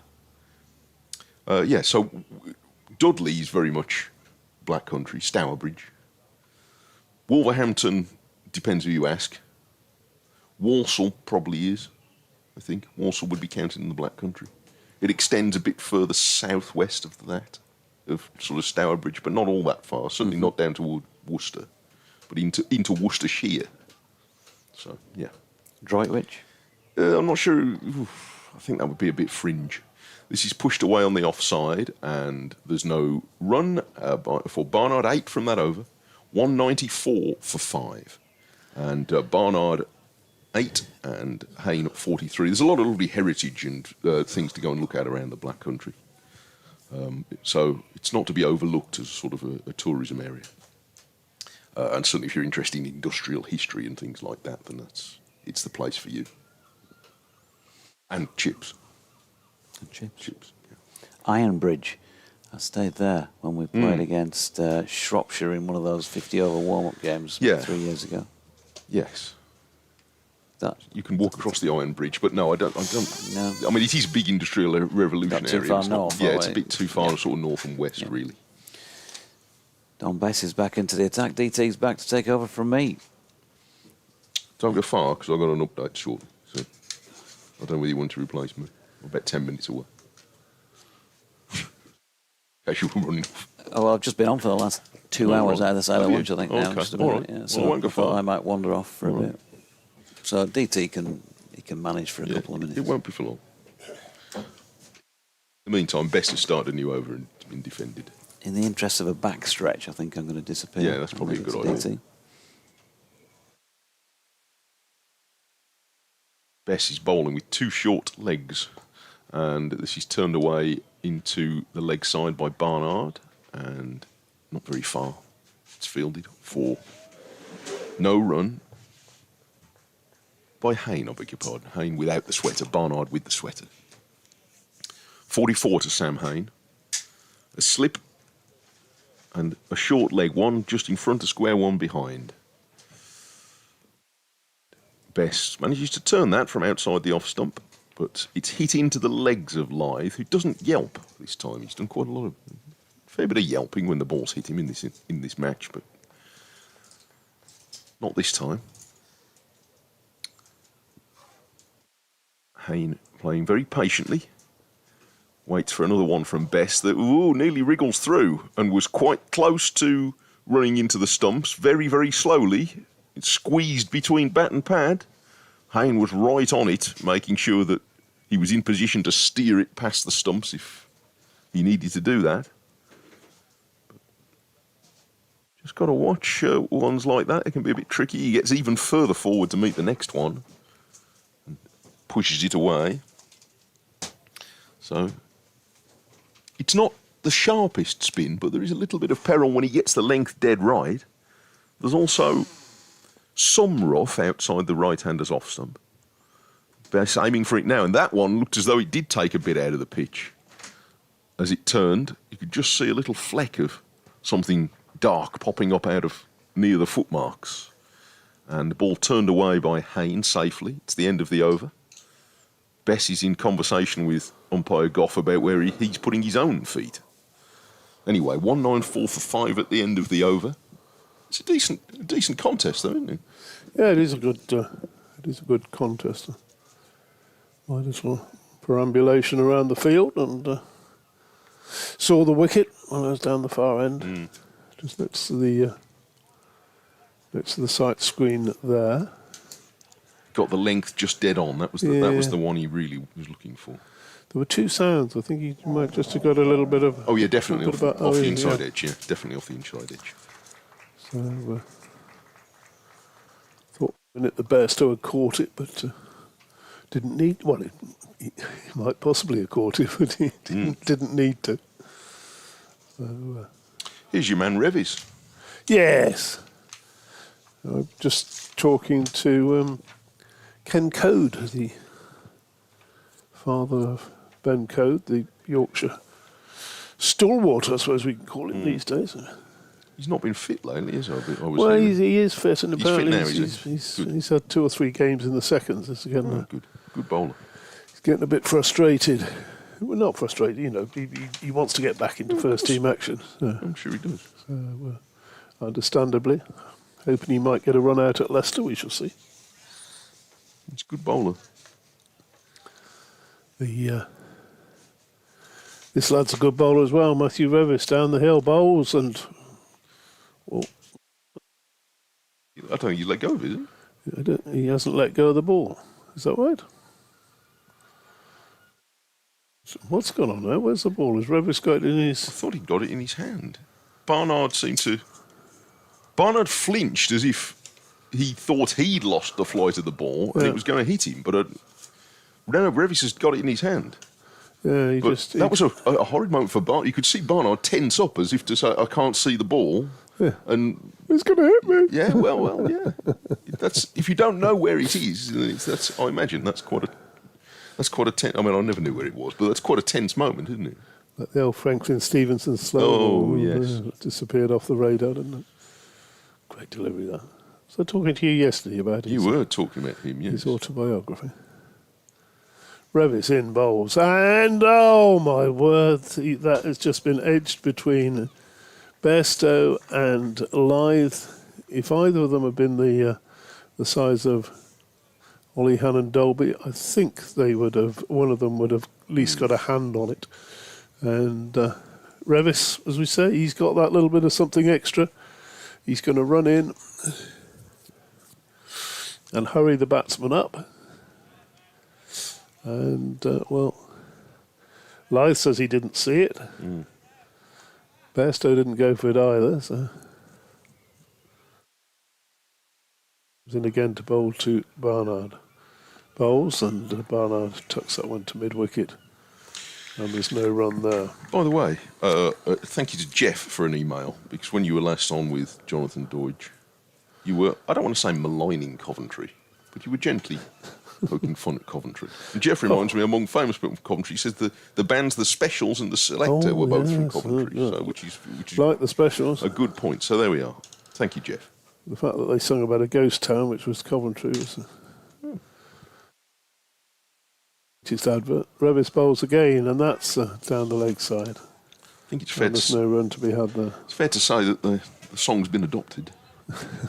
So, no, he's Specials of royalty there and there. Well, yes.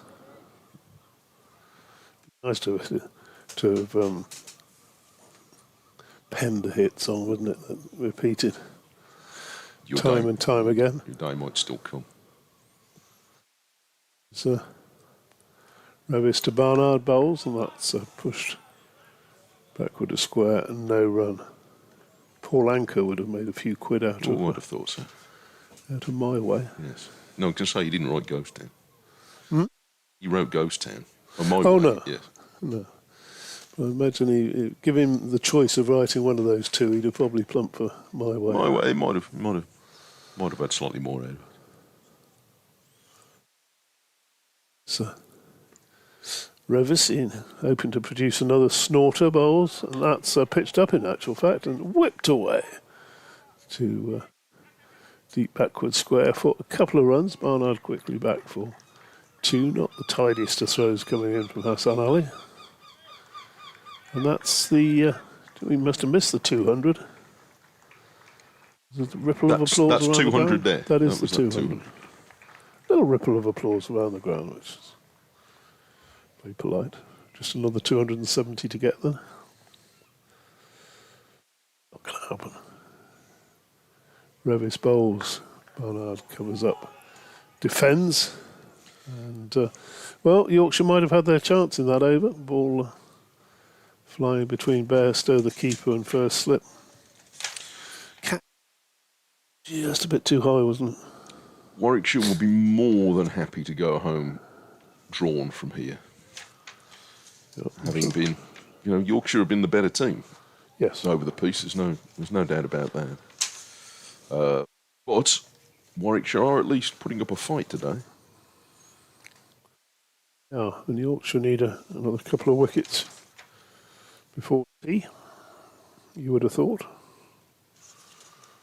Certainly feel better if they did. 47 overs available to them at 200 for 5. Dom Bess is going to bowl from Coventry and the Peace Home Park end. No, he's not. Up towards the stumps, but as soon as he'd started his approach, he stopped again. Haynes doing a bit more grazing at the ground with his foot, and he eventually does get a ball from Bess that he puts away square on the offside. The first result of the day, which I think Sports Extra listeners have already heard, Notts all out for 166, with 5 wickets for Craig Overton, 5 for 29 at Trent Bridge, So Somerset winning by 306 runs against the champions there. This is pretty convincing win. Very good win. This is turned away through the leg side for 4 runs. It was very well timed by Hayne. So he goes to 47 and 204 for 5. Warwickshire at Somerset next week at Taunton. So that'll be a game that you'll be able to hear one of the next round of championship games starting on Friday at 11 o'clock. Yorkshire will be in Leicester. That game will be on the BBC Sport website too, of course. Bess is coming forward he's coming in to bowl to Hayne, who is forward and taken on the pad. The other Division 1 game in progress, Essex eventually set 215 by Leicestershire, who hung around well into today. They're 57 for 1. Here's Bess floating this right out beyond off stump, well beyond off stump, and Hayne defends. Given that they're going to have a full, if they have a full day there, if there's no weather interruptions, then you would expect them to get home comfortably. Should be time. It's been a good fight from Leicestershire there today. Yes. Bess goes wide on the crease, and this is defended by Hayne. Also a good fight from Gloucestershire, who've extended their second innings in Division 2 to 351 for 9 at Wantage Road. That's a lead of 154. James Bracey, 120 not out. I think just keep going there till past tea. That'll be tough to get. Now that does turn quite sharply from near the rough, and Hayne takes his bottom hand right up above his head to try and get it out of the way.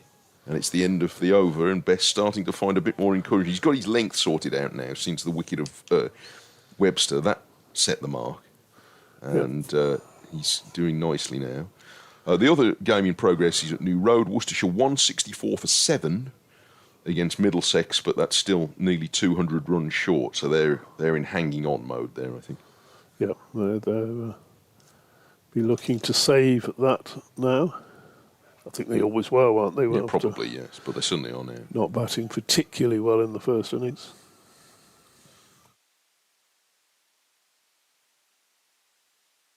Here comes Revis in bowls and on the stumps. Applause from Adam Lythe at first slip, and Revis been brought on just to shake things up. I think Ben Clifford maybe just been chuntering away to himself a little bit. He wouldn't mind a bowl as well. Yeah, he's only had 4 overs, none of them since lunch. Yeah. He's only one of the 7 bowlers not to bowl in this session. So Revis again, and again a little bit of bounce there. And Lily will be pleased that Matthew Revis is on, the chair of his fan club. Oh yes, should be a gog. Regular. To be fair, she's always a gog. Listeners, yeah, she spends her life a gog. Here's Revis bowling, and that's crashed off the back foot. Very nice shot from Button. He's going to pick up 4 runs for that. Once it was past the diving Wharton, it was away. He hasn't always made big scores this season, Ed Barnard, but he does time the ball as well as anybody so far in this Warwickshire season. Well, he's 18 not out here and 60... 83 in the first innings. So 83, so was that scored up his 100? 100 in the match, yeah. 100 in the match for that. I'm just going to have to leave you for a minute or two. I'll be back shortly. Oh, okay. Leaving me in charge. Dangerous thing. Revis bowls, and that's pushed him to the onside. Thought about a single. Didn't get one. Revis is a pretty orthodox field. He's got the sort of mid-on, mid-wicket, fine leg on the onside, and a couple in the covers, a mid-off. Slip gully, and I imagine a third man possibly out of sight. Can't see where else he'd be. Revis bowls to Barnard, and that's outside the off stump and through to keeper Bairstow. And you wonder, with that many runs in hand, whether they really need a third down there. What's he actually doing? Could he be there for the catch? Not impossible, of course. Has happened. is Revis again, bowls to Barnard. Just plays that with soft hands down to Will Luxton in the gully. And there is no run. It's got considerably dark and considerably cold. I mean, the light isn't bad enough to go off. But my little perambulation around the boundary started off in sunshine and ended up with quite a few people starting to put their coats back on. Chat with Ken Code, who was Ben's father, who in shirt sleeves today. He's had a selection of coats on during the match. He reckons that the bright orange one isn't for motorway work. It's actually that's his big coat. Certainly wouldn't do him any harm if he had to go out and get out and change a wheel or something on the M1. It would be seen from a long way away.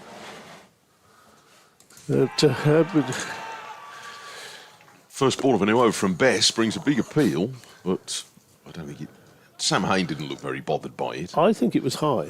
Yeah, I think that was high, but Bess was off on one of his celebratory appeals. He was convinced he'd just got that in the right spot. But he's now starting to cause trouble with possibly one or two deliveries every over, isn't he? Which is... Yes. There's a little patch outside the right-hander's off stump now. Perhaps where somebody bowled round the wicket, or Keith Barker was bowling earlier in the match, actually left arm over from that end. It's not as much as the other side, but there is a bit of rough there as Hain defends the next ball from about that spot. And since Bess has started to hit that spot, so those of you on the pictures can see it, it's just as you look, just to the left of the umpire's shoulder. That's where Bess is aiming. And he nearly hit it then. Hain is defending out on the offside. So you would expect a darker patch outside the right-hander's leg stump. As there are. As there is. But Bessie's aiming at, while there are right-handers at the crease, he's aiming the other side, and there's a dark patch about 2 paces in front of the batting crease. And that's where he's aiming for. And he doesn't quite get it there, but the ball does turn off the pitch, and Hain missed it. He was trying to adjust very late. I'm not sure that quite spun as much as he was expecting. It bounced, didn't it? It did. No, this is starting to become quite awkward now. It's interesting, isn't it? The sun's gone in, it's got a little bit colder, and the ball is misbehaving. Bess tries again. He hits that spot. The ball bounces off, I think, only the pad, or it's hard to be sure from here, but it goes out of Lyth's reach anyway. This umpire guy's good. This is where you really see your top umpires earning their money, because it's going to be very difficult to judge when the ball comes off, if it does, off the inside edge or off the pad. Hain's down the pitch, hitting these firmly to mid-on, and Barnard was a bit slow getting away for that, but he's beaten the throw from Revis, who has a strong throw, went for the striker's end. Barnard arrived on his belly, but he got there. And they completed a run, which takes Hain to 49. And I think it would be fair to say that his captain hadn't entirely anticipated that. No, but he responded. If he hadn't have responded, one of them would have been out. It was he was charging down the pitch, wasn't he? Hain thought he was running to the danger end, and in one sense he was, but he got a bit of a start on his skipper. And good throw coming in from Revis, but just got back in time comfortably enough. And there is Ken Code, look down below us. He's still got his shirt sleeves on. Very good. Yeah, it's turned out to be a nicer day than forecast, I think. Yes. And a little bit warmer. Well, that wind chill makes a difference, doesn't it? Yes, it really has. I popped round to see... I didn't pop round to see him, but I spotted a friend of the commentary team, Ben Crossland, at the far end, and he was having a little nap. Was he? Don't know whether I should tell anybody that. No, I'm glad you haven't, really. I didn't have my phone with me, otherwise I'd have snapped him. You'd have shopped him, would you? So, no, I'd have just shown him later on this evening. Oh, okay. You'll no doubt be in the North Riding Hotel. Here's Revis bowling, and across his stumps, Hayne looking for what will be a very well-deserved 50, very patient 50. He's batted well. I'm not sure that sort of going around in public taking photographs of people who are sleeping is quite. I'm not sure that's quite within guidelines anymore. Well, he is as I say, he is a friend. So I think that's allowed, isn't it? I don't know. I took a picture of you sleeping. Do you object to that? Depends where I was. Yeah, I suppose so. Next delivery, Hayne just allows that to strike him on the arm. Is the umpire going to allow that? In fact, he is, yes. He must have come off the glove, and that's a run, and that's Hayne's 50. So, being a on the ground, turn, look, and turn behind you as well. There's people clapping behind you. Yeah, trying not to break his own concentration, I think. But 142 balls, 4 fours and a 6. That would be the slowest 50 of this match, I reckon, by a margin. Yeah, he's done a great job for Warwickshire, giving them a genuine sniff of saving this match. Certainly not safe yet. Revis bowls, and Barnard plays that up to mid-off, no run to be had there. Revis getting a little bit of life out of the pitch. With his whole ball, this is the 68th over with it, so that's the other factor that comes into play, of course. Yes. New ball taken. If they could separate these two first, Revis bowls, and that's crashed away to the sweeper at deep cover. We're doing a bit of maths earlier on this. So we've got 30 minutes from now until tea. Tea's at 3:40 today. Right. So that's, let's say, another 7 or 8 overs. So say 7 overs after this one. That would be 75. So 5 overs after tea for the new ball. Yes. Revis bowls to Hayne, and Hayne again clips that one away. He does get a long way across, doesn't he? He's got the single.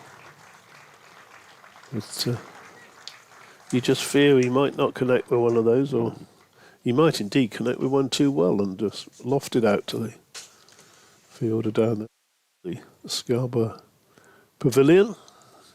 Plays it with such confidence. He's Yeah. an ace in white ball cricket at rotating the strike and moving across the crease. That's his particular strength. He can go an hour without not scoring off a ball. This next delivery struck firmly up to a mid-off. End of another over from Revis. He hasn't produced a second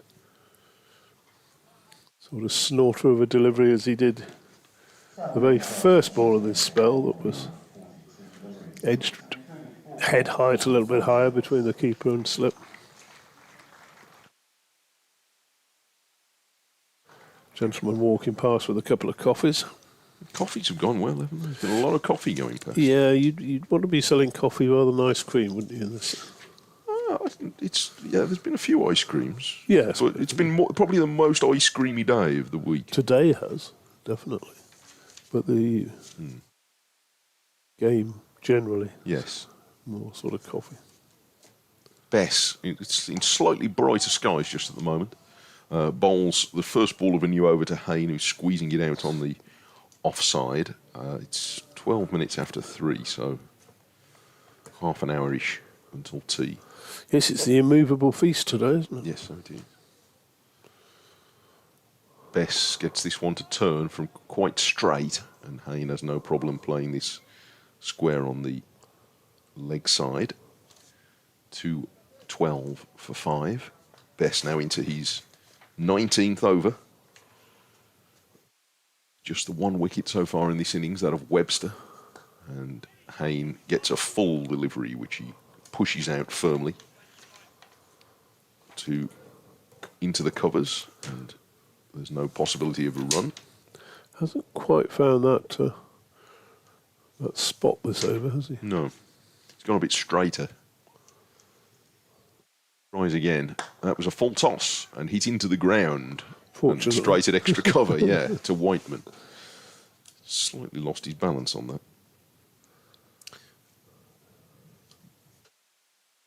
Had a very good half century on the first day. Very attractive innings. Tries to give that one a real rip, but he started very wide and no problem for Hayne to defend it. It's interesting, isn't it, that bit of rough that you were talking about is actually closer to the line of the stumps than the rough on the other side, considerably so. It is. I think it'd be from Barker bowling left arm over, I reckon, most of that. And maybe Sutar a bit when he bowled. He didn't bowl very much left arm over. Bess turns that one across, but it was outside the leg stump by the time it arrived. So there's a fairly straightforward turn around the corner for Hayne, especially as one of the short legs had gone across Wharton to Silly Point for that last delivery, so it opened the gap up. And Hayne takes one, keeps the strike. He's 52, and it's 213 for 5. And the sky is turning from grey to blue. You can almost see the tint changing. More over the sea, actually, coming from that side. Yeah, we were talking earlier about one of our correspondents saying the tide is due in at 10 past 5 today, so that apparently has an effect. Whether that's a scientifically proven thing or not, I don't know. But it's not something we worry about in Birmingham all that much. No.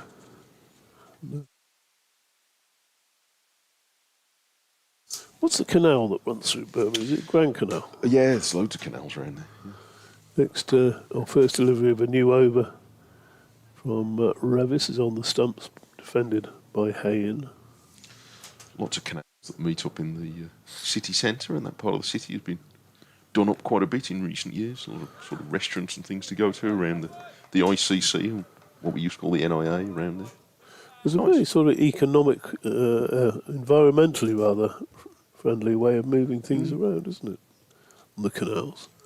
This next delivery is just turned down to a fine leg for a single by Hayne. He moves on to 53, and the score's 214 for 5.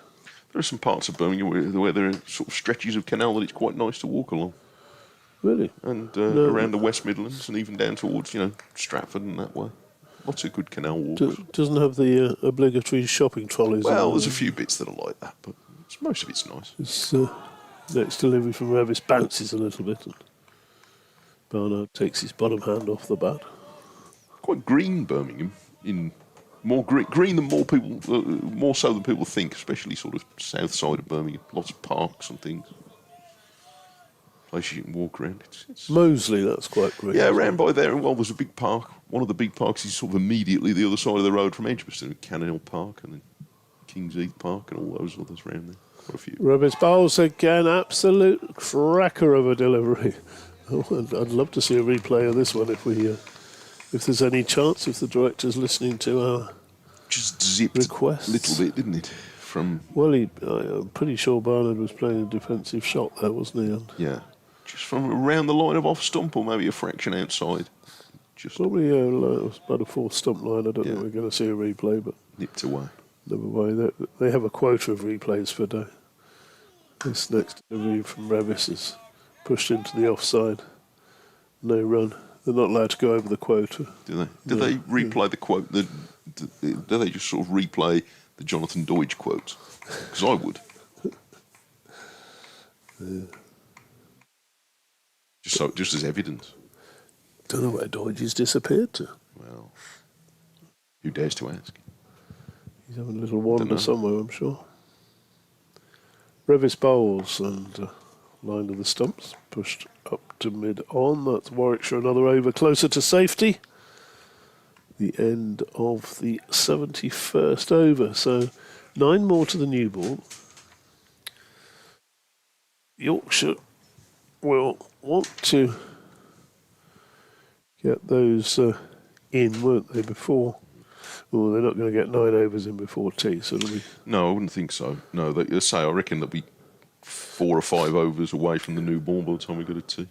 They're going to save the new ball for the high tide, do you think? So they combine the two. I don't know whether that would have been... Maybe that was the timing of the declaration yesterday that I thought, you know what? That's what we're waiting for. We'll see. Could be interesting. Warwickshire got to get there first. They need one of these two out. 41 overs left in the match. I reckon he's watching the 3:15 at somewhere. Would you? That's where he'll be. Best starting a new over, and Hayne gets into a series of exciting positions behind his vertical defensive bat here. Ends up flexing both his knees like a well-mannered policeman. And turns it away on the onside. Bess hurries into bowl again, and Hayne tries to kill that one, and he sort of does. I had the impression it sort of sat there spinning in the dirt. Bess seemed a little bit irritated that it hadn't quite spun all the way through. He had one that nearly did that a couple of overs ago. Bess floats another one in, and Haynes well forward to anaesthetise this one. Turned away into the leg side. I like that. I might nick that. You can have that. 20 minutes to tee. Wharton's coming back across the silly point. And he's quite a silly point. He's only just off the cut strip. And down the pitch comes Hayne and hits this over mid-off. Just for a moment, I thought he was going to bring Yokadia into the game. He, in fact, brings a chap in a black jacket into the game who completely missed that coming until it rattled the wire fence behind him. Then it had his attention. And, yeah, see, look, I didn't judge the pace of that off the concrete, he says to his mate. That's woke him up. Yeah, definitely. So 4 to Hayne. He hasn't got rid of the silly point, though. So now he has to defend away into the offside. I'm sure that stroke was intended to get to move Wharton on. It hasn't even moved those two gentlemen. No, Wharton's made of sterner stuff than that.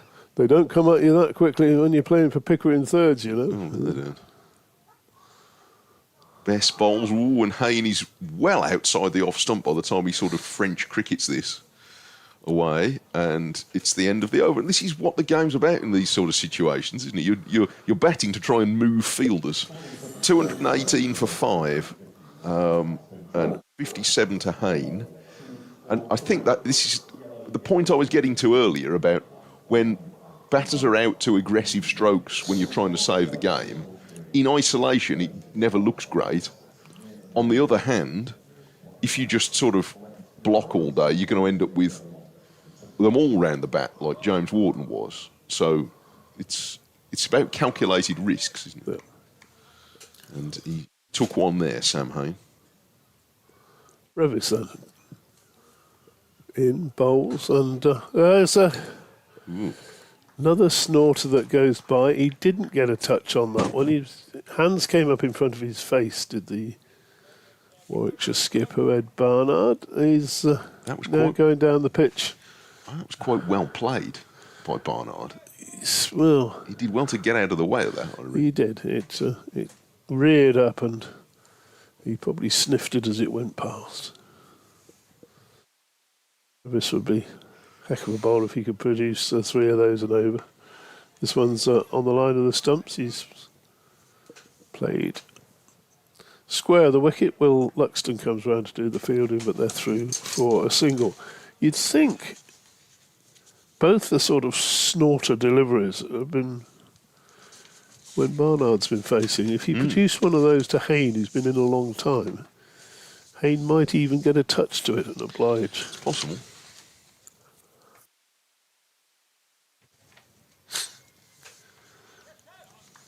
A great attacking field.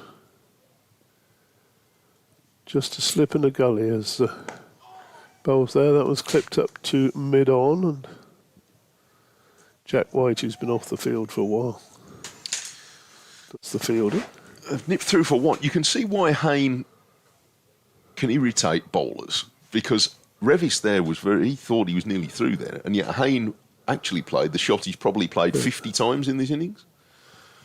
And he clearly feels he's right in control of it, and yet Revis really thought he got that through. He couldn't believe it. So anyway, he's give the problem back to Barnard. Really getting into his work now, Big Matthew bowls, and that's clipped firmly to extra cover. No run there. He's a good young cricketer. How old is he, Rev? He's been around for a little while, but let me look him up. He's on the fringes. He's on the fringes. He's on England's radar. Let's see why. He's 23, so he's got some development still to do, I think. Bowls, and that's through outside the off stump. No run. But can obviously bat. Made a nice 40 on the first day in this game. But he's listed in the book as right arm medium, which I think probably does him a little bit of a disservice. He looks a bit quicker than that. Now, which one? Here's one for you, Mike. It's always puzzled me. I'll ask you after this delivery. Revis bowls, and that's really putting his back into that. But met confidently by Barnard, who pushes it square, gets another signal. Single, which is to you, which is quicker, fast medium or medium fast? Oh, I think fast medium's quicker than medium fast. No, see, everybody says that, but in my mind it is, yeah. That would probably be the case in many countries around the world, but in English, yes, many countries tend to say door red rather than we say red door, yeah, right. And in which case, fast medium, yes, would be slower than medium fast. So you'll have fast, yes, medium fast, fast medium, medium, slow medium. I know that's not the way it's done. It's one of those quirks. I'm going to be on the level with you. I really haven't got a clue what you mean. I didn't want people to get the impression I was sitting here in sort of. I thought you were contemplating it. Well, I was certainly doing that. This is Best starting a new over, and Barnard sweeping and taken on the pad, and it's gone away to backward point. I'm not sure that trying to rely on official, as it were, versions of the English language, even if there was such a thing, is quite necessarily a good thing to do when you're looking at cricket terms. I'm not sure how many of them stand up to that anyway. Barnard sweeps this from quite a long way outside the off stump, and it's gone down to long leg for one run. But cricket terms, it's sort of, we know what we mean by them, which is not really much good as jargon, is it really? But we kind of all know. But I don't know how many of them would stand grammatical examination. We've got English teachers listening. Come on, it's past one. It must be after 3 o'clock now. Bess bowls, and a bit flatter and quicker to Hayne, who defends.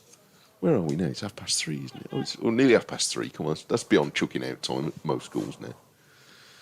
So we must have some learned folks listening. Bess draws Hayne right forward, pushed away on the offside. Because, I don't want to undersell my own gifts here, because I've got plenty of other people who can do that for me, but I didn't understand a word of that. So if you did, then feel free to enlighten. Hayne is forward, defending the next one from Bess, and then putting his bat on it to stop it rolling away. Yeah, he played that well, didn't he? He's given it a little bit more air, and he didn't go searching for it. He waited for it to come to him. Wharton has gone across from backward short leg to silly point again. And dare Hayne to give him the charge. This is pushed through a bit quicker by Bess, who's been trying to test that theory out in this over, and Hayne gets an easy single, turning it backward of square leg, where Wharton has just been. So every time Wharton comes across the silly point, Hayne's counter is to nudge it where he's just gone. 22 to Barnard, 59 to Hayne at the end of the over, 2:23 for 5, and there are 38 overs left in the match.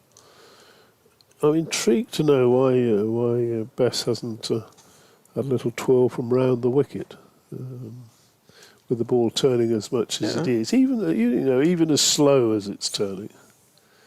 You would think just to perhaps disrupt that. the batsman's thinking a little bit, bowler. You've only got to get one to sort of go pop up off the glove, haven't you? Yeah. I mean, Yeah. it's obviously the batters can ignore it because he's turning it away that naturally anyway. But, I mean, he's been mostly exploring that patch of rough that isn't always there. But when Keith Barker is playing Warwickshire games, you do tend to get rough both sides of the wicket. Yeah.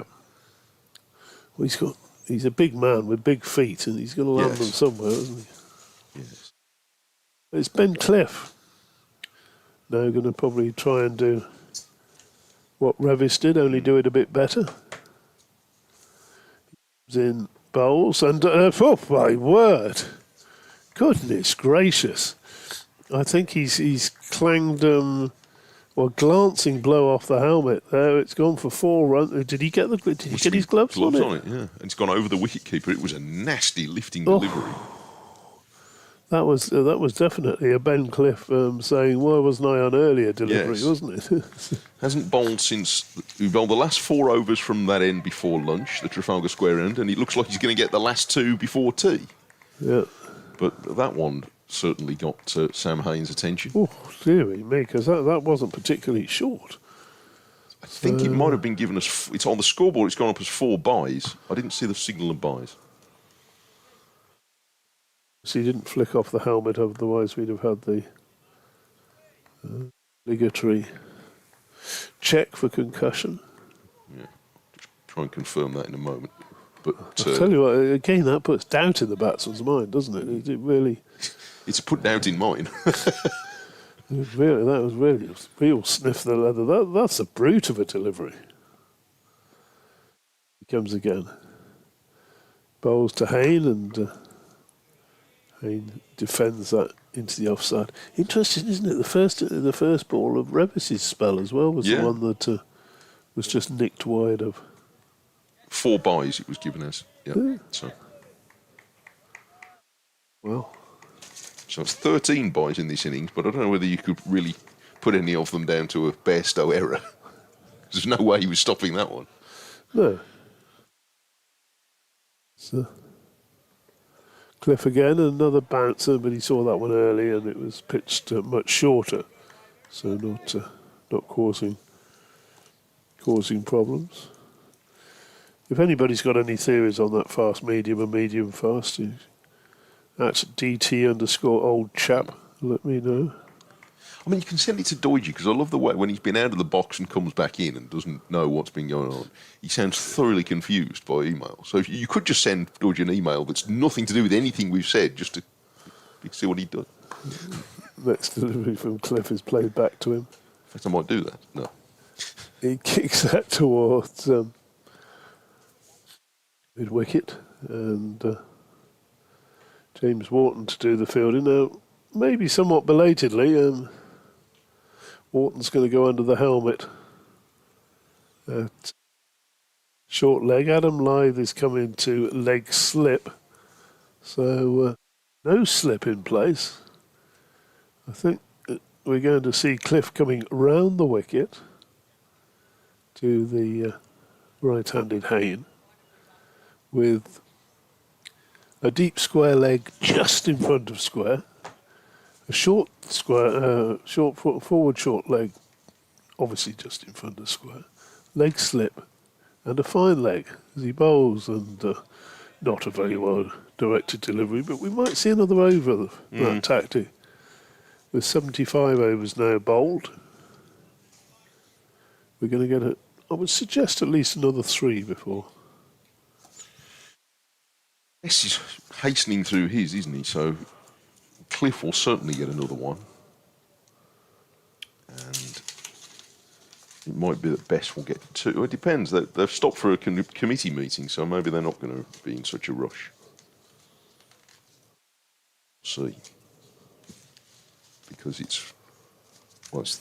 the umpires they might be using a different clock because a couple of sessions have started slightly early and 1 or 2 they've finished right on the button of what looks like on the hour or whatever it is.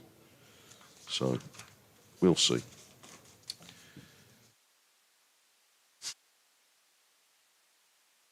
Or 227 for 5. And we've had 74 overs, so there are 37 left in this match. Yorkshire needing 5 wickets. Bess is trying again, this time to Barnard. Hasn't faced him as much so far, and he defends away on the offside. So 2 or 3 more before tea, depending on how quick they are. And then another 30-odd afterwards. Sports Extra listeners back with us. As this is swept by Barnard, and he's hit probably outside the line of off stump. Correct. It's umpire Goff's view by the look of it. I think it would have clattered into the stumps. It might well have done, yeah. Bess swings his arm and then sets in again, and this is swept, I think, on the full by Barnard, and he's given that a good clobber away for 4 runs through mid-wicket. As we've said before, the runs don't really matter, but always nice for the batter to get a few in the runs column. Yeah, and it also just bothers the bowlers, doesn't it? No, it doesn't matter if it was a million to win. Bowlers don't like being in it for 4. No. Bess tries again, really ran his fingers over the top of that one and pushed it through a bit quicker. Too quick for Barnard's sweep shot, but he was hit on the pad so far wide of off stump that Bess didn't even bother appealing. Still, the whole attack is over the wicket. He's varying his position on the crease. He floated that right up, and Barnard played it with a straight bat. It squirts away through cover point, and they take a single. 27 to Barnard. 2-3-2 for 5. And Hayne, who I think has passed 500 championship runs for the season in the course of this innings, started at 4.62, so yes, he has. Faces the next one from Bess and defends it into the offside, and that's another over ticked by. Bess now 22 overs, 1 for 74, and Warwickshire in 75 overs, 232 for 5, so that's 36 to survive. Yep, and a new ball to survive. You would imagine 3 overs after tea, 4 overs after tea, with the tide coming into the equation, possibly, because it's often thought that the turning of the tide affects the atmospheric conditions, and ball starts misbehaving, and we'll see. Do you not doubt the local soothsayers? Well, You're not a soothsayer if you know the tide times, are you? yeah, it used to be a thing at Hove, didn't it, back in the day? Ben Cliff bowls, and that ball's down the leg side. Barnard just flicks at it, doesn't get a touch. So some of the best cricket, isn't it, played on played by the sea on some of the best cricket grounds, rather, by the seaside. Yeah, absolutely. You've got Southport, of course, which is Good holiday towns, traditionally. indeed. Bowls again, and that's played down into the gully, and no run. So no sign of him producing another snorter like the first ball of this spell. Ben Cliff, it won't be for lack of trying, that's for sure. 2 men out for the hook shot, you would think, or 2 men on the leg side boundary. Mid wicket, just the one slip and gully.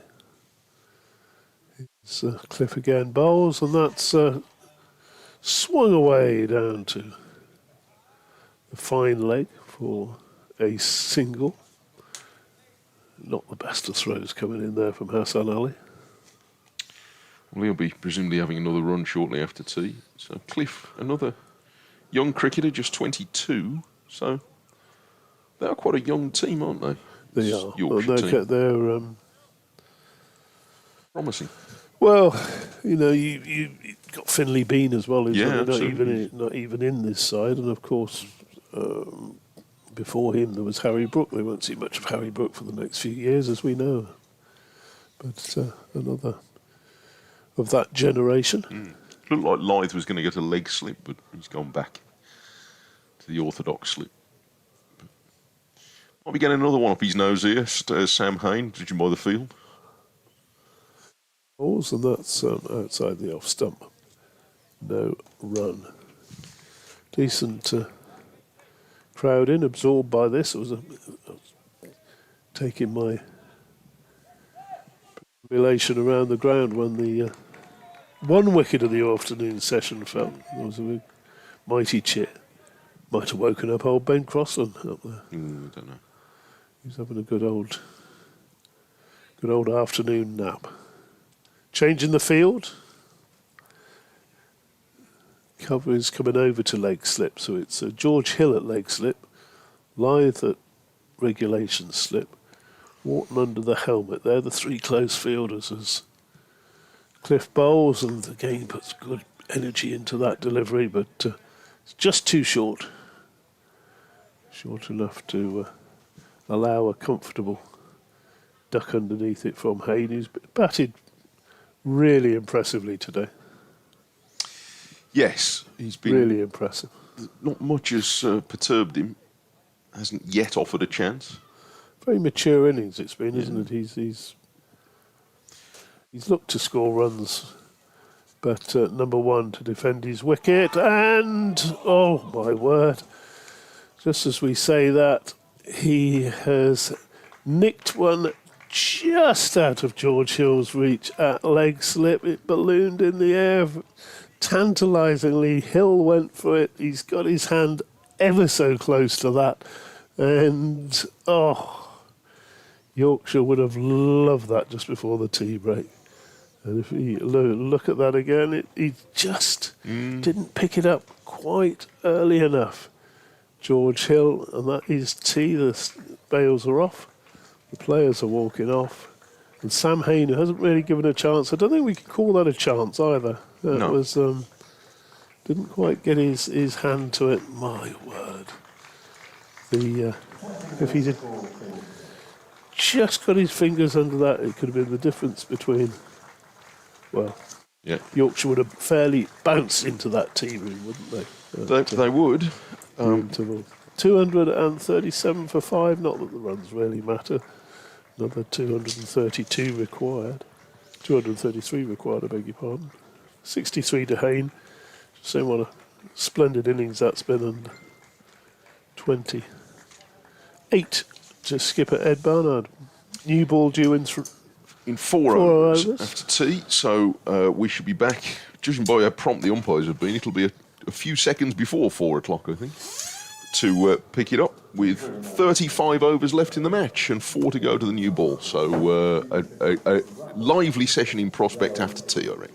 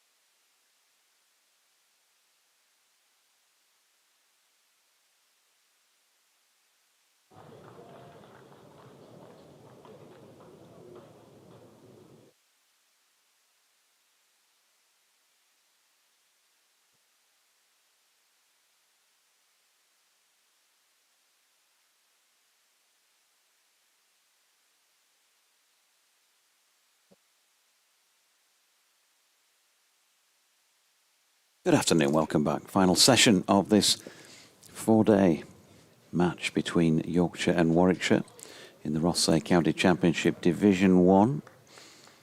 237 for 5 Warwickshire. That was a good session between lunch and tea for them. What can Don Best do in the immediate post-tea over? Well, concede a run off the first ball of it to Ed Barnard, with an edge down towards third man. 29 to Barnard, 63 to Sam Hain, who's now on strike. There was that opportunity just before the tea break, the last ball of the session, when George Hill was moved in at leg slip. The ball went in his general direction. George, really good grab up, and if he couldn't get his hand on it, then he can bet that it was tricky. There's an appeal here for LBW. Also, a potential run-out mix-up because Ed Barnard called Sam Hain through, and just for a moment, he wasn't going anywhere, but in the end they got back, well, they got home, I should say, comfortably.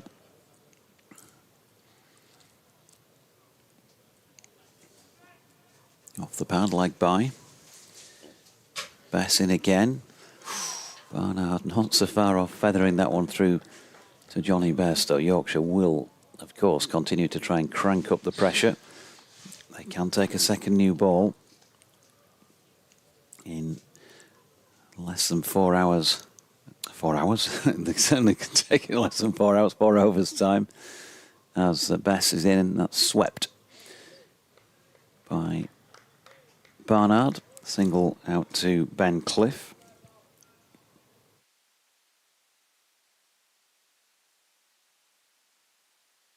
So runs continuing post-tea, but Yorkshire won't bother too much about those, although one of the Yorkshire supporters just before tea, talking to me at the side of the ground, was still thinking that Warwickshire might want to try and win this in the final session. Luxton chasing a flick off the hip to a short ball by Bess that was played by Hain through mid-wicket. 2 runs. Mick Geraghty, who'd messaged in about preambulating and perambulating earlier, he's on the ground, he says, watching at the Trafalgar Square end, listening to your commentary on the internet on my phone. The comms I receive are about 50 seconds behind the live action. Where do you think your voices go for that 50 seconds? As Hain drops this one out into the offside, no run. 242 for 5 at the end of the over. I think it's just, Mick, it's just DT's natural delivery that each sentence takes about 50 seconds. So you're only about a sentence behind with DT. Yeah, thanks very much, Deutsche. it's yeah, the wonders of modern technology. We expect everything to be instant, don't we? But if you think how far things have moved on the last few years, 50 seconds does seem a long delay. As to those words have to go down, and of course they all have to be edited as well before they're sent out. There's Cliff bowls and strikes Barnard there somewhere around midships. You do know that our words have to go out. They have to be monitored. Have to be monitored for offensive remarks, but they're bleep tested as well. Yeah. And then they arrive in your earphones. So I thought it was common knowledge. Well, not everybody knows that. Can't just send it out live unsponsored. Uncensored. Cliff bowls again, and that's defended down into the gully and no run. Mark Hanmer is in Portugal, says there was some discussion earlier among your colleagues at the Yorkshire v Warwickshire match about the word to use for the subject of this email. My suggestion is to go for a wander. The subject of his email is going for a walk around the cricket ground. Yes. A perambulation is a rather quaint old-fashioned word, apparently. It's Cliff again bowling and threw outside the off stump. Bit of run there. Interesting tactics Yorkshire have used or haven't deployed this afternoon. We still haven't seen Nick Bess around the wicket. And the ball is turning. It's turning slowly. And you'd have thought he'd have given maybe an over, a couple of overs just to change the line. Cliff bowls and defended back to him by Barnard. Graham Ward has found it necessary to tell us that whoever's doing the scoring input on the TV can't tell their whites from their cliffs. Keep up the good work. We don't have the benefit of any captions on our in commentary box monitor, Graham, so we wouldn't have known.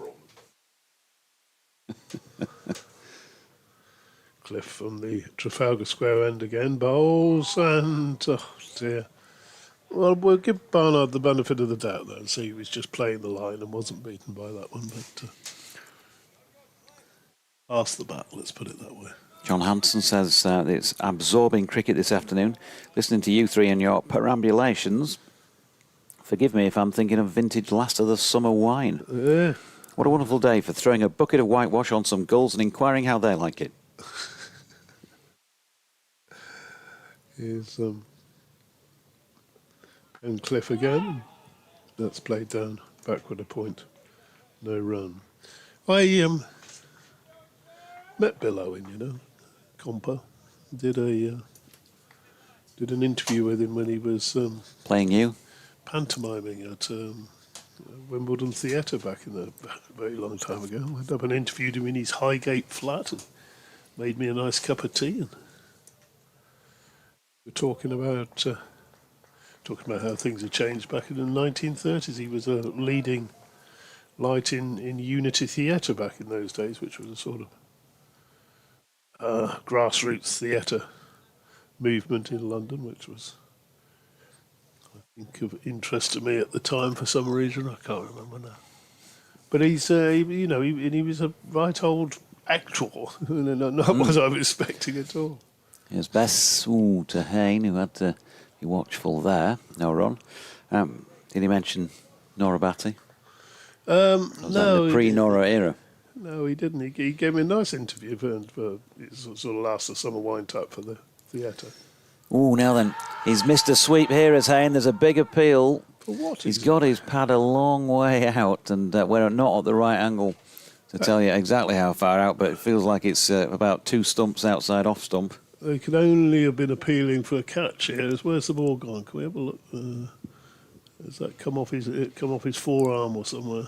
There's no way they were appealing for LBW, surely, with that much enthusiasm. No, and looking back at the replay, he's got his front leg a full set of stumps outside off stump, to be fair. Having a little grin as Adam Lyth polished the ball and was having a word in his ear. Recomposed, if he ever lost it, Sam Hayne. And Bess in again and wide of off stump, and Hayne again covers it and leaves. One more over after this until the new ball is available.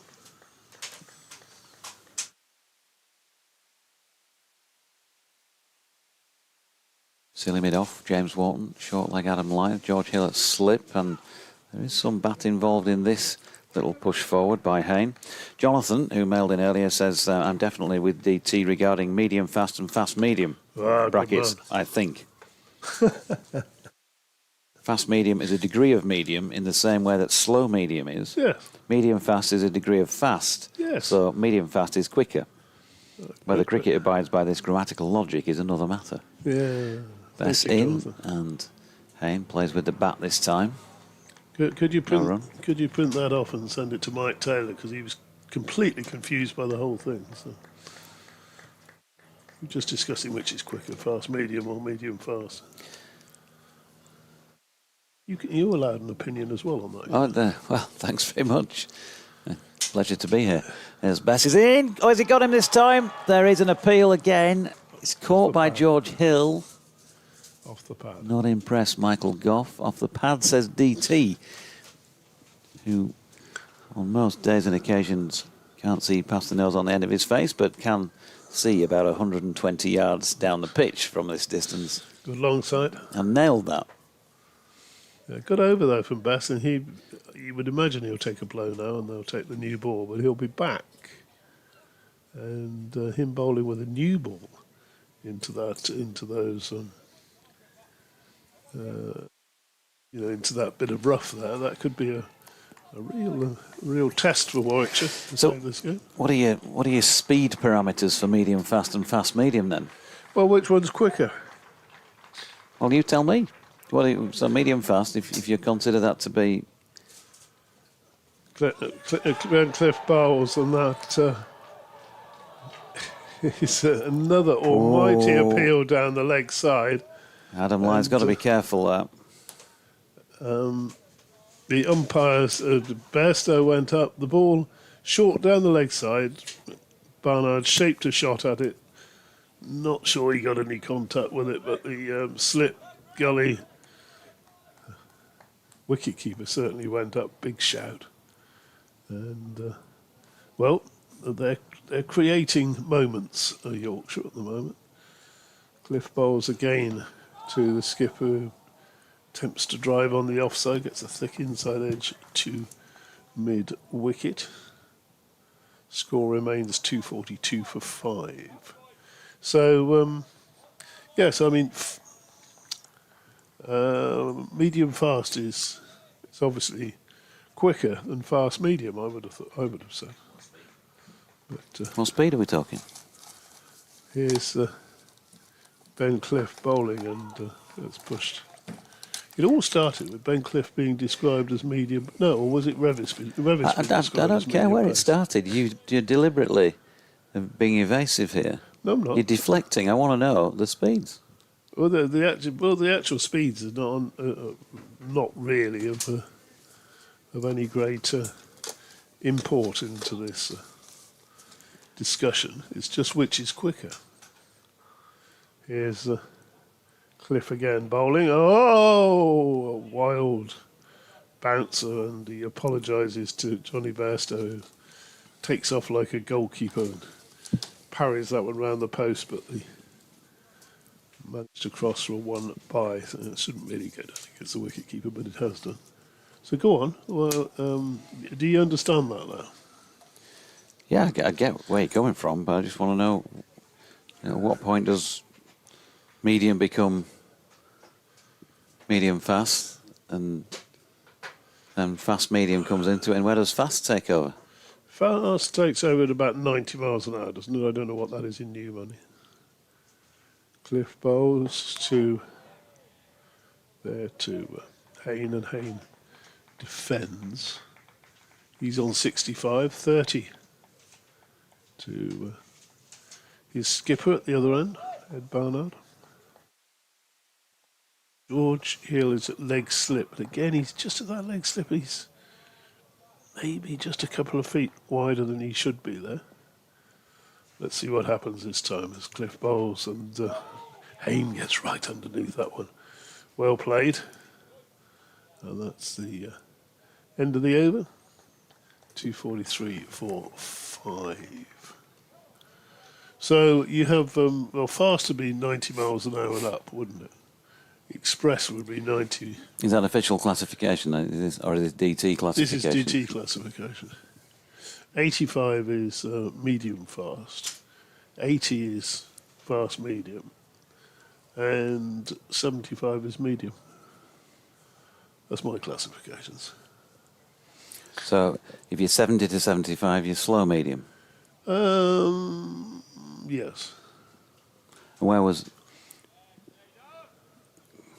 I don't know who's Derek Underwood, would he class as slow medium in your eyes, or is he just slow? He was a slow bowler, really, wasn't he? But he was a fast slow bowler. I love asking you questions like this. Right, Jack White. Did you ever see him live, Derek Underwood? Yes, the first Test match I saw. Which, as there. you know, was... Here's White over the wicket. And Barnard goes back foot and drops that down at his feet. The first Test match you ever saw, was it when Truman took 4 wickets against the Indians in 1954 or something? Was it? No. It was when Headley Verity took 10 for... no, it was the Monday after Sir Geoffrey Boycott had got his 100th 100 on the Saturday at Headingley in 1977. Underwood was in that, was it? I suppose just He was, before Because the Packer stuff started. The Aussies with the pyramid of tinnies behind me were shouting "Car and underpants" as White is in and bowling, and Barnard leaves that one wide of off stump. They are a humorous bunch, aren't they? Yeah. So, Such jolly japes.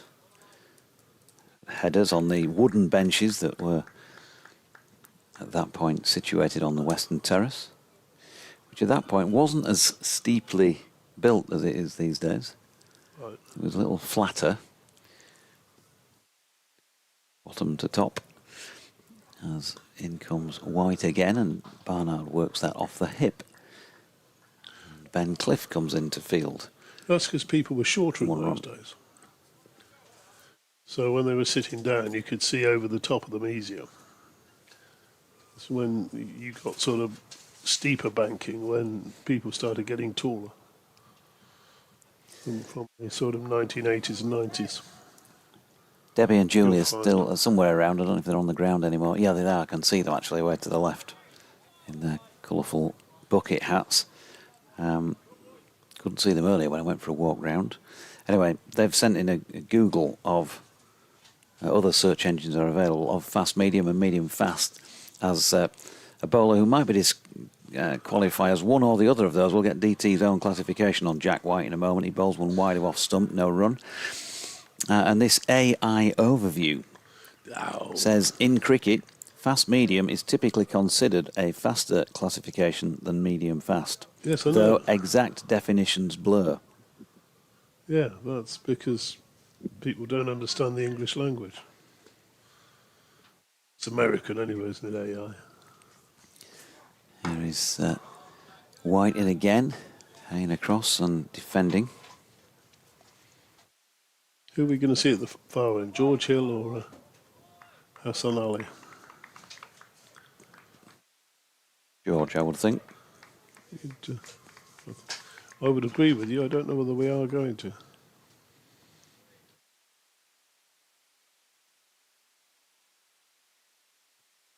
White turns. Makes his way away from us and bowls it now. Ooh, Hayne again had to be watchful, but he was, and he played that really well, to be fair, in the end. Crab-like across his crease and steered it out square on the offside. 65 to Sam Hayne, 31 to Ed Barnard, 244 for 5 now Warwickshire. That's the first over with the second new ball. And we're going to see Ben Cliff continue by the looks of things. That's not the worst call. Like, it really is not the worst call. He's warmed up. He's been he's been bowling with good pace. He's certainly been bowling medium fast. And he's got a new cherry in his hand. Let's see what he can do with it. Nobody in short. No leg slip. If he gets wickets in this spell, I'm claiming him. You're claiming them. I'll tell you why. Because I had a chat with him when I went round the boundary edge. Huh? Cliff bowls, and that's turned through square leg by Barnard for a couple. Comfortable. Agreed 2 runs. Hassan Ali does the fielding. I said, Cliffy, have you put a yard of pace on this season? He said, I'd like to think so. Why do you think I have? I said, yeah, well, you're really getting it through from the side. And you could see he grew 6 inches taller, puffed the chest out. Yeah, just, Psychology. Dodge motivational talks for hire.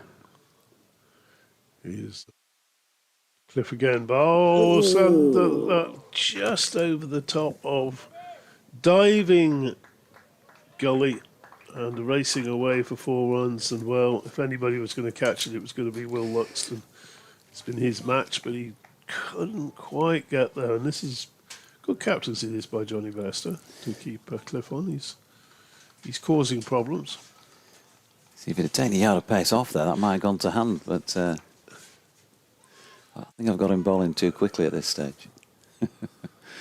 He's running down the slope in bowls, and another delivery up into the ribs, and well played by Barnard. He got a 4 for that, by the way, so it took Warwickshire to 250 for 5. Not that the runs are important, they're still 220 runs off victory.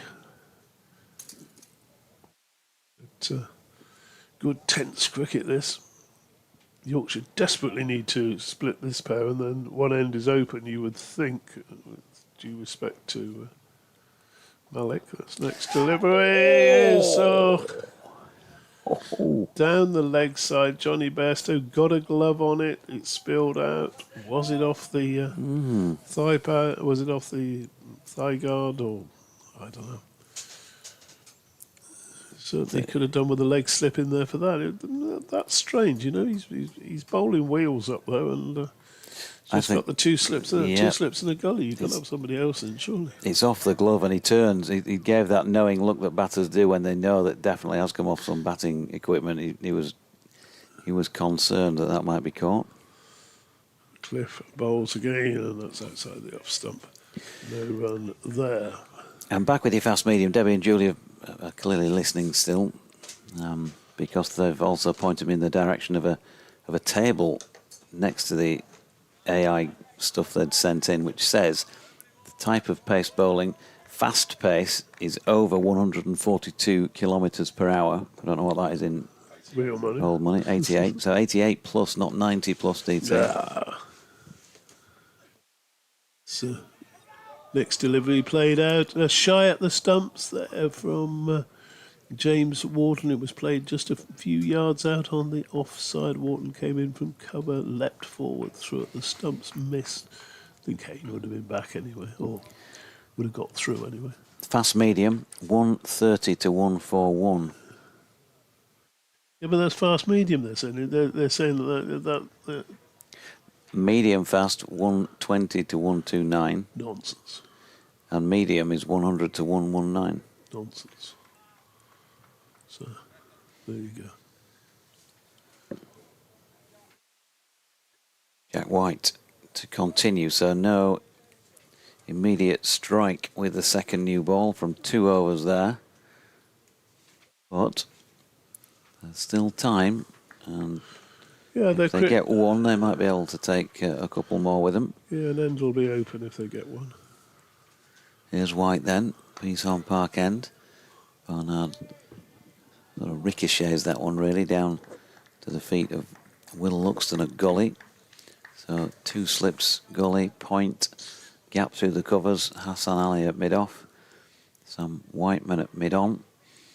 Matthew Revis is at straight mid-wicket, just been brought in a little closer. He'd be about 15 yards from the bat. Don Bess is at leg gully. Ben Cliff is the deep backward square, but not on the boundary edge. Oof. Now that one doesn't bounce a whole lot, really, as it passes the outside edge of Ed Barnard's bat. There's a couple of yelps. Yorkshire are trying it, aren't they? They're trying to be louder. They're trying to create a bit of drama out there, which sort of didn't feel like it was happening quite so vocally in the last hour before the tea break. They're just looking for a way in.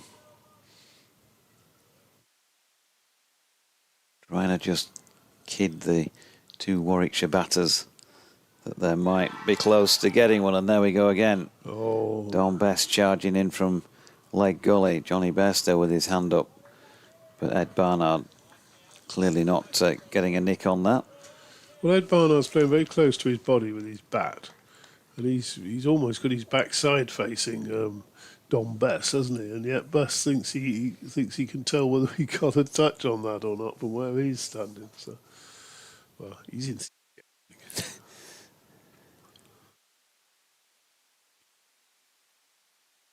Comes White. Past umpire Goff straightens things up, and this time Barnard called upon to use the blade and does so in orthodox fashion with a push to Hassan Ali at mid-off. Warwickshire at the moment, I think you'd now have to say, are beginning to move into the favourites for the draw position here, with 5 wickets remaining. Far from a done deal, but I think the, what do they call it these days? Ometer?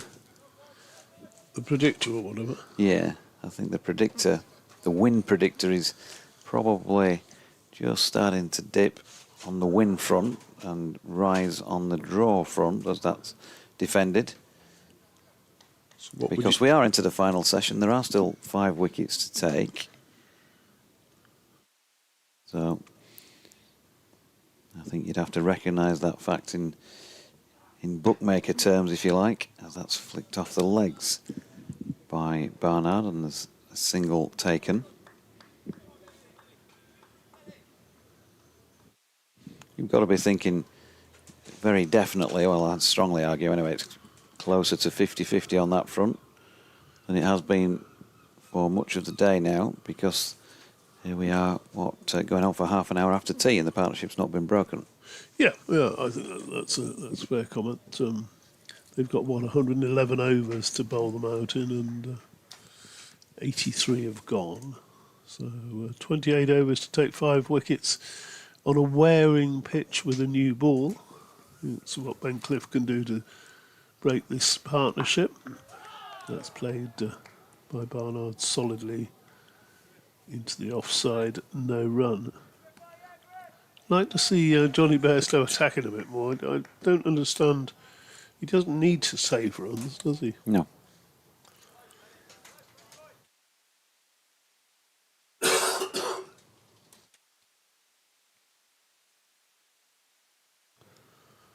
On his way. Bowls and that goes. What on earth has that gone through? That's a good delivery. Absolutely cracking delivery. That's a delivery he should have been playing forward to, really, and it's somehow. Let's have a look at the replay of this, Luigi. Oh, Yeah, it's a beauty. I mean, he's missed, unfortunately for Ben Cliff. He's bowled a Jaffa, and it's just too good for Ed Barnard and the top of off stump. comes in, bowls again, and that's pushed into the offside. No run. It's spells like this, isn't it, that really bring a young bowler on. If he takes 2 or 3 wickets here, he's sort of almost moving up the pecking order, isn't he? Yeah, I can tell you that when I did have that chat with him about the speeds, he was itching to get on. Yeah. And I can promise you that, and rightly so as well, he should be. The first ball he bowled was a snorter. Here he comes in again at bowls, and that's clipped away down to a fine leg, where Hassan Ali gets enough behind it to stop it. The ball bobbles up, he throws it in, and it's a single. 254 for 5. Yeah, and what it is actually, DT, it's something a bit different from Johnny Bairstow, isn't it? I don't think would any of the 3 of us have backed Ben Cliff to get the second new ball? No, don't think we would. But it made good sense after the way he was bowling those 2 overs after tea. He's warmed up. It's something a little bit different, and it gives him confidence. As he comes in, bowls there, and that's down the leg side, and again taken by Bairstow. Oh, he's shaking his hand. He didn't take that one too cleanly, did he? Old right hand's hurting as he took that again above shoulder height. That's really, really getting it through. Yeah, he is getting a little bit of life out of a pitch that's looked increasingly dead as the day's gone on. So I think that's to his credit. He's obviously fresher than quite a lot of the lads in terms of how many overs he's been getting through. Comes in, bowls again, and Hayne is defending this time. Well bowled. Young Ben Cliff. It's the end of his over. Getting a slap on the back from George Hill as well bowled. Whilst you were out having a perambulation, Mike and myself were talking about the little clutch of young Yorkshire players coming through, sort of the same, coming through together. Little golden generation. There's obviously George Hill there. Before him, Harry Brook, who won't be seen now, and not playing here is Finlay Bean. But you've also got James Wharton, Will Luxton. Jack White bowls. Ooh, Barnard again, not playing this confidently, but to his credit, he did get over the top of it. And it's squirted away beyond the grasp of Don Best through the slip cordon for 4 through third man. They just know if they keep putting the ball there, sooner or later, one will go to hand. There've been half chances, haven't there? Absorbing cricket, as one of our listeners said.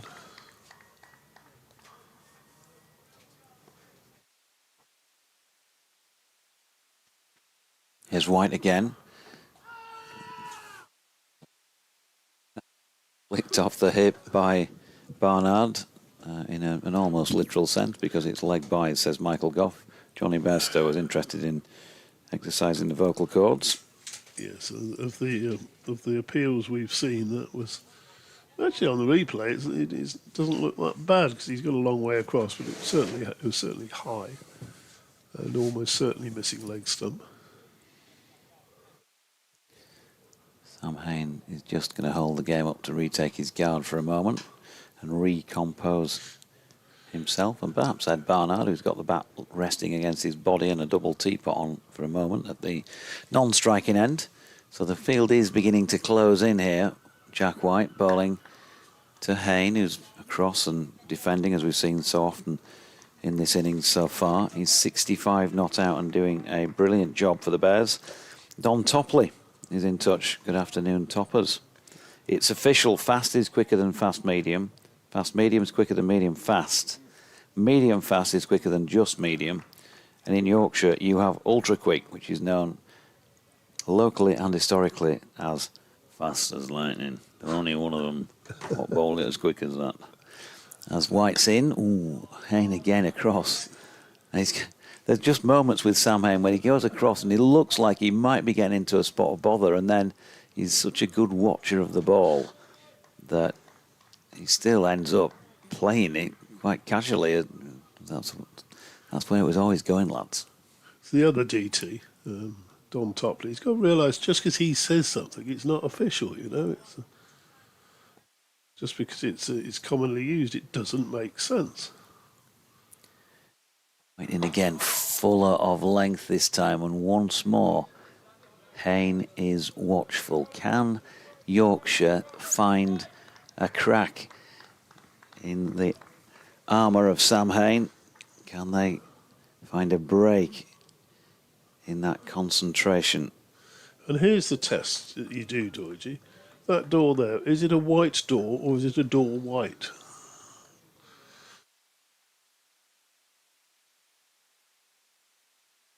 Ignore the glass. It's a door, and here's White bowling to Hain, and that's flicked off the legs, and Cliff does the fielding. Deep backward square leg, 1 run. 66 to Sam Hain, 44 to Ed Barnard, 259 for 5. Do you want to go for a breather and bring... Well, I just wanted to wish Toppers all the best, actually, because he was in... I saw him a week or so ago, and he was going into hospital for what they call, I think, a procedure. So it sounds as though he's back on form, and everything went well with that. So he's a much loved sort of member of the cricketing community, isn't he? The county cricketing community. He's Toppers. I don't know what we'd do without him. A bit better, probably, but get well soon, Toppers. I'll bring Michael back in for a bit of sanity about proceedings. Thanks, DT. And hadn't realised Toppers, so very best wishes from all of us at Scarborough, I'm sure. And Cliff Bowling to Sam Hain, who defended. Crowd absorbed in this. Oh, with every passing delivery, the tension will just go up 0 point something of a percent. Building to a crescendo. Mike's back. And Cliff is having Hain nudge this into the leg side for no run. It's gone quite a high grey cloud in the last little while. The sun of earlier in the day has gone. Whether that will make any difference, or whether you're still waiting on the tides or the phases of the moon or whatever it is, so we're going to get the ball to swing. I don't know. According to our earlier correspondent, high tide is 17:08, so just over half an hour to wait for that. Cliff is bowling a well-directed bouncer here, but Hain sees it early, sways back out of the way, lets it pass through high to Bairstow. Bowling nicely at Ben Cliff on a day when there's been not a lot of assistance for anybody with ball in hand. No, the most assistance off the pitch seemed to come in the first half of yesterday. This is Cliff going short again. It gets up to hip height, and Hain plays it with plenty of time and turns it down to Wharton on the leg side. But it really has to be a full effort ball from Cliff to get it above sort of rib height. I must say, I think it's been a super pitch for a 4-day cricket match. It's given plenty to the batters, but good bowlers have managed to get something out of it. Cliff pitches this one up, and Hain was discomforted by that, played it awkwardly, but managed to keep it down away on the offside, and it ran away to backward point.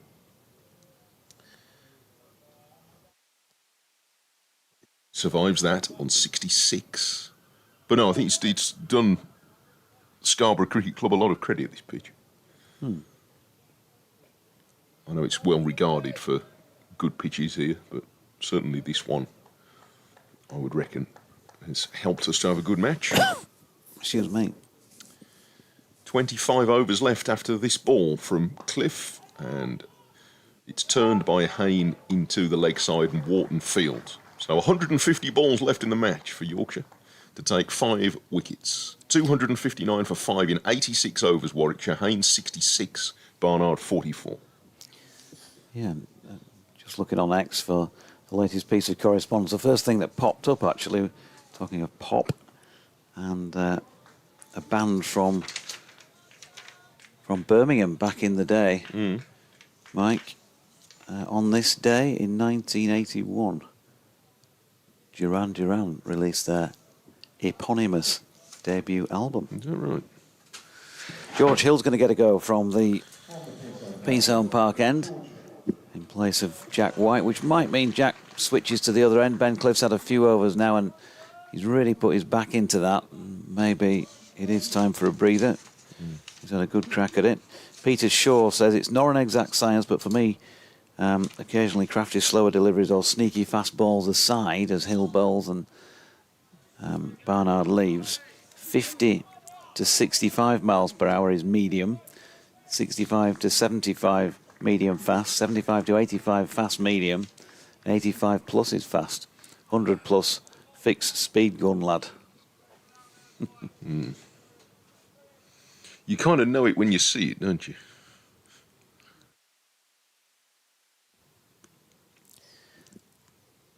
Here's Hill. And Barnard guides that one to gully. That one seemed No run. Just a little bit. What about... I'm really going to throw a spanner in the works here, chaps. Are you? I mean, what about heavy ball? Where does that come into all this?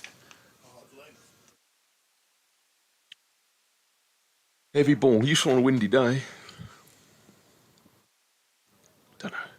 And there's DT going on about grammatical rules of English, applying them to cricket.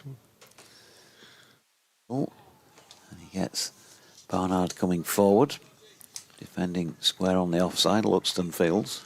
Come to cricket to get away from stuff like that.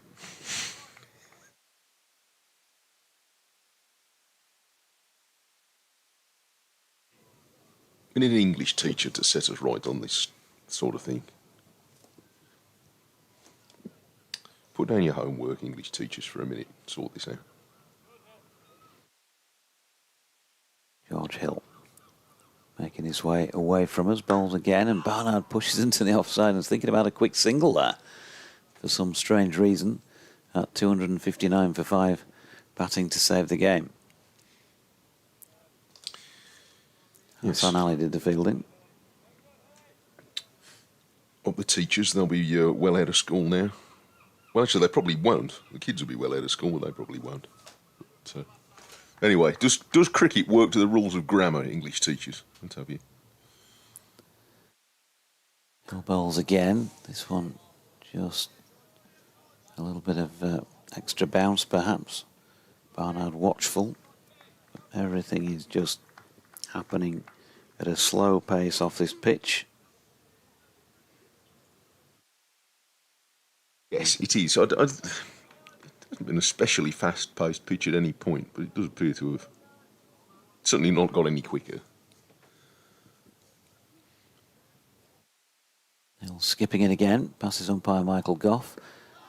That one jags a little on Barnard, who can't get bat on it.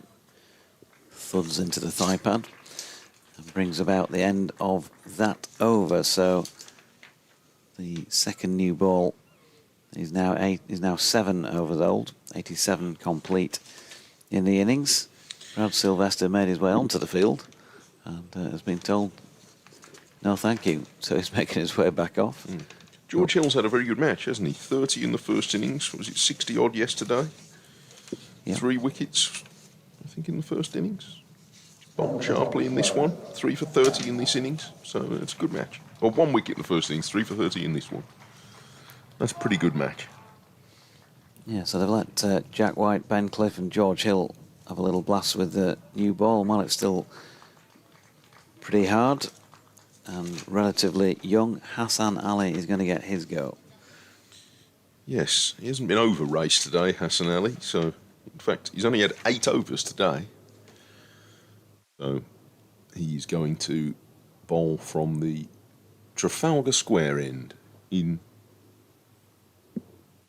The light is fine, but it's not the best of the day. It's been pleasant here today for the most part. It probably is getting a little chill now with the sun gone in. 2 slips and quite a wide leg slip and a gully and a short leg set back a few yards. And Hassan Ali's first ball is pushed away into the offside and by Hayne quite securely. And afterwards, Hassan Ali makes a big play of coming to reverse the bails. And now he's turned his back. Hayne is reversing them back. So Bairstow is going to come up and do it for a third time.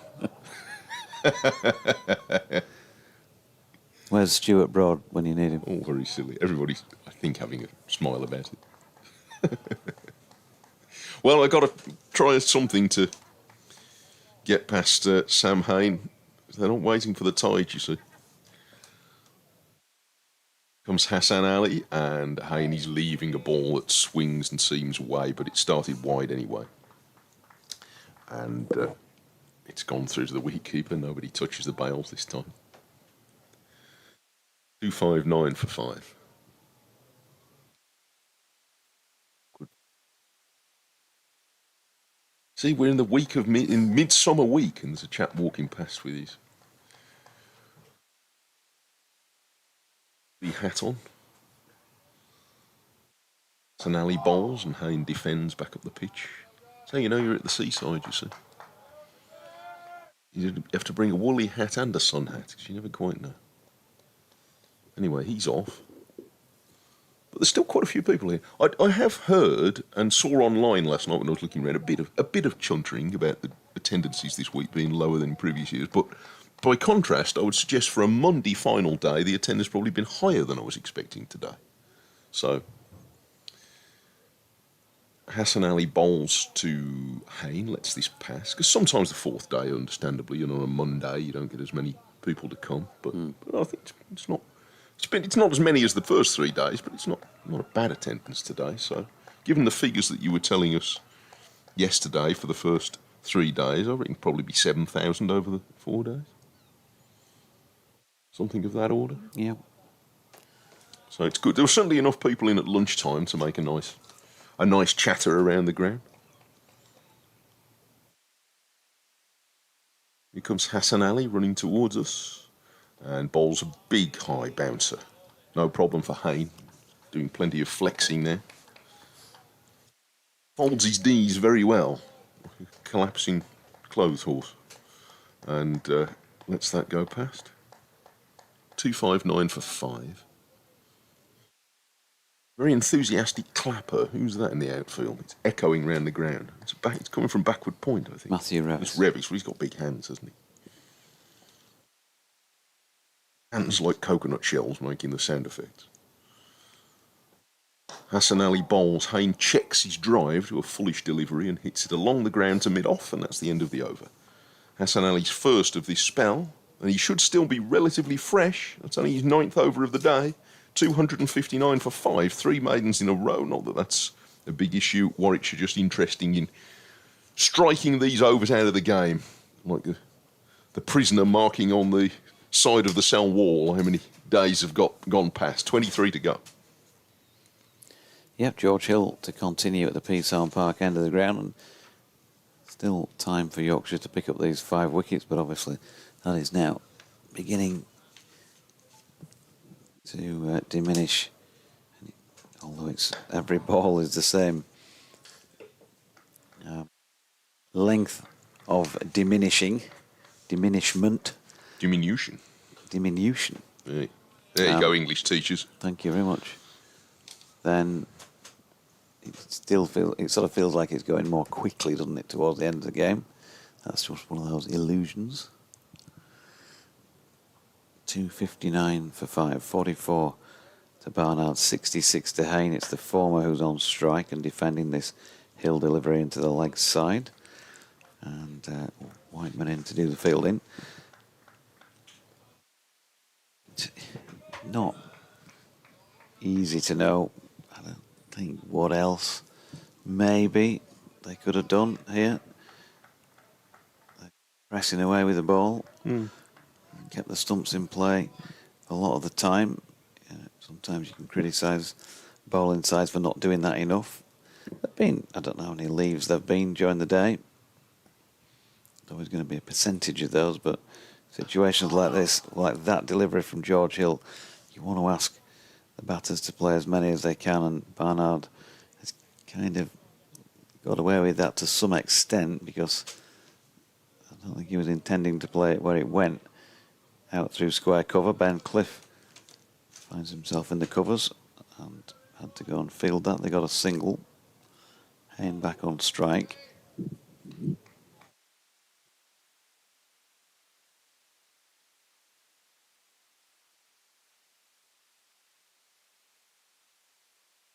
Just checks that he's happy with everything. There's a ring of 6 close catches around the bat. Hayne defends once again. I think it's just worth underlining, and for anybody maybe listening in a different time zone, then they certainly aren't going to have any more overs than are prescribed, because we are, 10 to 5 nearly? So we're only 70 minutes away from the close of play time, and there's still 22 overs to bowl, so it is going to be on overs, not time. Hill is in. Short ball pulled by Hayne. Jack White comes into play down at long leg by the marquee, which has been more or less deserted since day 2. Single was taken. Richard Donovan says, adjectival order. A juicy red plum versus a red juicy plum. I think juicy is more important than the colour, so I'd go for the former. The most important adjective is used first, so fast, medium, or medium fast. Hill's in and bowling, and that's defended into the offside by Barnard. And there is no run. 261, I should say, for 5. 45 to Barnard, 67 to Hayne. The second new ball, now 89 overs into this innings, is 9 overs old. I'm sure my dentist said I'd got a bit of adjectival order the last time I was there. Quite a few spectators gave this one up at tee, didn't they? So quite a few people pick up the bags and head for the exits. There's a bit more peripheral movement at this moment in time, as if others may have also decided themselves that Yorkshire are not going to get these 5 wickets. Yeah, I mean, look, everybody's got their own places to be, so that's fair enough. But it's a bit early to give it up, I'd have thought, if I were a Yorkshire fan. Hassan Ali is coming in to bowl and start a new over, and Hayne wants a single here, and he will get it. Pushing the ball wide of Matthew Revis with cushioning hands, taking all the pace out of it. Just looking elsewhere, Somerset with the win over Notts today is the big result of the day. Essex sprinting for the tape at Grace Road, although they were held up by Leicestershire for a long time. But at 171 for 3, they're just 44 runs away now. So Essex heading for a win. Later in the day than they might have wanted, but they're going to get it. This is allowed to go past well wide of the off stump by Ed Barnard. So that'll be 5 defeats out of 7 for Leicestershire, who are struggling on their return to the top division. But for Essex, that'll be their 4th win. Like Sussex, so they're going to bounce up the table a fair bit. Duncan Holding in Southport says, you were talking about Derek Underwood. I was so lucky to watch him live at Old Trafford in the second test against Australia in '77. He took 6 for about 65 and the Aussies bar 1 were hopeless against him. Hassan Ali bowls, and this is well played by Barnard, pushing it into the ground wide of short leg, and he has a run away to mid-wicket. He says that one was a certain Greg Chappell who scored a magnificent 112. That innings remained the best batting I ever saw live in a test match, and I've seen a few. 263 for 5. 21 overs to go after this one that Hassan Ali is currently bowling.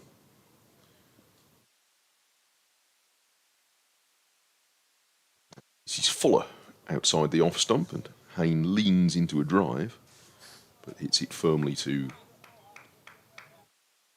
Whiteman at short extra cover. Some good performances from Yorkshire in this match, whether they end up winning the game or not. There's a few that have done their positions no harm. Hill, certainly. Weitzman's had a good game. Will Loxton, obviously, has had a game to remember, whatever the result. The bowling unit on there has, on the whole, done a pretty good job. Hassan Ali bowls again well wide of off stump this time, and no problem for Hayne to leave that one. Kate says 11 minutes ago that at that point there were 2 hours and 10 minutes had passed since the last wicket, so 2 hours and 21. Bamber was 4th out at 10 past 12 just turned, so at that point you'd have said that Yorkshire were very firm favourites. No, maybe not so much. But one ball could change the equation quite a lot. This is allowed to pass by Hayne with an exaggerated leave outside the off stump. 263 for 5 now in 90 overs, Warwickshire. 68 to Sam Hayne, who has batted for 58 overs now, and Barnard on 46. And at the very point, a gent with 2 bags in hand, a cap on, and a lengthy druid-like beard walked by. Yes. Yorkshire Lad says, mention of summer solstice week in comms box coincides with Yorkshire Lad passing Stonehenge on the A303. Very good. Just made a pagan chant asking the gods for 5 Warwickshire wickets in the last 20 overs. Imagine having to move those from behind the bowlers, aren't they? Bit of a job. So Don Bess is coming back into the attack for Yorkshire. Silly mid off, James Wharton, slip George Hill, Adam Lyth, short leg. First delivery is there or thereabouts. Barnard turns it into the leg side. Whiteman fields.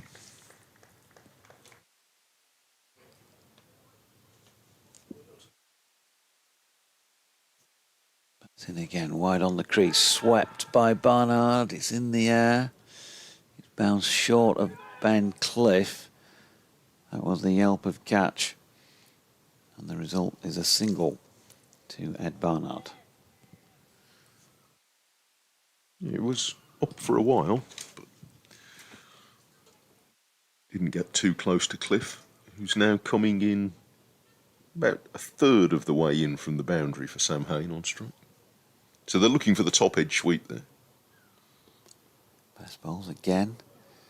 Hain takes that very late and helps it round the corner. Ben Cliff fields, 1 run. A very responsible effort from Hain, showing that he has this side of his game working as well. Past Barnard, turn that into the leg side. Whiteman with a diving stop. Yeah, it's been a tremendous effort from the pair of them. 180 on the board when Bo Webster went. 5 balls into the 59th over. There's an appeal for LBW here as Barnard thrusts the front knee roll out to knock that away. James Wharton dived to try and catch it. I mean, he's turning it best, but from where Barnard is patting it away from, he's going to have to really turn it a lot to convince the umpire that's definitely hitting. Seen again, straighter and turned to short leg. Adam Lyth fielding. And of that over, 265 for 5. I suppose that Yorkshire, you'd think they would just want to keep going till the very, very, very end. But if these two are not separated by the usual handshake time, will they give it up? Yeah, I mean, I think you'd want to keep going for a bit towards the end. I know that they'll be managing workloads and they start another game in 3.5 days' time, 150 miles away, but even so, you'd want to give this every chance. 20 overs to go from now. $265 for 5. Hassan Ali on the sprint bowls a big loopy bouncer, and Hain hasn't really been bothered by many of those, and he isn't bothered by that one. It's hit. The field is a slip, a leg slip, in fact 2 slips. Lyth had just gone off for a chat. So Hill at first, Lyth at second, Luxton at gully, Bess is at leg slip. Short leg. There's a deep, long leg as well, right on the rope. And that's glanced by Hain off the pad, presumably, because he doesn't look very bothered that Bairstow has caught that. It was a good take by Bairstow. But it's come only off the pad, and umpire Longley is quite literally unmoved. Even for umpire standards, he stands extremely still, Tom Longley. After the ball, after an appeal as well, perhaps he's got one of those clickers, because he doesn't even appear to move one pebble from one pocket to another, or he does it very discreetly if he does. Stands there impassively. Umpire Goff just looked cold at square leg. I noticed he's got the gloves out in this session. Hassan Ali bowls, and Hain is defending into the leg side. I think this is new, the gloved umpire. I've only seen that this season, I think. And, June the 15th, and I'm umpiring in gloves. Fella from Hartlepool as well. Michael Goff, you'd think he'd have a higher tolerance to cold than most of us, but there he is. Yeah. It will be, if he raises the finger, it will be a black gloved finger of doom for whichever batter he points it at. He hasn't yet. Hassan Ali bowls to Hain, who pushes the ball away on the offside. So a quick change here. I'll let DT in. Yes, I should be required at the end of this over. I shall have to nip out for just a moment. Hang on, Hang on. Done your bit then. All right, won't be long. Hassan Ali, it's a bit of a trudge back to the top of his mark at this time of day. But not once he turns. Here he comes, gathering speed and bowling another bouncer. This wasn't quite as high as the previous one in this over, but it was high enough. And no problem for Sam Hain to duck under it. 265 for 5.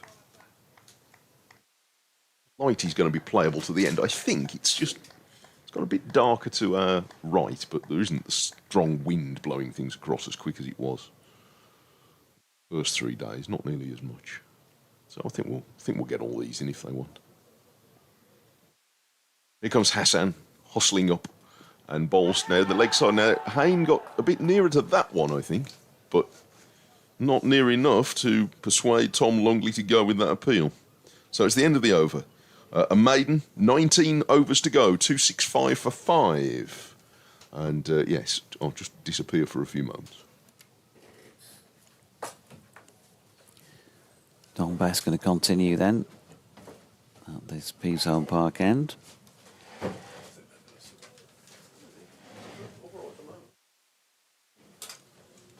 And Barnard on strike on 47.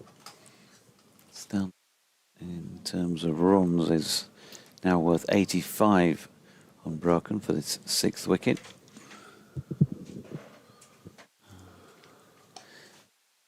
Second highest in the innings as Barnard sweeps Bess's first delivery from over the wicket out to Ben Cliff. Deep square on the leg side, 1 run. These were always going to be the ones to get, weren't they? Sam Hayne, Bo Webster, who has gone, and Ed Barnard. Yeah, Bess in now then. That was up and into the hands of Adam Lyth, and they're celebrating, and he's gone. Sam Hayne, his resistance is broken on 69. A bat pad catch and a very sharp catch indeed by Adam Lyth. They kind of celebrated without an appeal for a moment and then asked the question, and at that point, rightly so, in a sense, Michael Gough raised his finger. 6 down in the 93rd over, 266 for 6. The door has just been pushed ajar once again. It has, because there were 19 overs left. Very, very fine innings from Sam Hayne. He mature innings. He just wasn't giving it away today, but got that one that spun, took the edge, and Adam Lyth, my word, tremendous catch. You see that one again? He's just got his left hand underneath it. It's a great replay you're watching there, those of you following the stream. That's really is something special from Lyth. And you just know from Sam Hayne. Sam Hayne's been out there for so long, and there's been numerous times where Yorkshire have tried it on. It's been coming off the trousers, the jumper, those sort of things. And every time, I think, DT, he's pretty much just given that dismissive shake of the head. No, I've not hit it. No, I've not hit it. And on that occasion, as soon as it went in Adam Lyth's direction and he got his hand under it, you can see he just drops his head in resignation. Yes, the only question was whether Lyth had got his hand underneath it, and he most certainly had. A very fine catch from Lyth, and of course that brings in a man who's... Was he on a golden pair? Is he on a golden... Just an ordinary pair. Just an ordinary pair. Was it 2 in 2 balls, though, wasn't it? No, you are. That's that. You are right. Yeah. Malik at the crease. Well, real pressure on now because the ball's spinning. You do not want to come in here at this situation. But he's back across and plays that defensively. So nice ball to get first up. He best wants to be bringing him forward, getting that ball spinning. That was a slightly quicker one and a good defence. So a game back on again. I'm sure there were a few people as the clock turned past 5 o'clock were thinking might be time to wend our way home. This is going to be a draw. As we swapped over, I said to Mike Taylor, I think they're going to save it now. There you go. Next delivery has Malik right back onto his stumps. watchfully playing that forward to Whiteman, who's at short mid-wicket. Bowls to him again. And that's, I think, bat pad just popped up. Adam Live crawling forward on all fours, couldn't quite get there. And Bess is going to have another 9 overs to bowl, I would suggest. And I think we would find that that's going to be 54 very difficult deliveries for this Warwickshire tail to survive. Yep. You're going to keep talking whilst Mike Taylor comes in here, are you? Is that the way round it works? We've got to do. I was going to let him in actually on this side. I don't mind, and then, well, whichever way you want, DT. Oh, okay. Anyway, Sports Extra's back. That's what I wanted to tell you. And Sam Hain batted 218 balls, 278 minutes for his 69. Hassan Ali bowls, and that's angled down by Barnard. Now, surely Barnard is not going to do what he did in the first innings, which was take a single off the first couple of balls and expose the new batsman to a lot of deliveries. He should be taking a little bit more care of his tail than that. We've just got Suter, Barker and Hannon Dolby to come, left in the hutch as... Oh, must be a bit of chat or something going on there as Hassan Ali on his way in, and Ed Barnard just pulls away. There'll be a shortage of chat. From what we've seen, they'll be pretty lively now, and so they should be. I mean, he'll have plenty of faith in Malik, although he hasn't been in great form this season, but he would come as he's a specialist batter. Oh, yes. So, yes, but unfair to call him the tail. His next delivery from Ali is just angled away down to third man, and he takes the single now.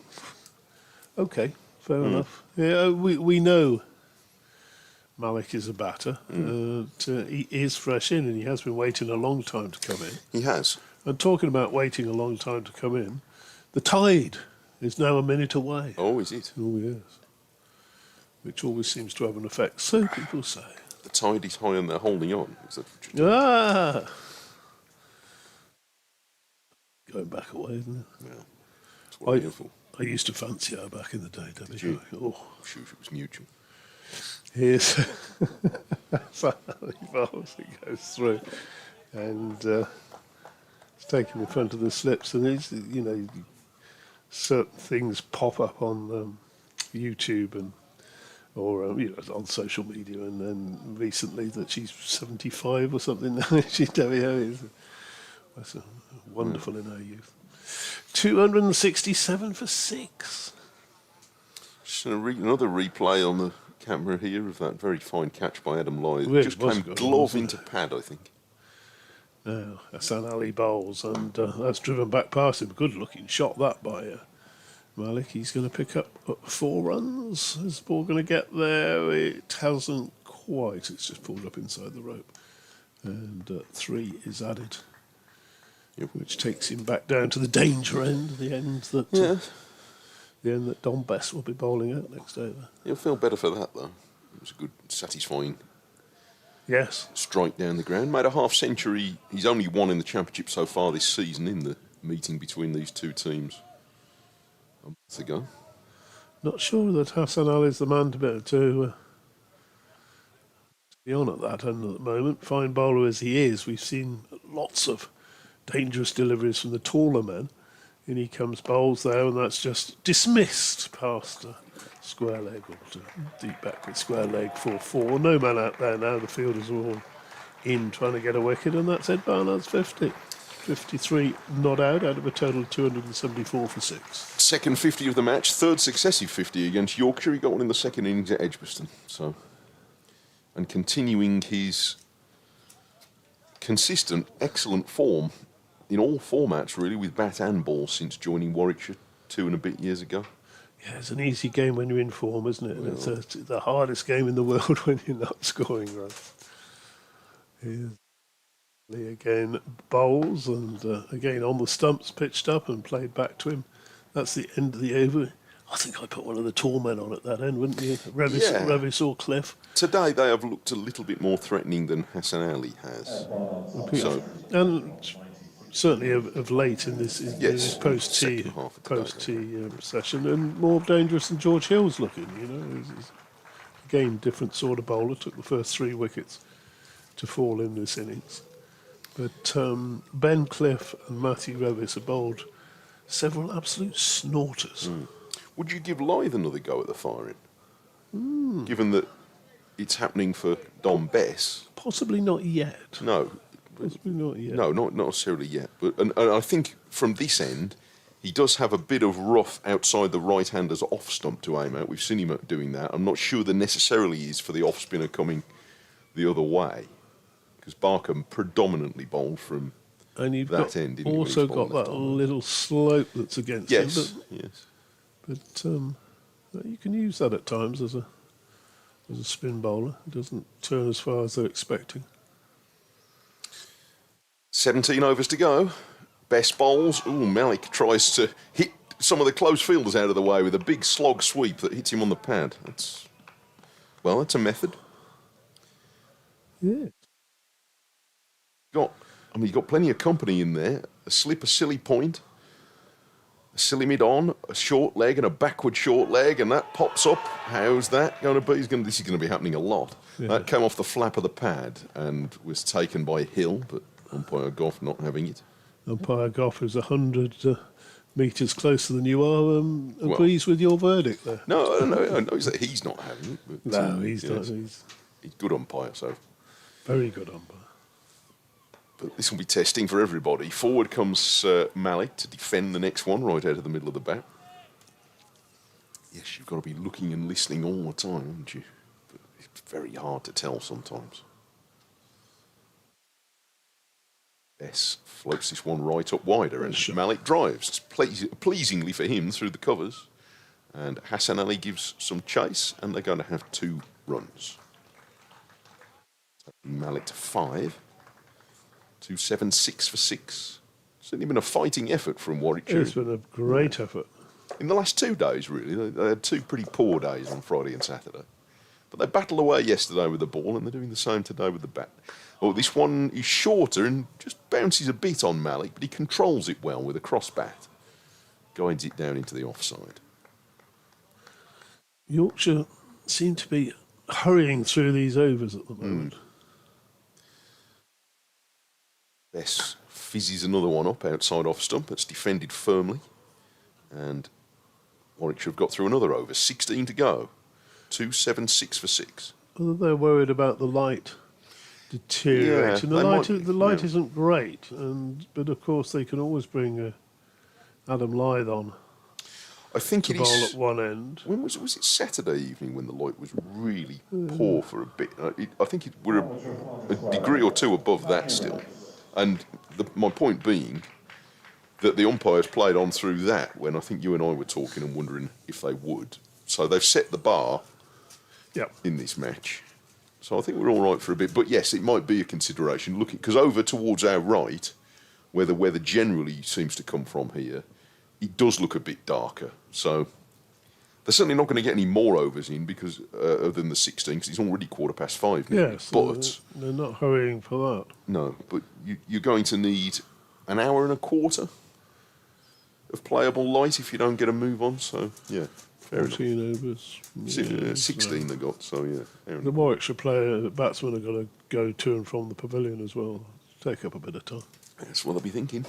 Revis into the attack, and that ball's outside the off stump and through to the keeper. No run. Revis bowled a couple of snorters in his previous spell, and I think from that end, if you've got the height to bang it into the pitch, as we saw with Ben Cliff. Yes. Ben Cliff, if anything, was more impressive than Revis, and that's the type of bowler you're looking for. Revis bowls, and that's pushed into the offside. No run there. They're desperate to keep Barnard on strike, haven't they? So I wonder whether they're very keen to get the ball back to the bowler. I think they would quite like to have a go at the new batsman. Barnard will be seeing it big at the moment. 2-7-6 for 6. 53 to Barnard. He waits. Revis bowls to him and he strokes him on the pad. Appeals for LBW. We know that was going down the leg side. And if you were sort of, I'm not suggesting Tom Lumley, but if you were a curmudgeonly sort of umpire, and you get lots and lots of appeals, you sort of dig your heels in a bit, don't you? I can imagine you being a curmudgeonly sort of umpire. Do you think you'd have been that? Or would you have been a trigger finger? His it's a delivery that goes through low, that kept shin high as it goes through. The slips are jumping up and down, and great excitement. No, I didn't umpire that many times, and I'll tell you how bad I was at umpiring. I actually once went up for an appeal and then had to give it not out. Oh, so yes, I see. I think I see. Not see a out. problem. One of those. Look at behind Bester. There's a line of 4 helmets, one behind the other. The next delivery turned very fine by Barnard. He picks up another 4. That's a 4-pitch delivery, and he just eased it away down to fine leg. I also used to count the balls in the over with dry roasted peanuts. Did you? Yeah, end of the court over and then munch them on the way out to square leg. Yes. So you had a few 3-ball overs, did you? You do run out about halfway through an innings, I think. Keeps the day short.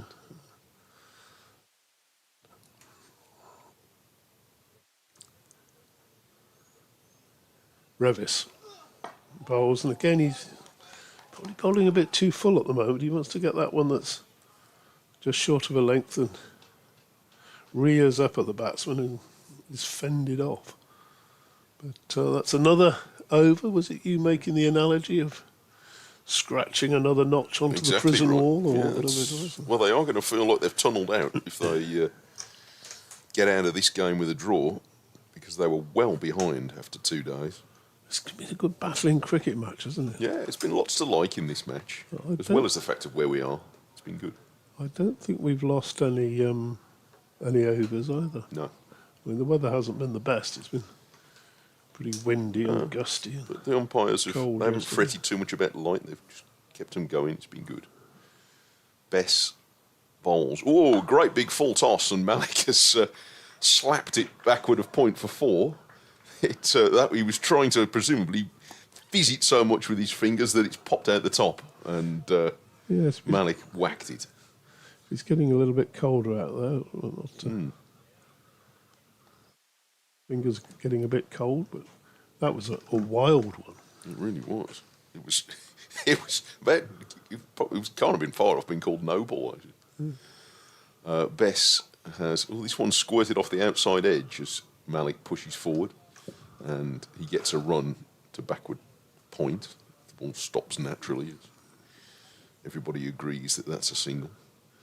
It's an interesting one here, isn't it? Because Barnard now on strike, and you'd think Warwickshire would want it this way, that he takes the danger. But if he gets out, then it's a big feather in the Yorkshire Cup. It is. Bess pushes that one through quicker, and Barnard has plenty of time to get into position and defend it. The offside, you're with Sports Extra on BBC Sounds, as well as on various streams, not least the Yorkshire website. Now, Barnard taking a big, 2 paces outside his off stump to pad that away. Don Bess shouts. Brave decision, because he's not offering a shot and the ball is spinning a long way. Umpire Goff, I think you could rely on him, though. Certainly could for that ball. Bess pushes this through quicker, and Barnard sweeps off the stumps, and he hits it low along the ground to deep backward square leg for 1 run. So he's now 58, and it's 2-8-6 for 6. And again, just using the digital numbers. Digital numbers? Yeah, the numbers are digits, aren't they, Mike? But the digits on the scoreboard, the electronic scoreboard, are shining out quite brightly again. As Bess runs his fingers over this one and Malik goes back, but finds he can play it with plenty of time. And Warwickshire have seen off another over, 97 gone and 14 left. 58 to Barnard and 10 to Zen Malik. Warwickshire today, having lost Yates for 20 last night, have lost Davies 24, Mosley 12, Bamber 23, Webster 49, and Haynes 69. But they're 14 overs from the safety line. Yep, they battled hard all day. Couple of decent tail enders to come, and then Ollie, Hannon, Dolby. Revis down the hill bowls, and that's just allowed through to the keeper by Barnard. No run there. Big Matty Revis, who's often turned it on here. We say he's sort of coming down the slope. Once you get to ground level here at Scarborough, you realise that it's a little bit of an optical illusion. It's a pretty flat cricket ground, but it does very gently slope from the tee rooms down to the far side. Next delivery is clipped firmly into James Wharton, I believe, at short leg. Hobbling around. I think it might have just caught him that bit up just above the knee where there's no protection. Yeah, slightly shorter leg now after that. Or if it swells up, possibly slightly bigger. Revis turns at the top of his run. Nice balanced approach bowls, and that is the end of Ed Barnard. It's worked. Revis down the hill has worked. He's got a little touch on that. A straightforward catch for Johnny Bairstow. And the Warwickshire skipper, his long resistance is over. And now there's an opening at both ends. And Revis in this light, you really would not want to be Sutar coming in to face this, and applause there for a very, very good 58 from Ed Barnard. Has he done enough to save his team from defeat here? Could they battle on? Well, they'll battle on, but Have they got enough in the still a long locker? way to go. That's the question. Manav Sutar coming out at number 9. 9 days ago, and several thousand miles from here, he started his first test match. So, 9 days must feel like a very long time to him. Yes. Because in that time, he's made his test debut for India, which is no small thing, won the Man of the Match award, helped them win the game, taken a load of wickets, signed a contract with Warwickshire, got on a plane, flown halfway around the world to a new country I suspect he may never have visited before, let alone played in. Coming here to Scarborough, which somebody will have to tell him not all English cricket grounds are quite like Scarborough, and here he is having to save a game. So, who says you don't see a bit of the world playing cricket? Revis bowls to Sutar. That's outside the off stump. The slips are jumping up and down. It was a regulation delivery. He raised his arms to just settle down. There are no regulation deliveries at this point. But that's a big wicket. Ed Barnard going. It is. You could almost say that the odds are now in favour of a Yorkshire victory if the light holds. And it's a little bit murky. Yeah, And playable at the moment. Big Revis bowls, that's outside the off stump as well. You won't be happy with that. There's 2 deliveries. He's given the batsman a sighter. He really wanted to be tucking one into his ribs, maybe fended off to short leg, or Don Bessett to leg slip. 3 slips and a gully for the more regulation edge. But that was the wicket they were really after. And our good friend of the commentary team, Lily, sitting down there in the members be delighted. And again, Revis outside the off stump. Well, he's taken a wicket in that over, but he wasted 3 deliveries to the Indian left arm spinner. The end of the over, 286 rather, Yes. for 7. And yes, Lily, the chair of the the self-appointed chair, we should point out, of the Matthew Revis fan club. She would have been jumping up and down. She probably did. So 13 overs left now for Malik and Suter, and if required, Barker and Hannon Dolby to complete the tunnel out for Warwickshire. There's now quite a collection of supporters down in front of us, leaning on having aborted their walk out of the ground, I think, as Best starts another over. And forward comes Malik, who has 10 to defend, and now finding himself as the senior man out there, Zen Malik. Waits for Bess and drives firmly along the ground to mid-off. It's definitely where's the party boys field, isn't it? 5 men plus the wicketkeeper. Almost Around within the touching bat. distance. Bess floats this right up, and Malik clips it into the ground and back to the bowler. I feel he just wants to slow down a little bit, Bess. He's hurrying through these overs. Just take your time, think about it.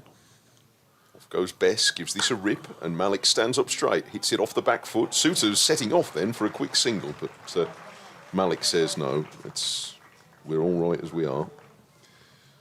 And it's tidily fielded, so there's no run. Close fielders crouch down again, off goes Bess, hurries in, and this is miscued a bit by Malik, but it stays down, got off the thickish inside edge and runs along the ground to mid-on. That was not the best shot he'll play this year. Just felt for that one outside the off stump and tried to hit it to mid-on. I don't know what he was doing. Pressure's getting to him. One to come in this over. Best floats that right up, and Malik checks his drive backward of point, and they're going to have 2 runs. They might have a third. No, they're content with 2. I wondered how keen Malik was to keep the strike, but he's happy with 2. And that's another over gone. 12 to go.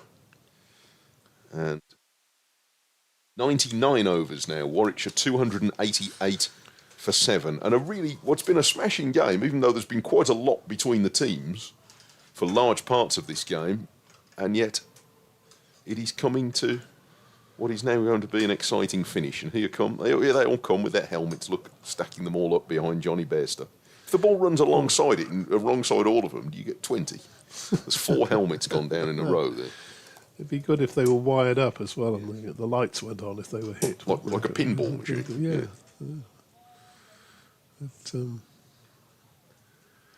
3 wickets to go. If it all came down to Ollie Hannon Dolby having to block out the final over, wouldn't that be great? Revis round the wicket, and that's homing in on the stumps and came down late on that, did Suter, but found the middle of the bat with it. I'm not sure how great OHD would think that was. I'm not sure how great OHD would think that was, although he's still got a little bit of the... Well, it's the, the spot. He's done it before. It's happened before. He's waited half his career for a chance like that. Here comes Revis again, bowls, and well played. Well played by Suter. He got one up into the ribs and played it down short of the short leg fielder. That's the sort of place where Brian Close used to field. That would have been right into his hip pocket, that wouldn't it? Yes, it would have been. Yeah. James Wharton was a little bit further back. He's now come into, he can't be much more than 5-6 yards from the bat as Revis bowls, and that's a quick delivery, but Suter able to just sway back out of the way of the line of it. And another ball towards safety for Warwickshire. A few Warwickshire players have had the fidgets. One to sit in the dressing room. Rob Yates and Ethan Bamber have been for a very slow walk around the ground, but they're coming back to the dressing room at the moment, so they might have to go around again. It's Revis bowls, and that hits the bat hard. You could hear that, but Sutar takes the bottom hand off, but plays defensively. He knows what he's got to do. A couple of times Ian Westwood, the coach, and Alex Davis, the former captain, have been out down in front of us having quite a long chat. They were out at tea. Oh, helmets coming on. Yeah. Luxton's going to get a helmet and go in close. Now this is interesting there. I thought we were going to see two sort of back pad silly points, but it's, He's very close there, Will. yes, he is, but not sure there's going to be any sort of fierce shots in his direction. Revis bowls and let's push back to the bowler. It was in the air half the way back down the pitch to him, and he does the fielding. The fine legs come up as well to sort of. Well, it's but not quite leg slip, is it? No, he's almost sort of that 45 position you get in one-day matches, isn't he? But why not attack at this stage? The runs are immaterial. No, you've got to have them up. 288 for 7. Revis bowls, and that's hit and stopped at that sort of leg gully type position. I thought he played that quite well, actually. He guided it down, so it was well short. Yeah. It was a good ball. Up into his ribs. Yeah, he's certainly getting a feel for it. He's Revis. Now, where's he off to now? Is he leaving the field? Has he hurt himself? Oh, so no, he's running off. So he's obviously gone off to change something.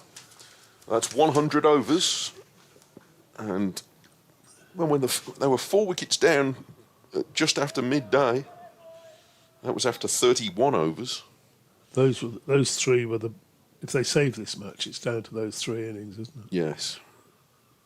Best to start the 101st over with a big full delivery outside the off stump, and Malik drives, and he's going to have a couple of runs. There's a chase and a sliding stop from Hassan Ali to prevent it being 4.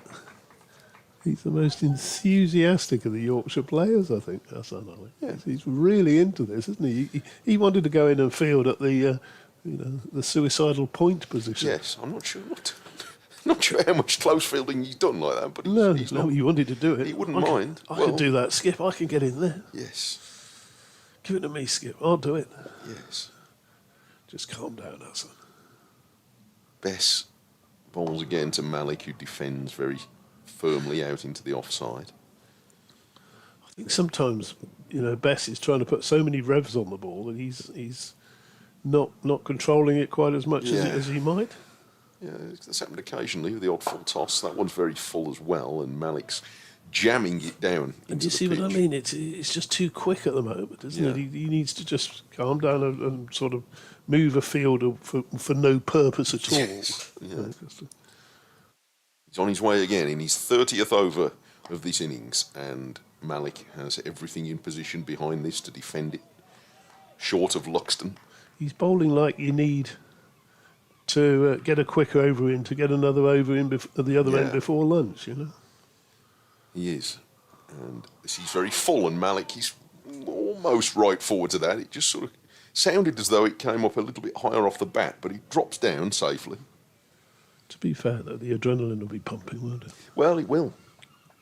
It will. Yorkshire have been making the running in this game since about 11:10 on Friday, and they're trying to close it out now at 5:30 on Monday, and Malik resists that over by turning the final ball into the leg side, and 10 overs now remain with Malik 14 and Suthar no score, and it's 290 for 7, and it's been a smashing 4 days, really. It really has. I know it's been hard going for Warwickshire for quite a lot of it, but they've put up a good fight since yesterday, and especially today with the bat. Sort of first half of yesterday with the ball, they battled away very well as well, and it's given us an exciting finish. It certainly has, and could yet go down. Well, I suppose probably will go right down to the last over, because Yorkshire They'll push it all will the way think now, even if these two aren't separated, they can still take 3 wickets in the last over. One of them being Alan Dolby.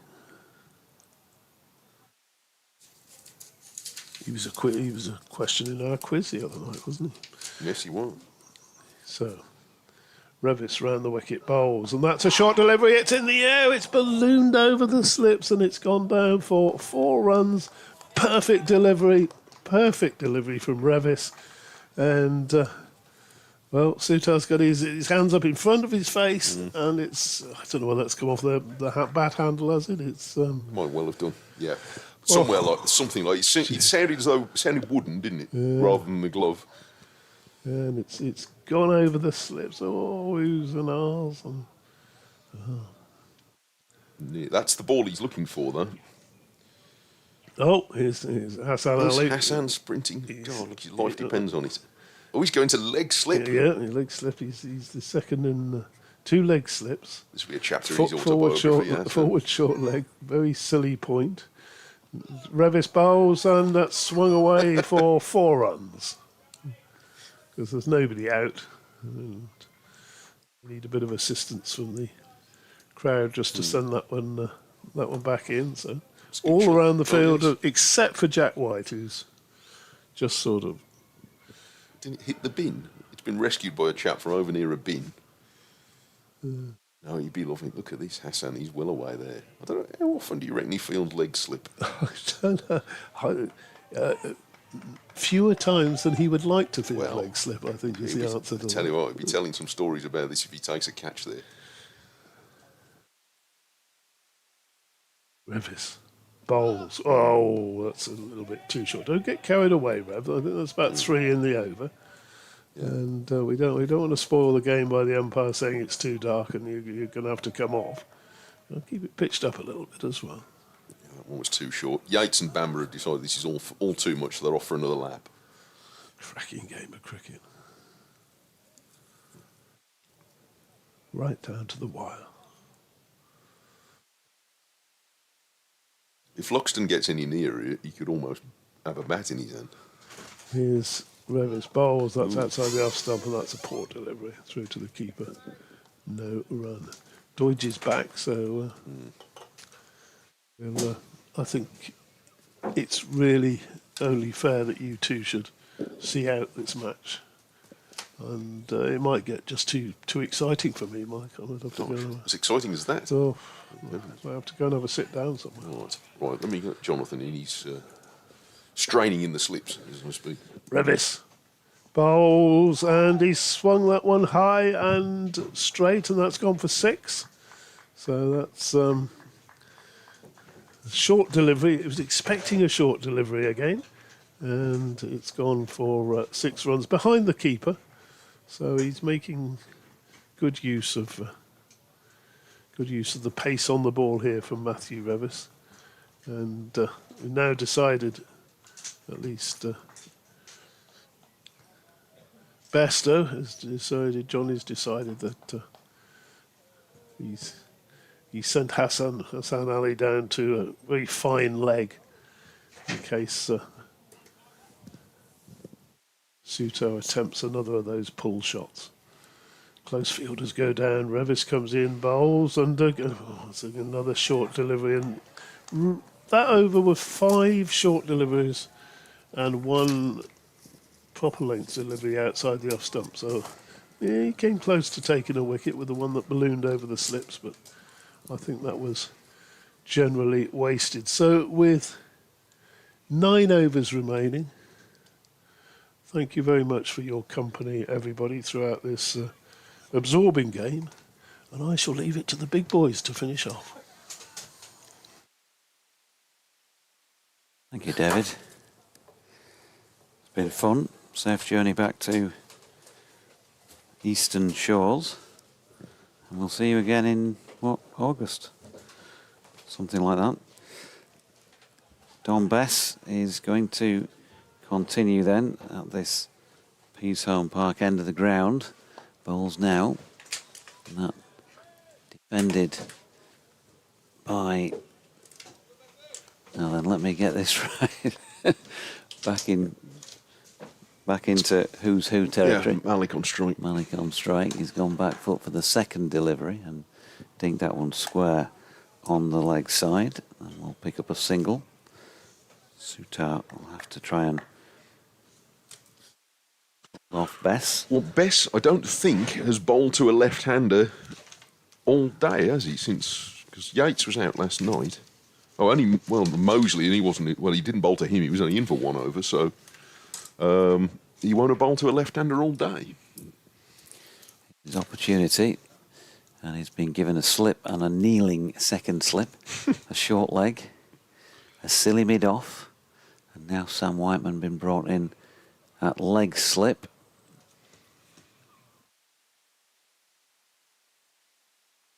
Bess going round the wicket to Sutar, who stretches forward.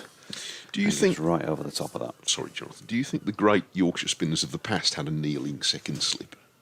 Do you think Wilfred Rhodes would get George Hurst to kneel at second slip for him?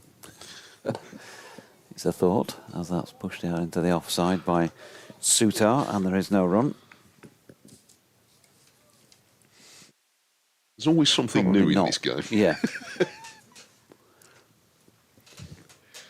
Yes, Bess again.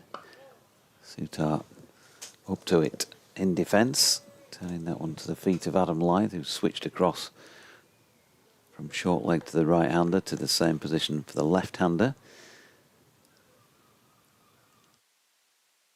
Sin again floats this up, and Sutar again defends 305 for 7.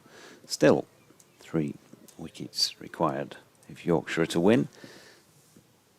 And time continues to run out. I don't know how Manav Sutar knows even where he is at the moment after the 9 days he's had. But it's an exciting life being an international cricketer. He'll be straight off to Taunton after this. They're taking him to all the haunts in his new country in the space of a fortnight. You'll have seen a couple of very different visions of English cricket. So that's good. He's shaped up to it well and looks as though he's got on pretty well with his new teammates too, so that's good. 305 for 7, 8 overs left. Which presumably means that Bess, if it goes all the way, will have the last one, won't he, from this end. Revis to bowl from the Trafalgar Square end, and the first ball's down the leg side. Bairstow with no headgear on there, the wicketkeeper. He's taking that. A reminder for those who like cricket to go deep, Yorkshire did win a match in my first season doing the commentaries here in 2019 against Surrey. Dwan Olivier bowling from this Peace-Home Park end took the wicket of Gareth Batty, caught by Adam Lyth with 10 balls remaining of the 4 days. Malik, he tried to leave that, I think, having planted his front pad there, and it's come down off the bottom edge, but fell well short of the slips, so that's all right. They did also win a thriller during COVID at Headingley in front of nobody, unfortunately, because what a thrill it would have been to be there for members of the public. But Stephen Patterson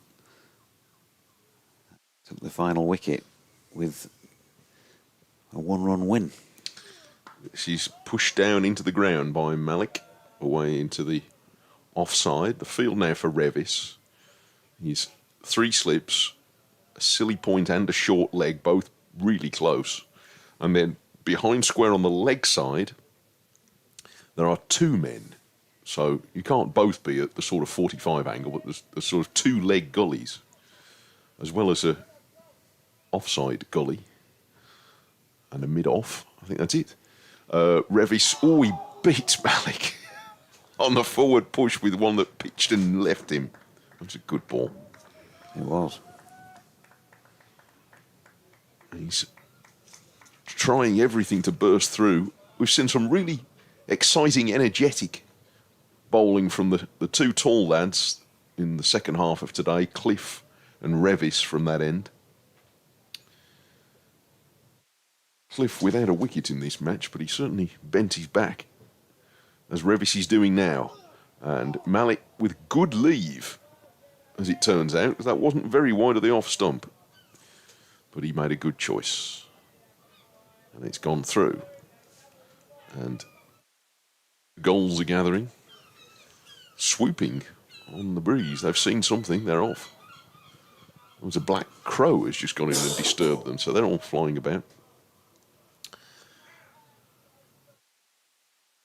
somehow adding to the sort of late in the day drama of it. Revis bowls to Malik, who's unperturbed by either that ball or the goals, and he defends it down to Luxton. It's a maiden for Revis, and another over complete. 104 down and 7 to go. Warwickshire 305 for 7. 15 to Malik, 14 to Suter, but the number that counts is 7. 7 overs remain. Yep. 42 deliveries. John Best to bowl the next 6 of them.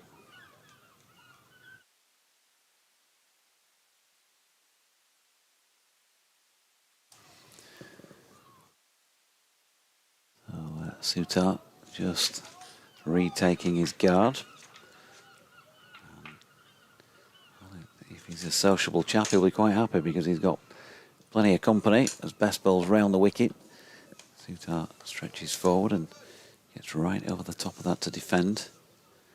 Johnny Bairstow plus 5 fielders within about 3 metres of him. Best in again. Suter gets the ball that bounces a little more. Still negotiates it safely enough but drops it by his feet. Johnny's just having a little chat with him. Nice friendly chat, I'm sure. What do you fancy in the opener at Royal Ascot tomorrow? Bess is in, and that's pushed into the offside to silly mid off. James Wharton fields. Ben Cliff has just been dispatched out on the 2 now rather than the 1 at cover. As Best bowls his side arm delivery. Tries to get that one in a little quicker and flatter. Suter is not for being moved. 305 for 7 still. Batting again, wide on the crease again. Suter opens the face and runs it out beyond those infielders, and George Hill steps out of line to go and field it. They've got a single. Still only a young cricketer, Manav Suter, and obviously has played in a test match in the last few days, so he's been used to different levels of the game very quickly, but he's shaping up well in this particular battle. I don't know how many times he's done this. And final ball of the over, defended this time by Zain Malik. Another one successfully seen off, and 36 deliveries remaining for Yorkshire to try and find 3 wickets, or for Warwickshire to safely negotiate. I think Warwickshire have got a lot deeper than a lot of their supporters probably thought they would. And I must admit, at midday today, they're a lot further than I thought they would. They have really resisted hard, because there's no doubt that Yorkshire made all the running in this game. They certainly comprehensively outplayed Warwickshire for 2 days. Yesterday, it was a good effort by Warwickshire in the field to take some wickets, and there was one point where it looked as though they had an opening to try and limit the lead to something in the 360, 370 range. They weren't able to do that, but they certainly did a much better job in the second innings, as indeed they have done with the bat, to stretch it now to 105 overs. And 6 remain. First question I was asked as I walked down the little passageway at the side when I went off air. You think they should have enforced the follow-on? It's a fair question. I'm not sure that it follows there would have been a different result, but it's a fair question. Revis is still... Ben Cliff. Oh, it's Ben Cliff, isn't it? He's taken over from Revis, and his first ball, a short ball, he's pulled confidently by Suter for 4 runs. Yes, Cliff replacing Revis for a spell, coming down the hill, similar type of bowler, and it looks as though he's going to try a similar type of tactic. But Suter, he's quite happy to pull it. I don't think there's anybody now down there, is there? Oh no, Hassan Ali is down there. So, anyway, he did well enough, and it's away for 4.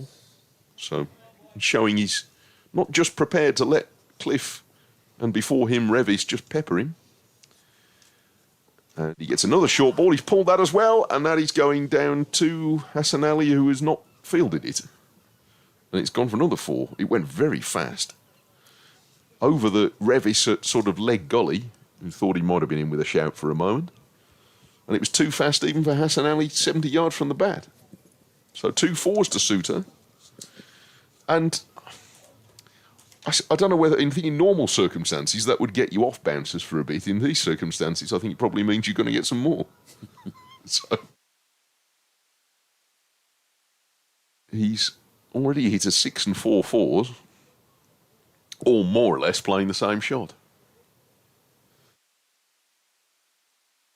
But he's not going to duck. Or at least he hasn't yet. 3-14 for 7. He's 23. And he's waiting for Cliff, who does give him another. Oh, that one's no good. That's too big. And it's gone harmlessly over.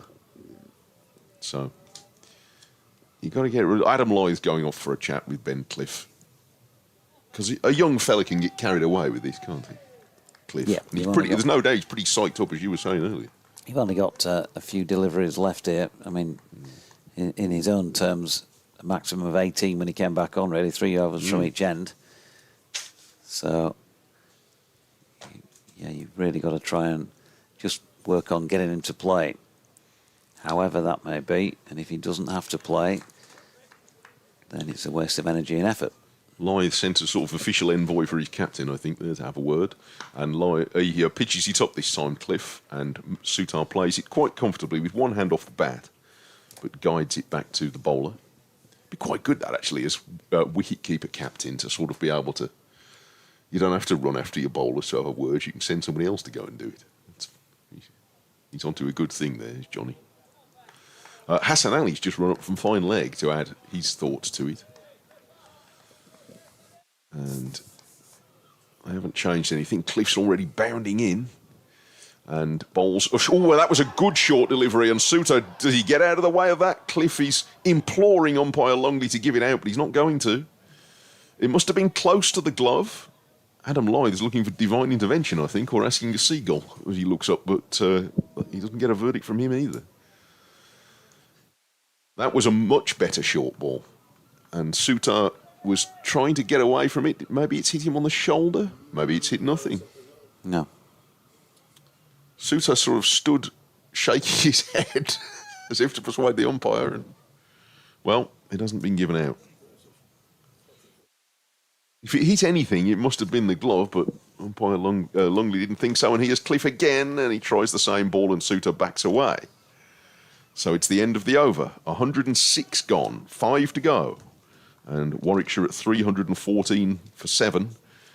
Have dry land in sight, but some choppy waters to get through before they get there. Yeah, I'm not convinced they hit anything. No. Well, and umpire Longley would have presumably heard it. Gap between Suter's body and his gloves. So if it hit anything, it could only have been the gloves. Yeah. Just didn't seem to be any change to either the trajectory or pace of the ball. No, they didn't. Also doesn't mean it didn't hit the glove, but just don't think he did. As Bess is in, and that's pushed into the offside, where Will Luxton is under the helmet at silly mid off. And there's no run. Malik called upon to do his bit for the Bears now. Bess in again. Bowls. And once more defended into the offside. We were speculating that they were hastening through the overs, not because they thought they'd get more in, but just in case the light came over, and they really have hurried through it. Here's Bess again, and Malik once more across and defending. Yep, we're not going to be far off us. No, 6 it's o'clock going finish. to be 10 or 15 minutes after it anyway, even if we get the full 5 overs.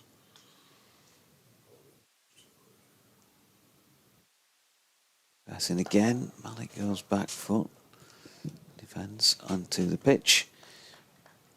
You can almost feel the adrenaline pumping through the Yorkshire fielders at the moment, can't you? And particularly through Don Bess, who is not hanging about, getting through his over. Here he is again. And Malik forward to defend this time. It's been a tough old few days for all of us, I think.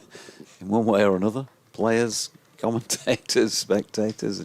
Some hardy souls have been here right through the 4 days in some interesting June weather as Bess bowls it full, and that's stabbed to the feet of Will Luxton to complete another over. 314 for 7.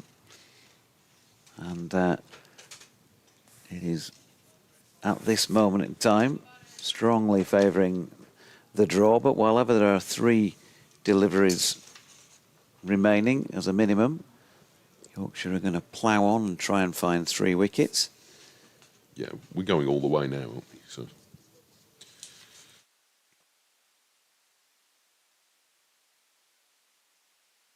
Press on, trying to finally get through these. Yep, got to give vast amounts of credit to, in particular, Bo Webster, Sam Hain and Ed Barnard for their lengthy periods of resistance on this final day. Fought very hard. Here's Cliff to start the 4th from last over. And his first ball, he's short and pulled by Suter for 4 runs. Because there's nobody out at square leg. There are 2 back now behind square on the leg side, but there's nobody in front of square, which is where he's punched that one. Good shot. So he is, I don't know whether fighting fire with fire is quite appropriate, but he's certainly not just standing there as a target. 318 for 7. 33 in the first innings, 27 not out in the second, Manav Sutar. Waiting for Cliff, and opens his stance up and carves this over backward point for another 4. Well, it's an effective method so far. 131 to win. Yeah, well, Don't you worry about that. Backward point's going back a bit. There is, I mean, I suppose he's trying to get rid of the close fielders. I don't know whether that's going to happen. 22 balls to go. Cliff hurtles in, bowls to him again, opens his stance up and hits him back over his head for another 4. Thumps into the ball. I didn't have hitting him back over his head on my bingo card for this over, I must say. not a million miles out of reach, was it? No. There are a lot of ways of trying to save a cricket match. Yeah. Clumping a fella back over his head 4 overs from the end, he's one of them. He's a new one, I'll be honest, but it's certainly making Yorkshire stop and think. Whiteman's creeping back to deep third now, or fly slip effectively, for a catch. Cliff bowls, and Suter pokes that into a gap at backward point, and they're going to have a couple of runs. They might have 3. Suter's, no, they'll have 2. Gilder Lily there, 2's fine. Malik's quite content to enjoy the show from the non-striker's end. Whiteman being back here 50 yards from the bat, he's definitely a catching position in this situation. I mean, I'm just asking myself what's Ben trying to do in this last over. The first ball went for 4 through square leg or thereabouts. Nobody within cooey down there. No, they're both. There's a deep fine leg and a long leg, and it's a bouncer. And for the first time in this over, he ducks. That one was too short. And at the moment, Manav Sutar is winning this round. Not so much by dint of the runs that he's scoring, although everybody likes their average padded, but mainly because he is forcing Yorkshire to do things that they weren't going to do, and Cliff has ended up bowling too short there. He's got one more crack in this over. That was a better one, but Sutar has everything behind it. And Cliff's trying to engage him in conversation. I'm not sure that's going to work. And it's the end of 108 overs and 3 to go. 328 for 7, 37 to Manav Sutar. And 15 to Zen Malik, and there are 18 balls left. Yep, and Warwickshire are just about there, and you can tell even more so the crowd has clearly dwindled in this final session, and there are more people heading for the exits who've given up on Yorkshire managing to find 3 wickets. But as Mike says, still 18 balls to go. It's cricket. All sorts of things happen in games of cricket, which is why it engages us as it does. Hassan Ali coming back, replacing Bess. Yeah, I think they've just got to do something different with the time they've got. I imagine, that, who knows, that might be Ben Cliff done, and maybe somebody else gets 6 balls from that end. Just something different for the batters to think about. Hassan Ali is something different, and he's coming in right arm over the wicket. And Malik plays that as if it was bowled at about 50 miles an hour. Really had lots of time to get in behind it. He did. I think it's been a bigger than normal 4th day crowd, and quite a few of them are still here. Some have gone, certainly. Some are in the process of going, sort of a few yards between every ball. As 6 o'clock ticks over, here's Ali again. This time he's dragged one down the leg side. And there is no run. Yes, I'm going to leave you briefly during this over. No problem. But Hassan Ali being back on slows things down a bit.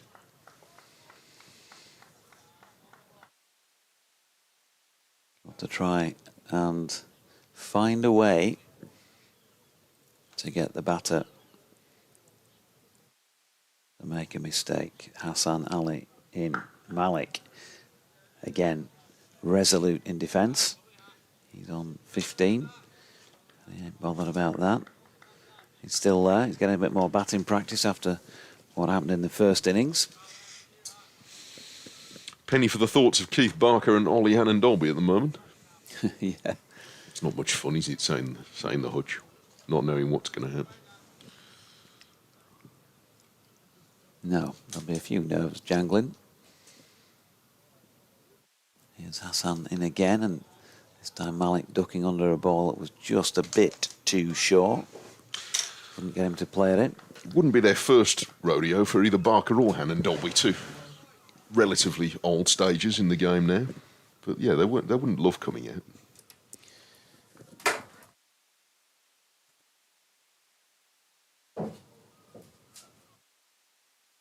.328 for 7. Hassan Ali in and bowling. Malik drives. Jack White gets down and kneecaps this one to the other side of the straight, where Ben Cliff has to skip back a few strides and do the fielding. Probably going to be a little bit sore around the knee area tomorrow for Jack. Probably a little bit sore around the knee area for Jack right now as he's hobbling slightly back to his fielding position, and with the batters having got a single between them. 1 to Malik. That means Sutar is back on strike. White is now at mid-on. 3 slips and a gully and a short leg and a silly mid-off. The man down at long leg. Since tea, they have lost Sam Hain for a 3.5-hour innings of 69. Here comes Hassan. This time fading away down the leg side once again to complete that over. The 109th, I should say, of this Warwickshire second innings. And that leaves just 12 deliveries in the match.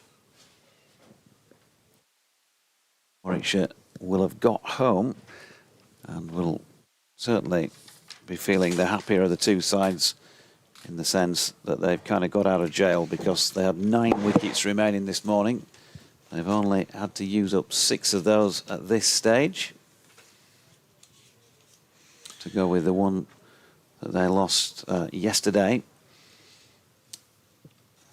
Now that the batters have changed ends, we're going to have a slightly different challenge, because Zen Malik has approached facing the fast bowlers in an entirely different way to Manav Sutar.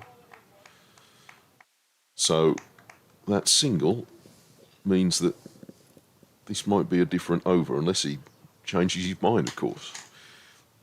He has Cliff, and he bowls to Malik, who is able to defend that away on the offside, and looked relatively comfortable doing it. It wasn't as short as Cliff was trying to go in the last over to Suter. 11 balls remaining. They'll be fidgeting in the dressing room. Keith Barker and Ollie Hannon-Dolby. Close field goes down. Cliff bowls. Oh, he beats Malik on the forward push. That was a pretty good ball in any circumstances, but Malik missed it. And it's gone through, and deep frustration for Yorkshire. Just 10 balls away. Warwickshire from escaping, and I think it's going to be an escape because they were really struggling for a long time in this match. Here's Cliff, and that's well left by Malik. It bounced, he trusted the bounce, and it goes safely for him through to Johnny Bairstow. There was a fair bit of enthusiasm and noise and belief in the crowd maybe half an hour ago, but that you can hear has ebbed away a bit. But it's not quite over. It's Cliff trying to manifest a wicket. And this is flicked in the air off leg stump confidently by Malik for 4 runs. Over the infield, there's nobody behind it. So once he'd got it out of the middle of the bat, it was quite a safe shot. And he picks up 4 runs. Yeah, played it well. Material, obviously, but yeah, 333 for 7. The 7 is the bit that matters because Warwickshire have held it together, and they've held it together really, really well on this final day. They've shown that there's some fight in them. Malik defends back up the pitch. Because here, and you know that the Yorkshire public get behind the team here, well, they do everywhere, but particularly here. So you know you're going to be under pressure. You can't even go and really hide away in the pavilion here because you're sort of close and everybody can see you. So they've been exposed in this match, but if they go away with the draw, they'll oddly feel perhaps lighter-hearted of the two teams tonight if they get through, and they're a ball closer to getting through as Malik pushes this safely away into the leg side. Cliff head down. He absolutely tried his hardest in that spell, as did Revis from that end before him. But they haven't managed to break through, and Warwickshire go into the final over still with 3 wickets in hand at 333 for 7. Malik 20 and Suter 37, and 6 balls from Hassan Ali between Warwickshire and a good draw, a very good draw in the circumstances. Yep, that's what it's going to be if we get to the end of the over. Suter then, scratching away at his guard for perhaps the final time. Hassan Ali with ball in hand. And Yorkshire with fielders within,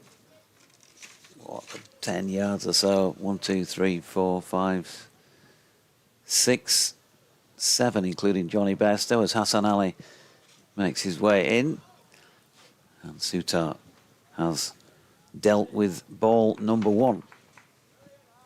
In terms of where they go in the competition after this, well, Yorkshire got the maximum 8 bonus points. They'll finish with 16. Warwickshire picked up 4. They'll finish with 12, so they'll obtain a positive difference over Yorkshire in the county championship table, or slightly diminished. Now then he's trying to go at this one, and he's pulled it, but got a little top edge, and Johnny Bairstow takes the catch. The 8th wicket falls in the final over of the day. Suter, who had been getting his hands through plenty of deliveries in recent times, has played 1 shot too many. Interesting in the final over. And he's gone for 37. Hassan makes another breakthrough. And if anybody had removed their paths, then they'll be strapping them on pretty quickly right this moment in time in the Bears dressing room. Well, that method got Manav Sutar very close to the end, but he hasn't quite gone all the way, and that's left a very awkward assignment now for another left-hander, Keith Barker, who has, at time, in his career, proved how capable he is as a batter. But he's got two more left-handers to go at here, Hassan Ali with Keith Barker, and if required, Ollie Hannon Dolby. Sutar gone for an entertaining 37, but there are 4 balls left for Hassan Ali to try and sort this out. 4 to come. Oh dear. Well, everybody who's come today has had their full value. We're in the final over, and we still don't know the result. And that's obviously more fuel for the argument of those who said they should have stuck them in again, giving themselves more time. It's an unprovable counterfactual, isn't it? We'll never know. No. So, Hassan Ali prepares to bowl to Keith Barker with 4 balls remaining in the match. Now then, Hassan gave him the wide signal as he came into bowl, and Keith Barker sensibly steps away. Yeah, he's within his rights to do that. And umpire Goffey's going to... Well, I'd say he has a word with Hassan Ali on the way past. They just stop and exchange a quick glance. But no, Keith Barker... And it was mentioned the other day that Parker did do that and had people backing away from him on previous occasions a few years ago. So, you know, he knows his rights. But a lot of company as Ali bowls round the wicket to him. There's 1 safely negotiated. 3 balls left in the match. 2 wickets needed.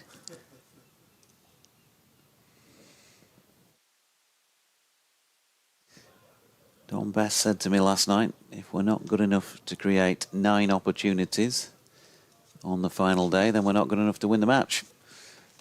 So far, they've... Can't think of many opportunities missed. No, not think of directly. A catch off the top of my head. Not a dropped really. one, no.